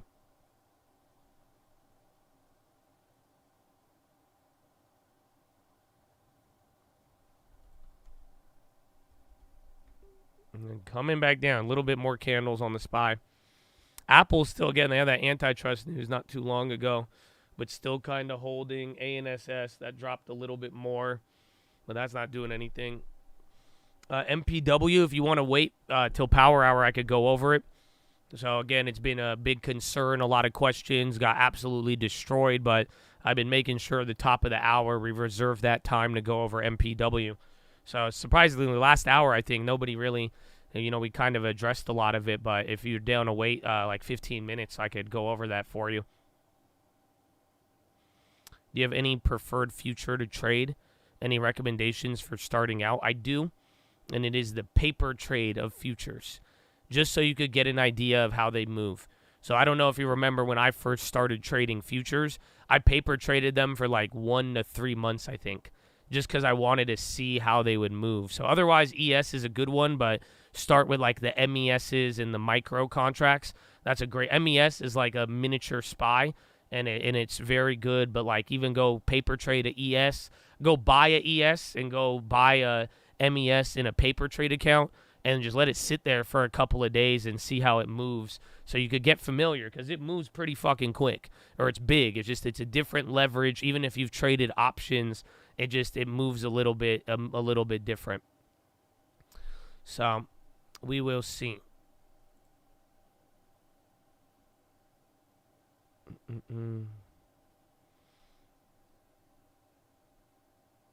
What do you think about prop firms? So I'm looking at your Chad facts right now. You have asked me this question before because I'm pretty sure I've answered this, but I think they're scams. I don't want to get too much into it, but just do it yourself. Again, I think prop funds are like hard money lenders for trading futures. You know, there's no point of getting anybody involved. Get it by the bootstraps. There's a lot of ways to trade options very cheap. If you figure it out, you'll make all the money for yourself. You don't need to over leverage and call it a day. But, you know, I think you should do it independently. And I think literally prop funds are scams. And most people who tell you about them are getting paid to get you to sign up for them. That's the sad reality of all of it. No, don't worry. I just want to make sure, man. But it's just like, do you know what hard money lending is on a house? Honestly, hard money lenders are way more legit. But like prop funds are just, again, you don't need somebody to give you, you know, think about it. If anybody is offering you everything you wanted, it's for a little bit amount of money, it's probably a scam.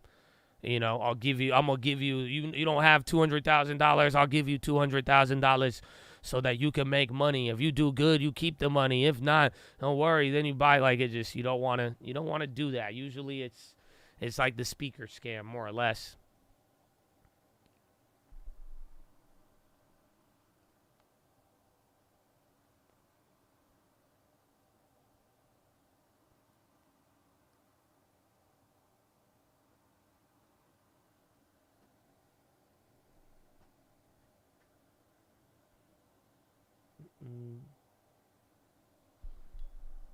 Futures do expire. There's different dates for them. They have a time limit. And that's where when you roll over and buy, that's where the premium is embedded into the play. So you don't pay for the contract. You're buying it at a price, but the different contracts have different values, higher or lower, you know, implying a certain price. And that's pretty much the premium that you are paying, but it's not really there. Like, you're not buying something. You're not buying the right of something.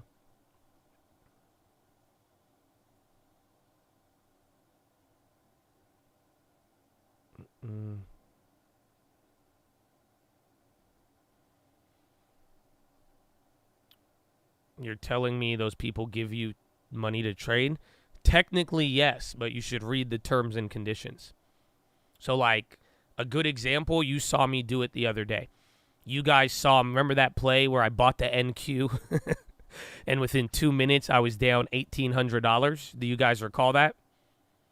So, if you were on a prop fund, they would have gave you money you didn't have, right? If you only had a portion of the account, they would have let you put up, you know, that play cost even like what? I needed like $13,000 or $17,000 upfront margin requirement.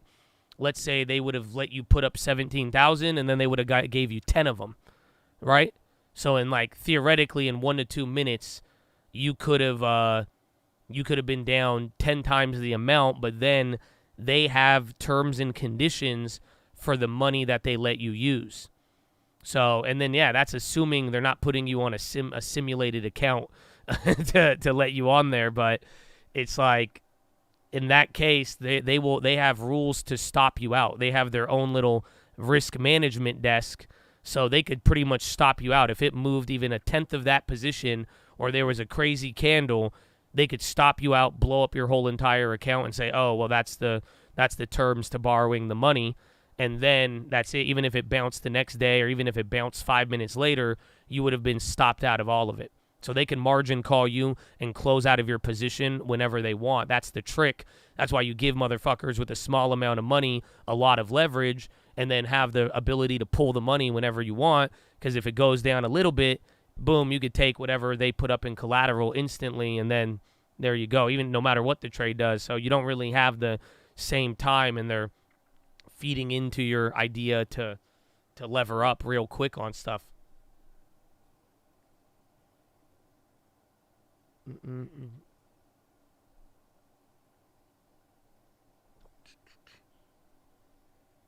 A levered margin, kind of, and then, but again, that's why people like it. They allow you to do that. And like you're saying, prop firms don't give you money in the beginning. A lot of times too, before they get to that stage, they'll charge you a fee, sign up for this, and then they'll put you through a quote unquote program, make you feel like you're a professional, you know what I'm saying? And then they'll get you to go through. What do they get? They get fees and money and collateral. And then if they don't put you on a live account, or then they stop you out, they could give you a little baby trade, stop you out of it, take your collateral, and then they could balance it out with other hundreds or thousands of other trades that they want to do. And you keep go look at all the go search a prop fund that has already gotten in trouble or went bust, and you'll see how much money these guys walk away with. And then again, on top of it, charging fees. There's booking. So it's just it's a night, like I'm saying, it's giving you everything you want for a little bit amount of money. I mean, it should ring alarm bells in your fucking head if you're, again, that's unfortunately, that's what we're in now. Yeah, their money's never at risk. They're getting you to do certain things, and then if you fail, they take your money. If you do good, some people have even reported not getting their money, but even then they'll give you a portion of it, and then until you fail, and then they'll just take everything else. And then they'll charge you a fee to learn, quote unquote, and then do all of the other stuff. So just got to watch out for it. But like I'm saying, it's like a hard money loan shark type beat is the way that I look at it. So it's like, people do use it and you could get something out of it, but it's like, it's pretty sketchy. Like I'm saying, just loan sharks, and it's not like, they're not your friends.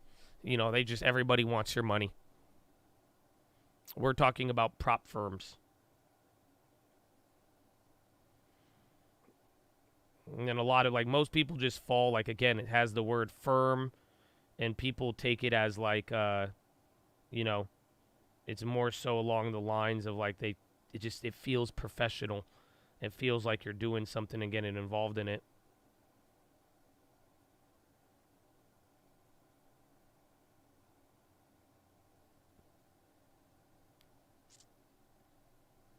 And so many. I mean, yeah. Why do they advertise a lot for a reason? They make a killing. That's it. If I wanted to lie to all of you guys, and if that's the type of life I wanted to live, I could go make $10-20 million making one of those prop firms right now, and have everybody take the risk and then profit off of fees, subscriptions, and just motherfuckers doing just dumb shit. It's like making your own little. Anybody who owns a prop firm, it's like making your own little DraftKings thing. A couple people you're gonna pay out, but the other 90% you're gonna just take all their money. Above all else, you should open up your prop firm. If I ever go broke, bro, I got you. If I ever, that's it. If I lose my money and my beliefs, I'm down. There's legit prop firms out there, but they're not advertising on YouTube. Yeah, the legit prop firms are called hedge funds. That's the general idea. At that point, it's not a prop firm. It's just you're probably a hedge fund, and then again, you could work with other funds and do stuff like that. But at that point, it's not a prop firm.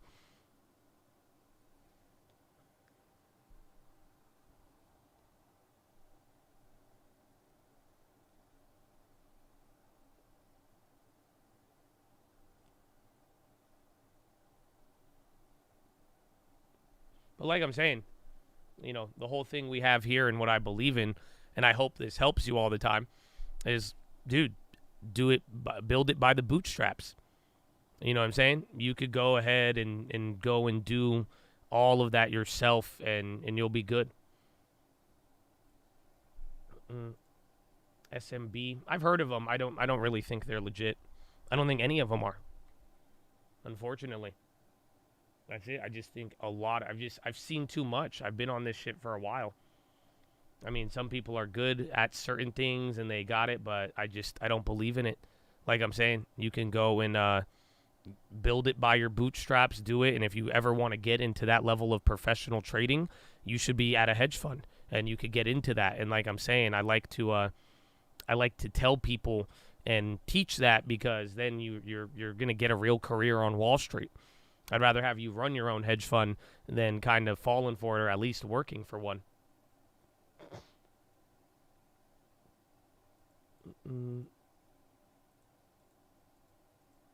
But I think I don't know. Is SMB? I think it's just a hedge fund.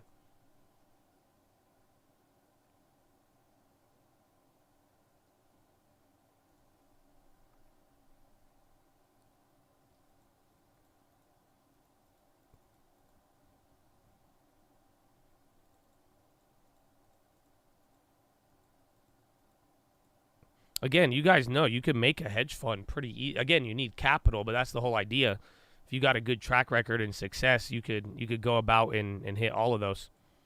But once you get, you lose credibility in my book instantly. Once you take if there's a prop fund route there, it's not really again. I don't know if you've ever worked with hedge funds or seen them.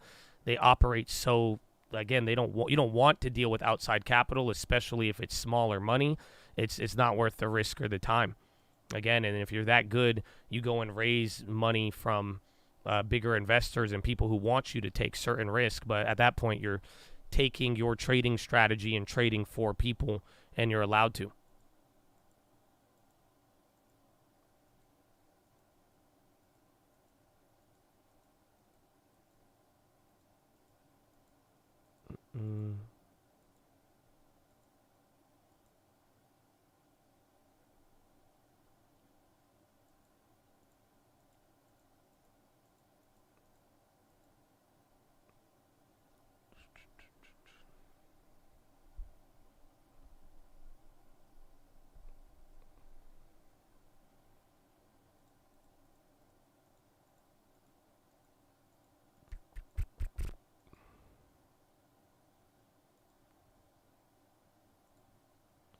Lunar. We're at the lows right now, man. It is power hour in 1 minute. Yeah, the wheat stocks are going up, but those plays are not. New low of the day on the SPY. That greedy short did hit, huh? Yeah, we were talking about that.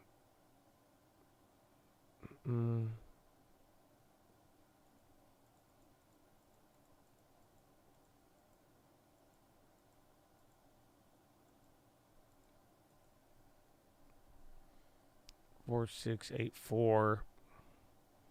Slowest Friday ever. It was looking like it was going to be ultimate squeeze, man, and get you in a ramp-up, melt-up mode, but then Euro close. Ding, ding, ding. And then that's it. Once the bell rang in Europe, everyone was like, nah, man. Nah. I think biotechs might be cycling, or XLV, but again, everything kind of today didn't do much. Fed barking. Reacceleration in economy seems less likely. Fed barking, labor market moving in very steady softening pattern. They're probably interviewing him afterwards now. I'm getting comments from Barkin right now.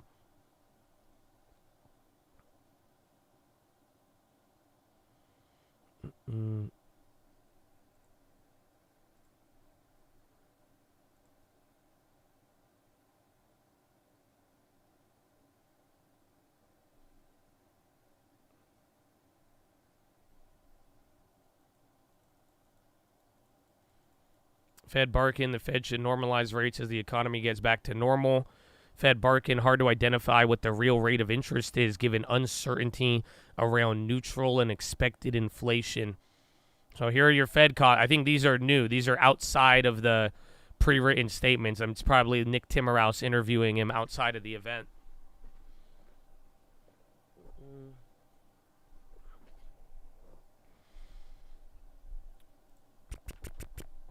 You bought a couple of those MSOSs.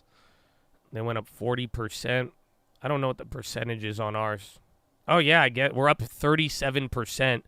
I'm just a greedy bastard, and it feels like nothing. But I thought the stock moved a lot. I thought we could have got a little bit more. But, yeah, those MSOSs are up 37. But, I don't know. I'm a bastard because I don't like it at all still.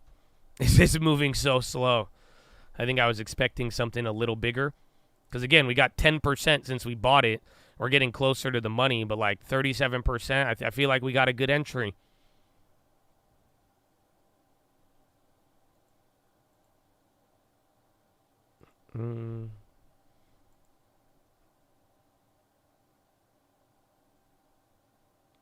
Yemen's Houthi Supreme Revolutionary Committee to BBC, any country to involve itself with U.S.-led Red Sea coalition will lose their maritime security and will be targeted. That's crazy. One, there's someone in the army. They're called the Supreme Revolutionary Committee. And then two, BBC is interviewing them. Hi, can we get an interview? We'd like anybody from the Supreme Revolutionary Committee. That'd be Do you have any statements? Bro, the Supreme Revolutionary Committee. That means they got a normal Revolutionary Committee. They probably flex on them. They're like, we the Supreme one. Oh, Smiley Dinero, baby. God bless you, man. Thank you, my friend. Pay the plug. I don't know what I did, but I love you. God bless you. Mm-hmm.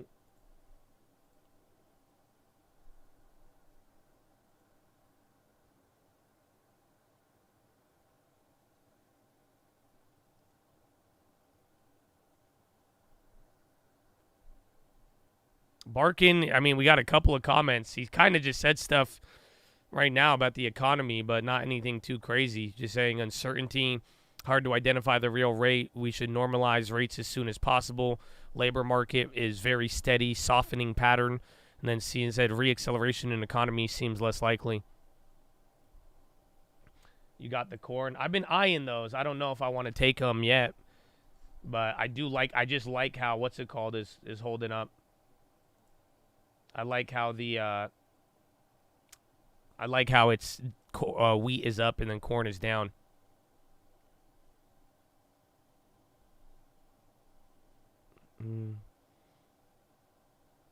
They're just starting and do homework. What is MPW? Is it worth it to be on the portfolio?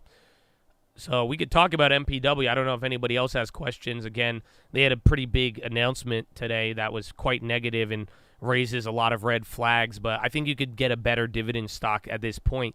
You could probably get a little bit in it now, but I'm not ready to buy more until I see something really change. But to start out your dividend portfolio, I would look for something like that you use, that you really, really know about. So don't even research a company that you don't know about. Like, go look around your house, and see names that you've probably been using for 10 years or longer, and try to start with like a real blue chip name. Baba pays a dividend, but it's too small. Again, I think there's a lot of different names out there.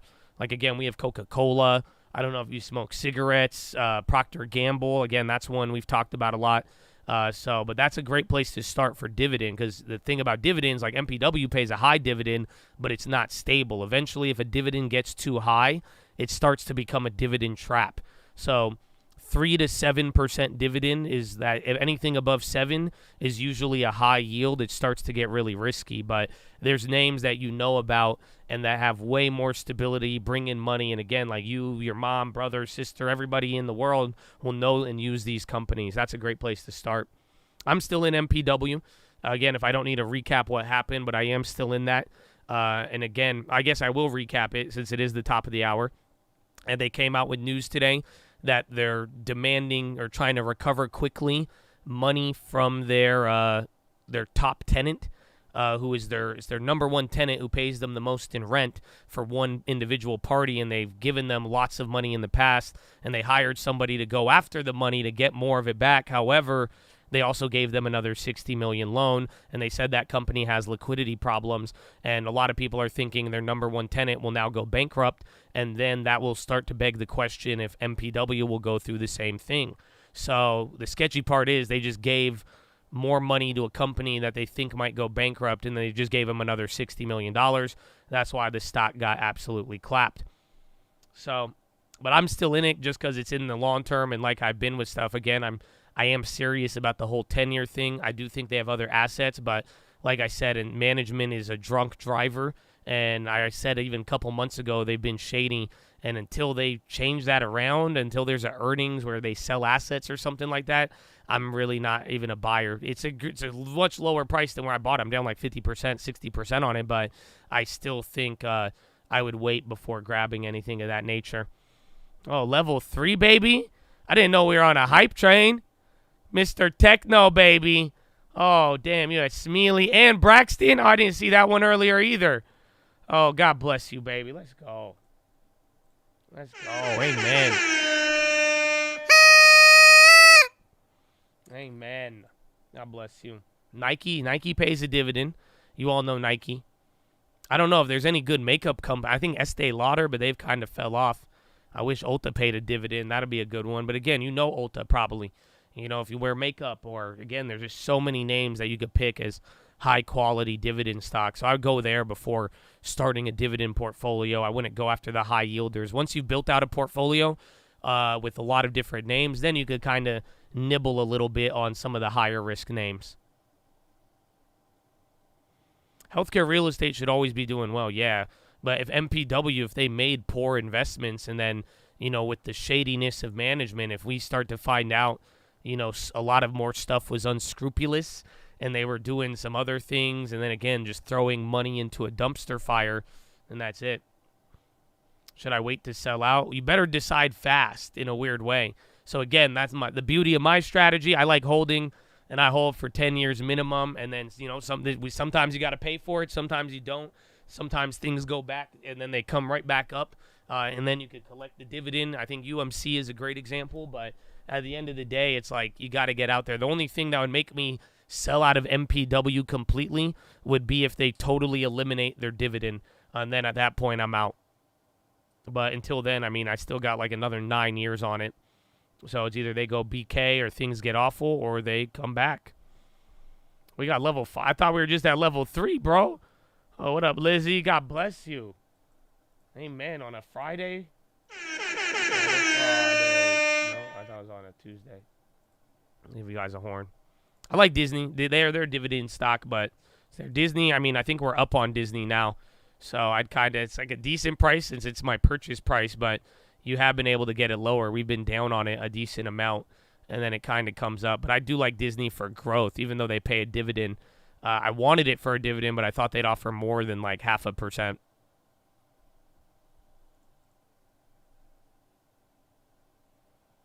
Yeah, MSOS is going up. Those are up 50 now, or 48%. Woo. I think the yield max is just, I want to own equity. I want to own companies. I'm not really a fan of the yield max. I know a lot of people in the chat like them, but I really do think it's kind of sketchy. Again, the idea for 10 years and holding for that long, like we want to own part of a company, and companies can appreciate very well, and you get good ownership. You're gonna love it. Oh, Blizzy B, baby, you want to get in on it? I got you. Can we get a space coupe? I just bought that. Oh, Mar, what up, SJ? Oh, let's go. Happy Friday, baby. Thank you. Thank you, my friends.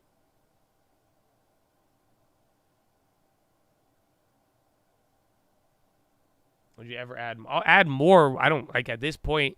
I'm just down on it enough where like I could wait till they fucking change the script and then I could add more. But until, like I'm saying, until they sell assets or do something that's like different, you know what I'm saying? Like I ain't gonna. There's no point. Even if I get it at 5, I'll be getting it at a discount. If I get it at 4, but they need to, dude. The management is terrifying. Like, you know what I'm saying? Like these guys, I don't trust them. I don't trust these old white dudes like that, especially when they have not done anything to earn the trust, even after they've already been at distressed levels for a year and they haven't really, been crazy, if that makes sense. Like you had a year to get out of distressed BK levels and they haven't really done that. So it's just like until we see that happen, it's not new management. It's the same mother effers running this company for 20 years. But then again, now the heat is on, the pressure is up. That's what they got to get going out here. Oh wow, iceberg! Oh, you got level 6, bro. That's a subtle level 6, man. That was 6. That was 6 horns. You know what I'm saying? Mm-hmm.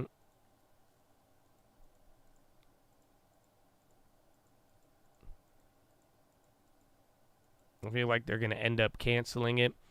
Well, let's see. I hope they don't, but if if you can eliminate the entire dividend and that just changes even more and then mix that in with all of the problems, I don't even know what that thing becomes. Do you think it's a possible overreaction, or where do you think it could drop to? It could be, but then again, it makes the vultures are swarming. That means there's probably a dead body somewhere. And that's what, again, if Stewart is the dead body, you're going to have a problem. But then it's just like, I'm telling you, the same thing happened on the last one. I bet you the stock would have went up if they didn't say they gave them another $60 million. Does that make sense? the same exact thing happened 3 months ago or 6 months ago in August. When they had earnings, they did good. Things were looking great. You know, again, remember, the stock was we were up 50 or 40% before we went down. You know what I'm saying? But it's just like, dude, what are they doing? They keep giving money. Right when they get any good profit and they're turning things around and they have all this, they just give money to steward. And it's just it's just getting out of hand. It was already out of hand, and we bought it knowing that risk. We bought it with very good. Again, it's at distressed levels right now. You're buying this company as if it's already at bankruptcy prices, more or less. And again, that could go lower. But it's just like, dude, anytime they did it, that's it. Southwest Chesapeake, near $7 billion merger. Southwestern CHK, and then as that SWN. Ooh. $7 billion, what would be the price? SWN pop, Chesapeake down. Oh, they're already at 7. Oh, near $17 billion? Hold on. Yo, SWN, near $17 billion merger?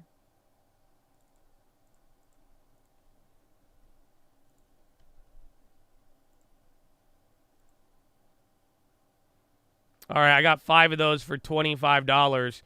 Hold on, that's a lot of money, bro. I just grabbed the January 19th $10 contracts. I got 5 of them at 5 cents. But again, I could fuck. Ooh, I actually might have overpaid. Hold on, go for the 750s. I'm an idiot.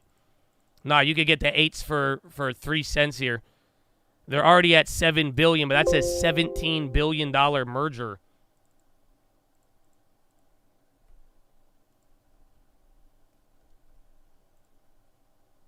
Oh, those already went.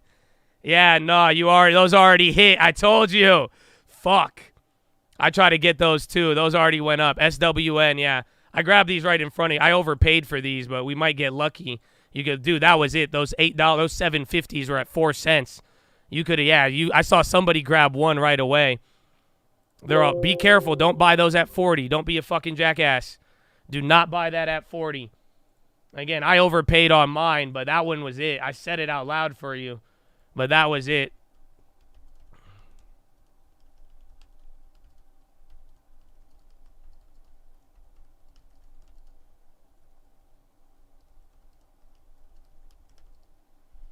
Which ones did I get? I guess, how much did I get? I guess I went up almost 100%, but still, I overpaid for those pieces of shit. Those ones are looking at me right in the eye. That's 750. That was 3 cents into 20, even 10 on the bid. But do not buy those above even 10 cents right now. I wouldn't chase too crazy. I got the $8. I got the 10. I'm a fucking idiot. I could have got way better ones. I way overpaid for those. But then again, I just saw the buyout price is like triple the price if they merge at that.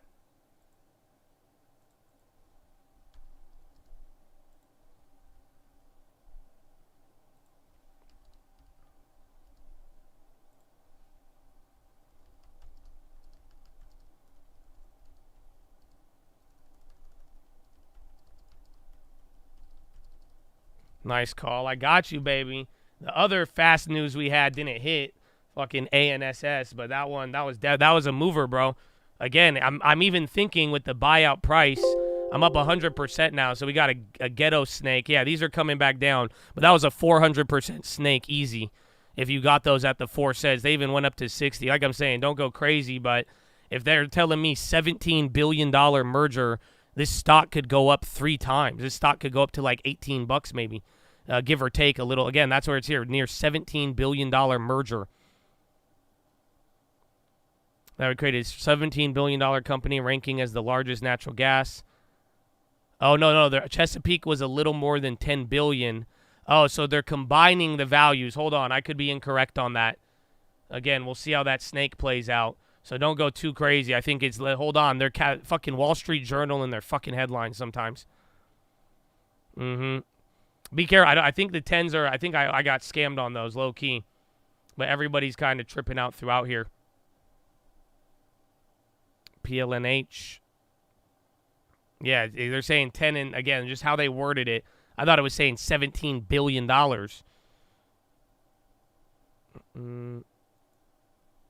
Not bad. MSOS, that is running. We're up 60% on those now. Yeah, these.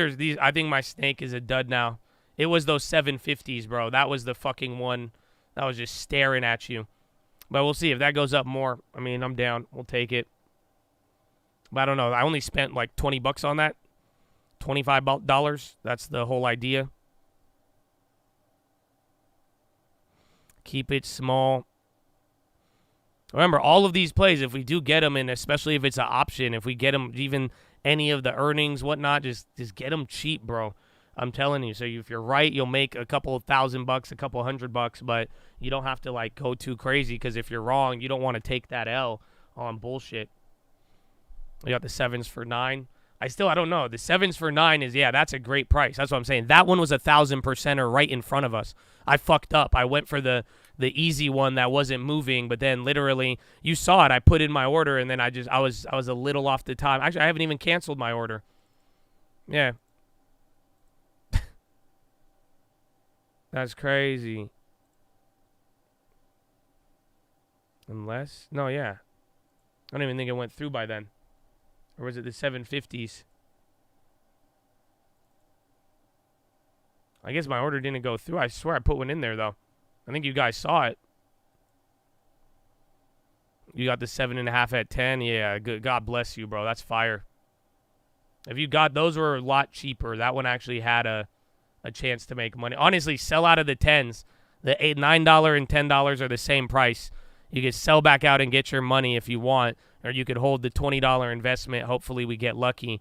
But notice that, like right now, okay, now the bids are changing, but I don't think this was the optimal contract, unfortunately. So be very, I think you missed the snake above all else.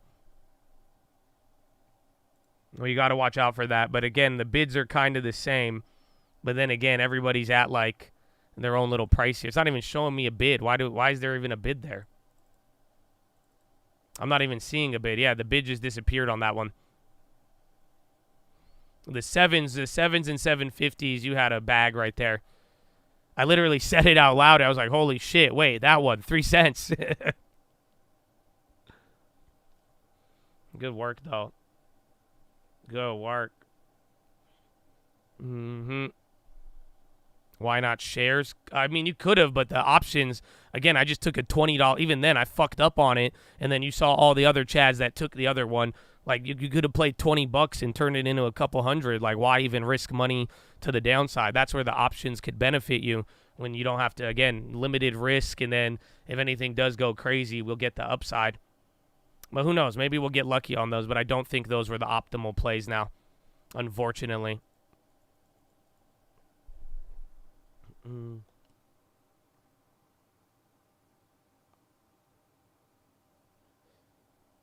It's on CNBC now. Yeah, we got that fucking early. That was great.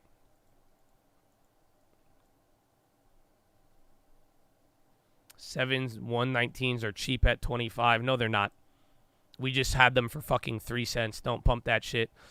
Like I'm telling you, I was even saying once these already went up to the motherfuckers buy, I said, do not be an asshole and buy these for more than like even like 12, 15 cents. You just had them at 3 cents called out right in front of you. Like there's no point to even chase it after that point. But I strongly go against that. Again, anything moving up from here, you're getting lucky. That's it. You're playing and you're gambling to get more, but that snake the chain right in front of you, that was a great opportunity at very low prices, low risk. But at that point, anybody telling you higher, they're just trying to sell you the contracts 1,000% higher in fucking 5 minutes. But no, I'm not a believer in that one.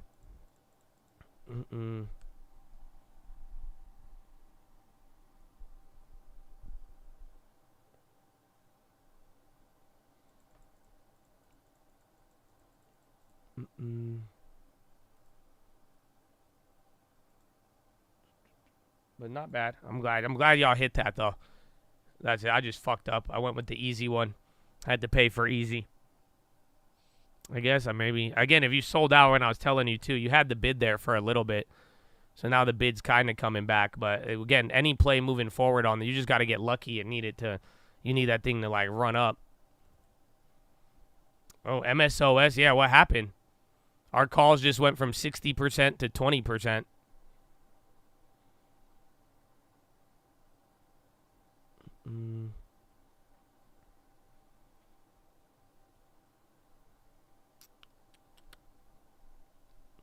Signal. All right, SWN coming there. What time is it? We got 30 minutes.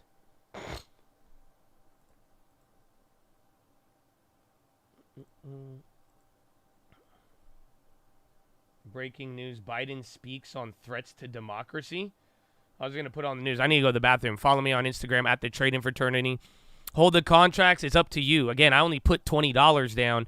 I think you could get the bid. If you could get your money back or a little bit more if you don't want to risk it, you could just sell out real quick. Otherwise, I mean, if you're holding it to get lucky, the closer you are to the money, I think that's a way better deal if you got them cheap. But the ones I grabbed, the fucking 10s, I don't know. If you want the $20 back, if you see a bid, take it.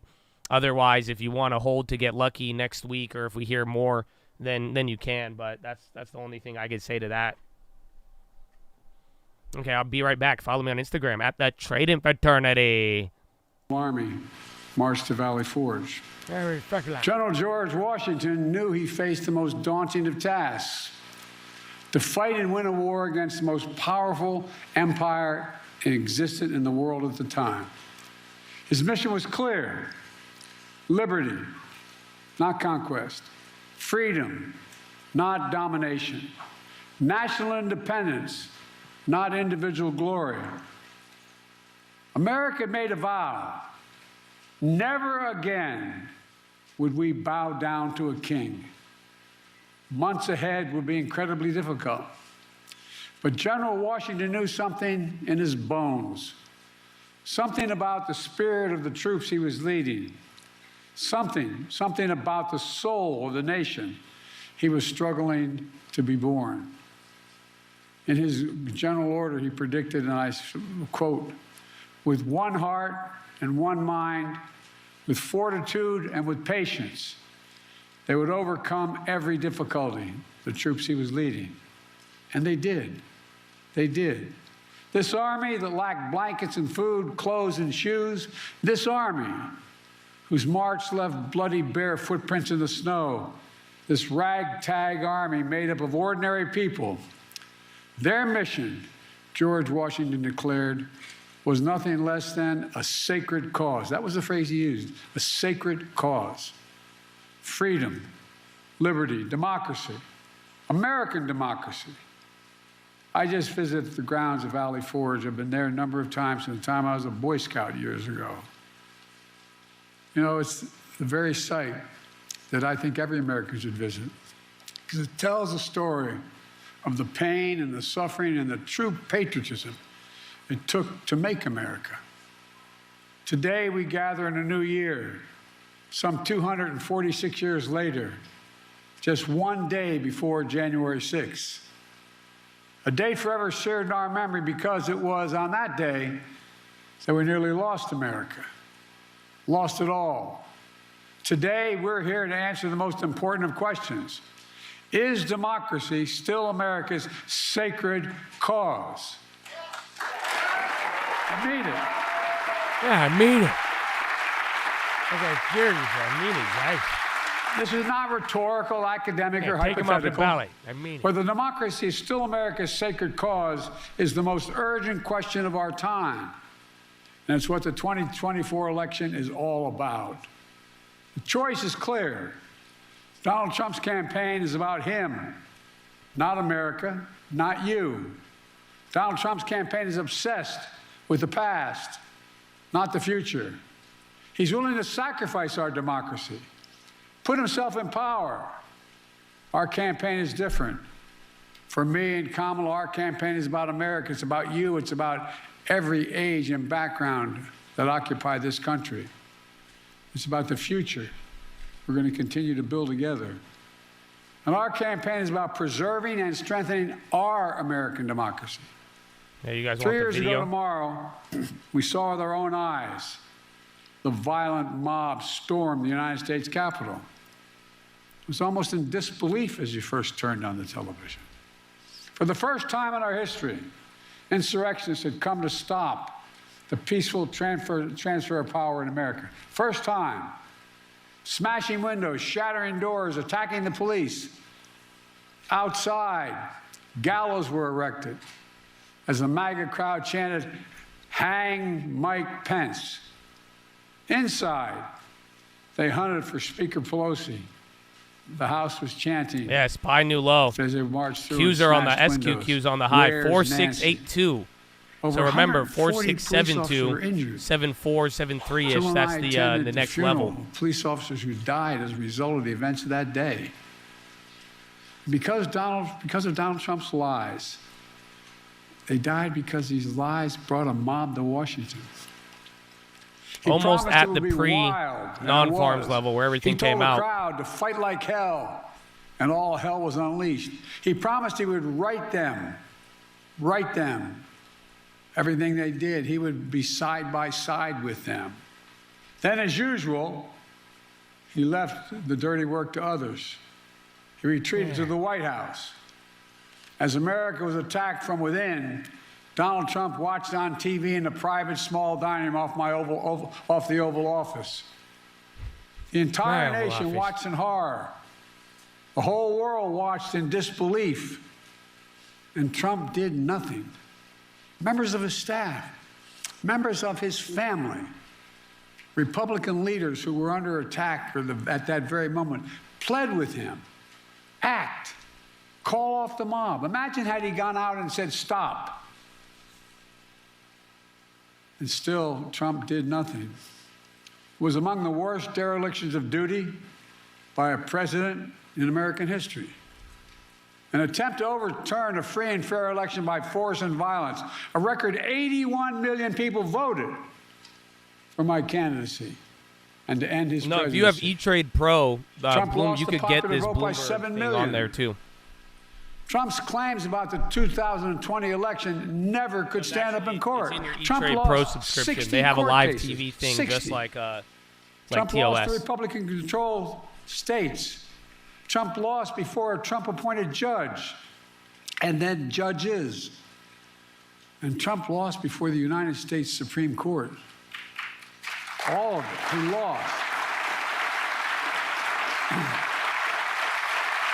Trump lost recount after recount after recount and state after state.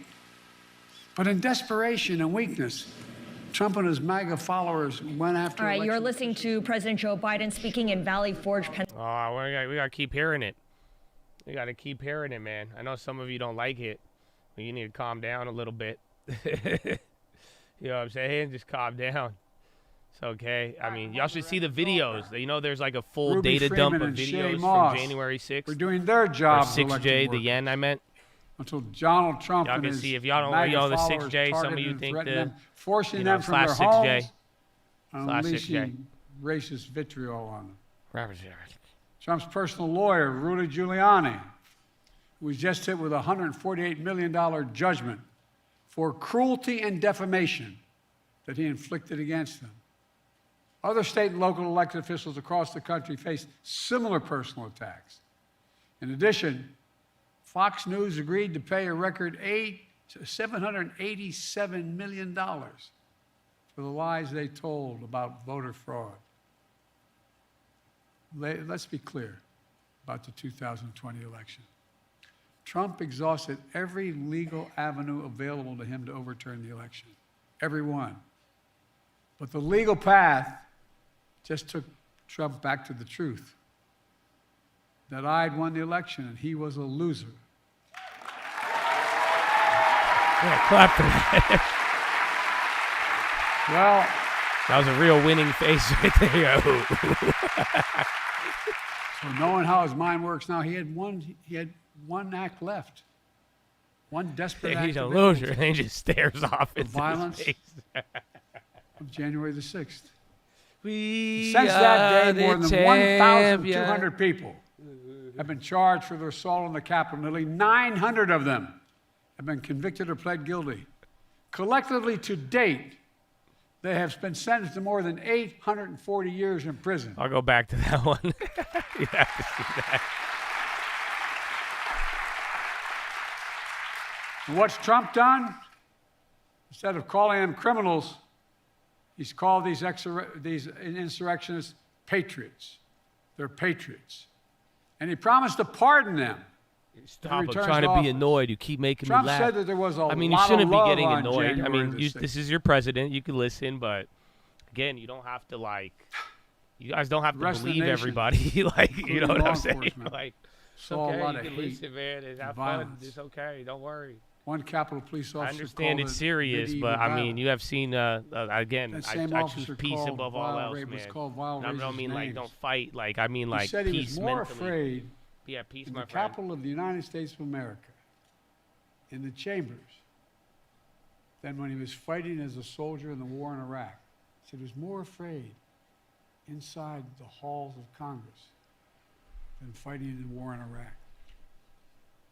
And trying to rewrite the facts of January 6th, Trump is trying to steal history. Oh, what the fuck? They The same way he executed it. tried to Oh, I had steal the $8 election. calls? No. But I just he got one knew for the 4 truth. cents? Fuck. Because we saw it with our own eyes. Oh, that's It the one wasn't I like did. I something swear I put in story another written. order. It was on television. Oh, recorded. assholes. We saw it with our own eyes. All right, I got one Trump's set mom there. was That's bullshit. Peaceful protest. Spent another $4. I didn't mean to do that. They were insurrectionists, not Scammers. patriots. They weren't there to uphold the Constitution. They were there to destroy the Constitution. Yeah, and then there when $10 came back. Trump won't do what an American president must do. He refuses to denounce political violence. So hear me clearly. I'll say what Donald Trump won't. Political violence is never, ever acceptable in the United States political system. He's getting never, low. He'll yell never, soon. never. You got that right on the money, It has man. no place in a democracy. None. Nah, you hit that on the can't head, be bro. You got hella quiet. I was and about to turn it pro-American. up, and then he just. MAGA supporters not only embrace political I'll violence, say they it. laugh Fuck about you. it. At his rally, he jokes about an intruder, whipped up by the big Trump lie, taking a hammer to Paul Pelosi's skull, and echoing the very same words used on January 6th. Where's Nancy? And he thinks that's funny. He laughed about it. What a sick. All right. My God. What a sick motherfucker. What a sick little bitch. What a sick little. Okay, I'm so I think sorry. It's despicable, I just- seriously. Not just for a president, for any person to say that. But to say it to the whole world listening. When I was overseas, anyway.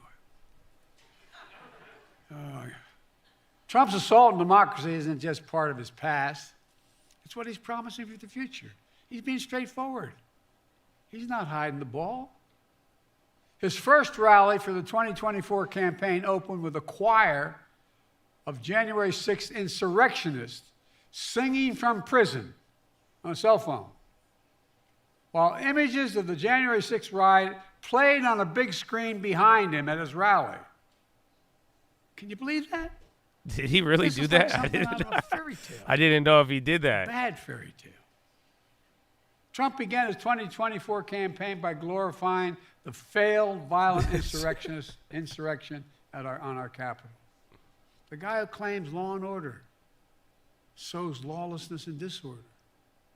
Trump's not concerned about your future, I promise you. Trump is now promising a full-scale campaign of revenge and retribution, his words, for some years to come. They were his words, not mine. He went on to say he'd be a dictator on day one. I mean, if I were writing a book of fiction, I said an American president said that, and not in jest. He called in, I quote, the termination, quote, this is a quote, the termination of all the rules, regulations, and articles, even those found in the U.S. Constitution, should be terminated if it fits his will. It's really kind of hard to believe. Even found in the Constitution, he could terminate?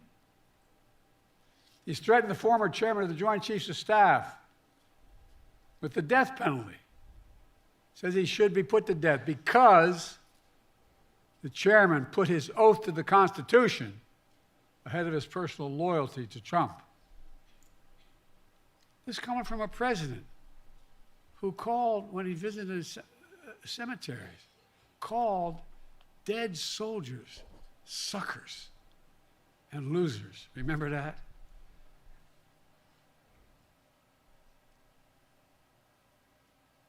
That face. Sometimes you don't look at the screen, it really sounds happy. more serious, but he's fucking with me, man. Can't be seen. It was right around the time I was at Bo's grave, Tommy. How dare he? Who in God's name does he think he is? With former aides, Trump plans to invoke the Insurrection Act, which will allow him to deploy, which is not allowed to do in ordinary circumstances, allow him to deploy. I already closed the bond US short. We made like military $350 forces on it. On the streets of America. He said it. He calls those No, this who is his oppose- speech. I mean, oppose think him about it. January vermin. 6th is tomorrow on the weekend. They ain't going to work on Talks the weekend. about the blood of America so is they being doing poisoned. it today. Echoing the same exact language used in Nazi Germany. He proudly posts on social media the words that best describe his 2024 campaign. Quote, revenge. Yeah, quote, Chesapeake going power, up. Is SWN? quote, dictatorship. They dropped off, but Chesapeake running. There's no confusion about who Trump is, what he intends to do.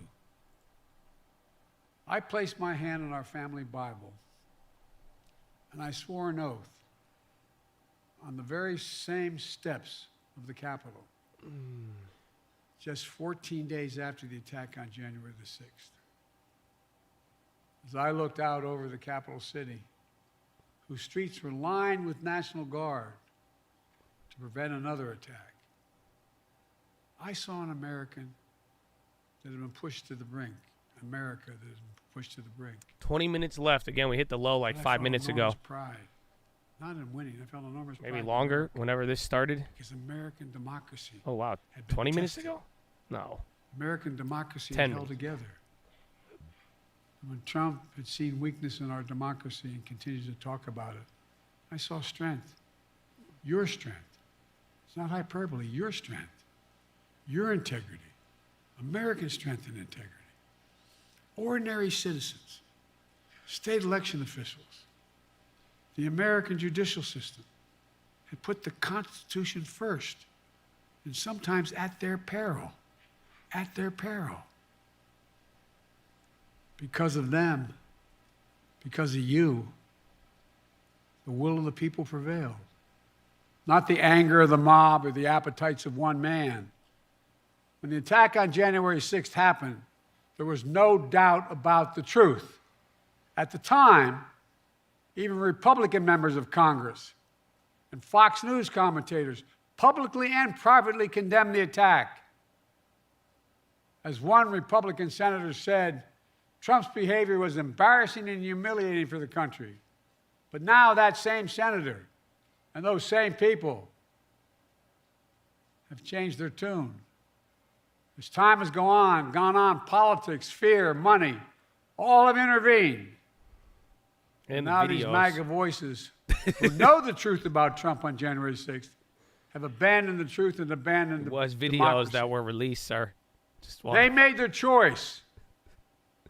Now the rest of us, Democrats, independents, mainstream Republicans, we have to make our choice. I know mine, and I believe I know America's. We'll defend the truth, not give in to the big lie. We'll embrace the Constitution and the Declaration, not abandon it. We'll honor the sacred cause of democracy, not walk away from it. Today, I make this sacred pledge to you, the defense, protection, and preservation of American democracy will remain, as it has been, the central cause of my presidency.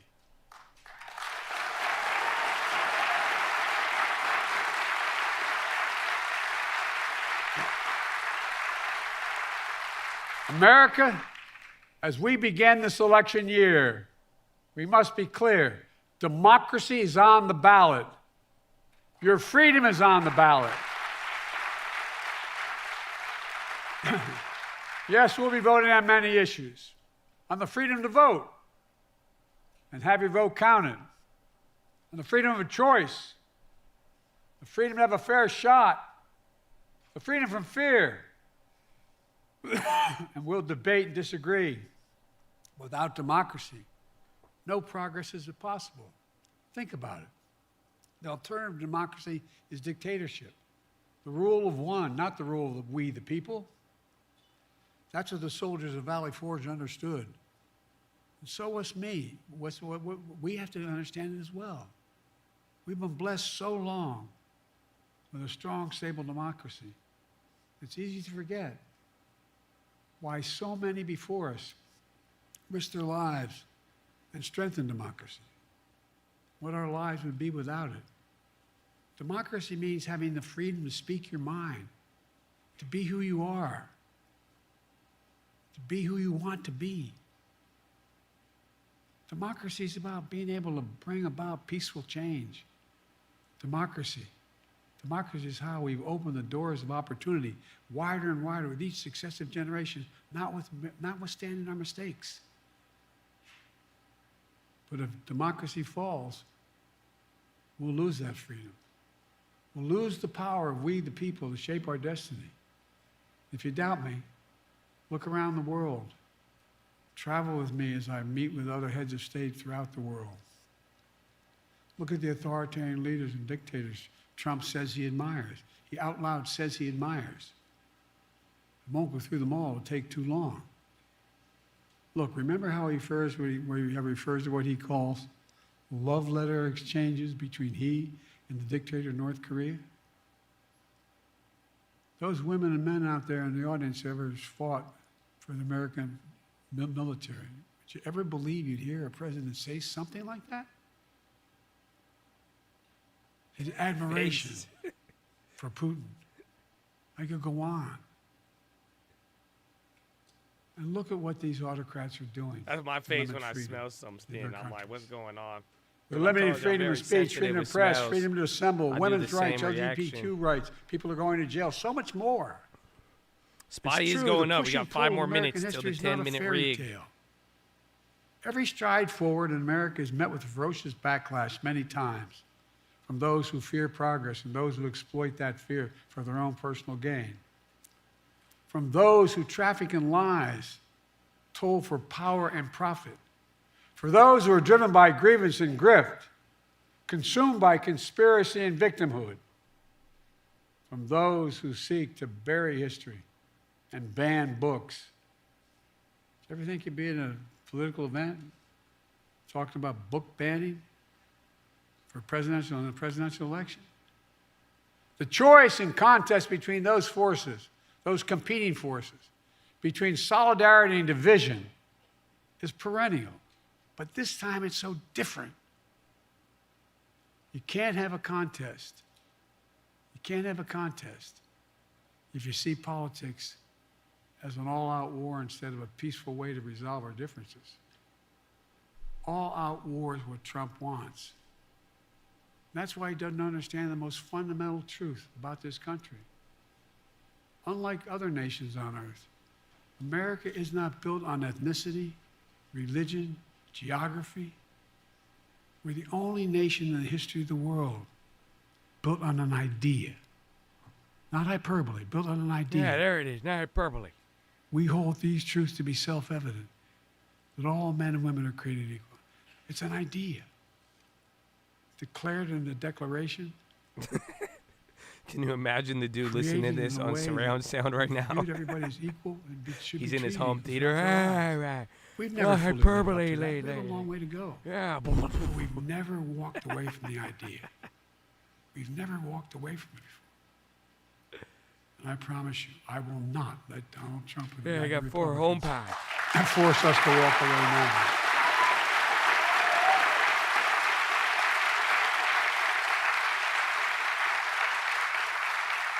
We're living in an era where a determined minority is doing everything in its power to try to destroy our democracy for their own agenda. The American people know it, and they're standing bravely in the breach. Remember after 2020, January 6th insurrection to undo the election, in which more Americans had voted than any other in American history, America saw the threat posed to the country, and they voted them out. In 2022, historic midterm election, in state after state, election after election, the election deniers were defeated. Now in 2024, Trump is running as the denier-in-chief, the election denier-in-chief. Once again, he's saying he won't honor the results of the election if he loses. Trump says he doesn't understand. Well, he still doesn't understand the basic truth. That is, you can't love your country only when you win. You can't love your country only when you win. Denier-in-chief. So I'll keep my commitment to be president for all of America, whether you voted for me or not. I've done it for the Biden last kind of got a 2 years, good and I'll hairline. continue to do it. Oh, Together, I'm sorry, we I can keep proving that getting America's distracted. still a but country that believes in decency, the little thin, he got the little dignity, like pull back honesty, here, but like shit honor, looking better than mine. Truth. I ain't We still 87,000 believe years that old. no one, not even the president, is above the law. We still believe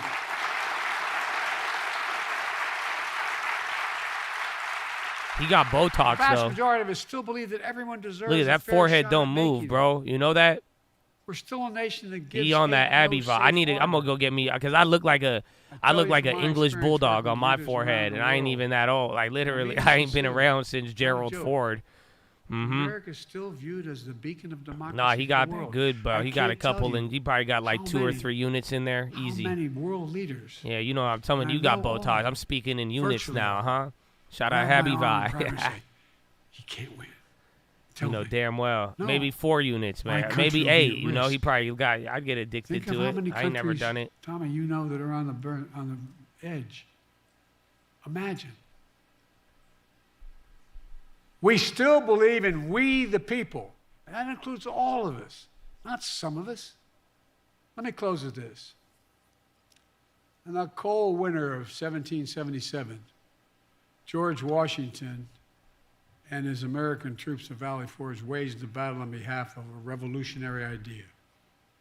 That everyday people, like where I come from and the vast majority of you, not a king or a dictator, English everyday bulldog. people Nah, can you govern good. themselves without a king. I look like the English bulldog. I got a scrunchy In fact, in the forehead. rotunda of the Capitol, there's a giant painting of My girlfriend General clowned me George for it. Washington, not President Washington.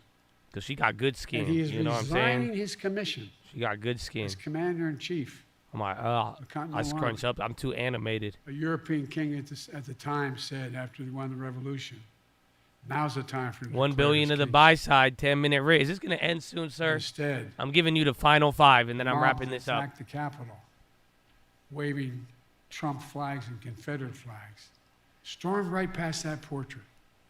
That image of George Washington gave them no pause, but it should have. The artist who painted that portrait memorialized that moment because he said it was, quote, one of the highest moral lessons ever given to the world, end of quote. George Washington was the height of his power, having just defeated the most powerful empire on earth. Could have held on to power as long as he wanted. He could have made himself not a future president, but a future monarch, in effect. And by the way, when he got elected president, he could have stayed for 2, 3, 4, 5 terms till he died. But that wasn't the America he and the American troops at Valley Forge had fought for. In America, genuine leaders, democratic leaders with a small d, He's whiskey. Get ready. don't hold on to power relentlessly. Our leaders return power to the people, and they do it willingly, because that's the deal. You do your duty. You serve your country. And ours is a country worthy of service, as many Republican presidents and Democratic presidents have shown over the years. Or it's gonna end. We're not perfect. You get till final 5. Try You our got 2 best. minutes, Biden. We face head on the good, the bad, the truth of who we are. The good, the bad, the We true. look in the mirror. All right. And ultimately never pretend we're something we're not. That's what great nations do. And we're a great nation. We're the greatest nation on the face of the earth. We really are.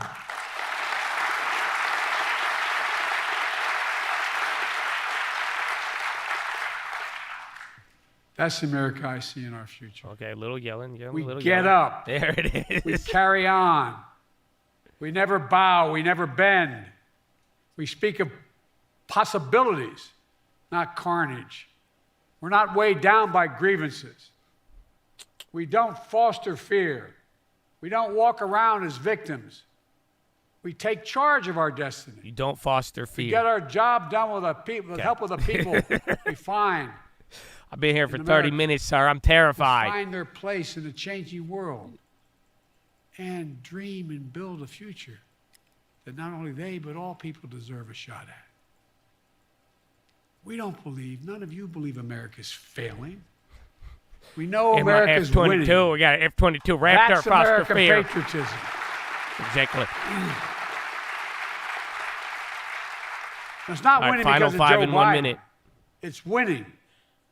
This is the first national election since January 6th. Insurrection placed a dagger at the throat of American democracy since that moment. We all know who Donald Trump is. The question we have to answer is, who are we? That's what's at stake.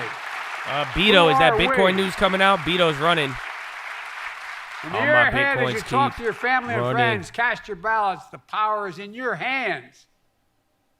After all we've been through in our history, from independence to civil war to 2 world wars to a pandemic, Bitcoin to application clears key I hurdle path refuse to believe to SEC sign in off. 2024, we Americans. That's it. There's the Bitcoin choose pop. to Get walk ready. away We from either what's sell the made us news the or not. greatest nation in the history At the of the world. final 5. Freedom, liberty, democracy is still a sacred cause. And there's no country in the world better positioned to lead the world than America. That's why. SEC to I've said vote it on many times, exchange that's why I've ruling never been more filings optimistic expected about our next future, week. and I've been doing this a hell of a long So time. it still might not go through. Just to remember who we are. With patience and fortitude, with one heart. We are the United States of America, for God's sake. I mean it. There is nothing. I believe with every fiber there is nothing beyond our capacity if we act together and decently with one another. Nothing, nothing, nothing. I mean it. We're the only nation in the world that's come out of every crisis. All right, buddy. Stronger. Thank you for that. That's it. That was President Biden, but we have to wrap it up. That was the January 6th speech. I'm speaking like him now. January 6th speech of the year. All right. But get ready, man. Time to wrap it up. Time to wrap it up, man. Yeah, we got to get suited up here. Honestly, I think I should be giving you guys the warning now. I mean, I should have gave it to you early, but this is now time for you guys to know about how loud it's going to get. So I hope you guys are ready, but the new guy, not so new, he's going to come on here, and it is going to get extremely loud in here. So you guys have been awesome all day. I really hope you enjoyed your time, and I want you to enjoy it into the weekend. So when you hear me say earmuffs, that is your warning to mute your speakers. Why? Because it'll get so loud that your eardrums may bleed. It may cause diarrhea. It could even cause herpes. Anything you see in an Abby Vi commercial, it could get wild. So worst of all, dormant BBB can come back to life, and it is contagious. So just make sure you guys mute your speakers if you're sensitive to any of those loud noises. Yeah, man, anything could happen. A lot of things could happen. So make sure you get that in there. But, Chad, it's time now. It is time. Are you ready for it? Earmuffs. Earmuffs, ladies and gentlemen. Earmuffs, earmuffs, earmuffs, earmuffs. Here it is.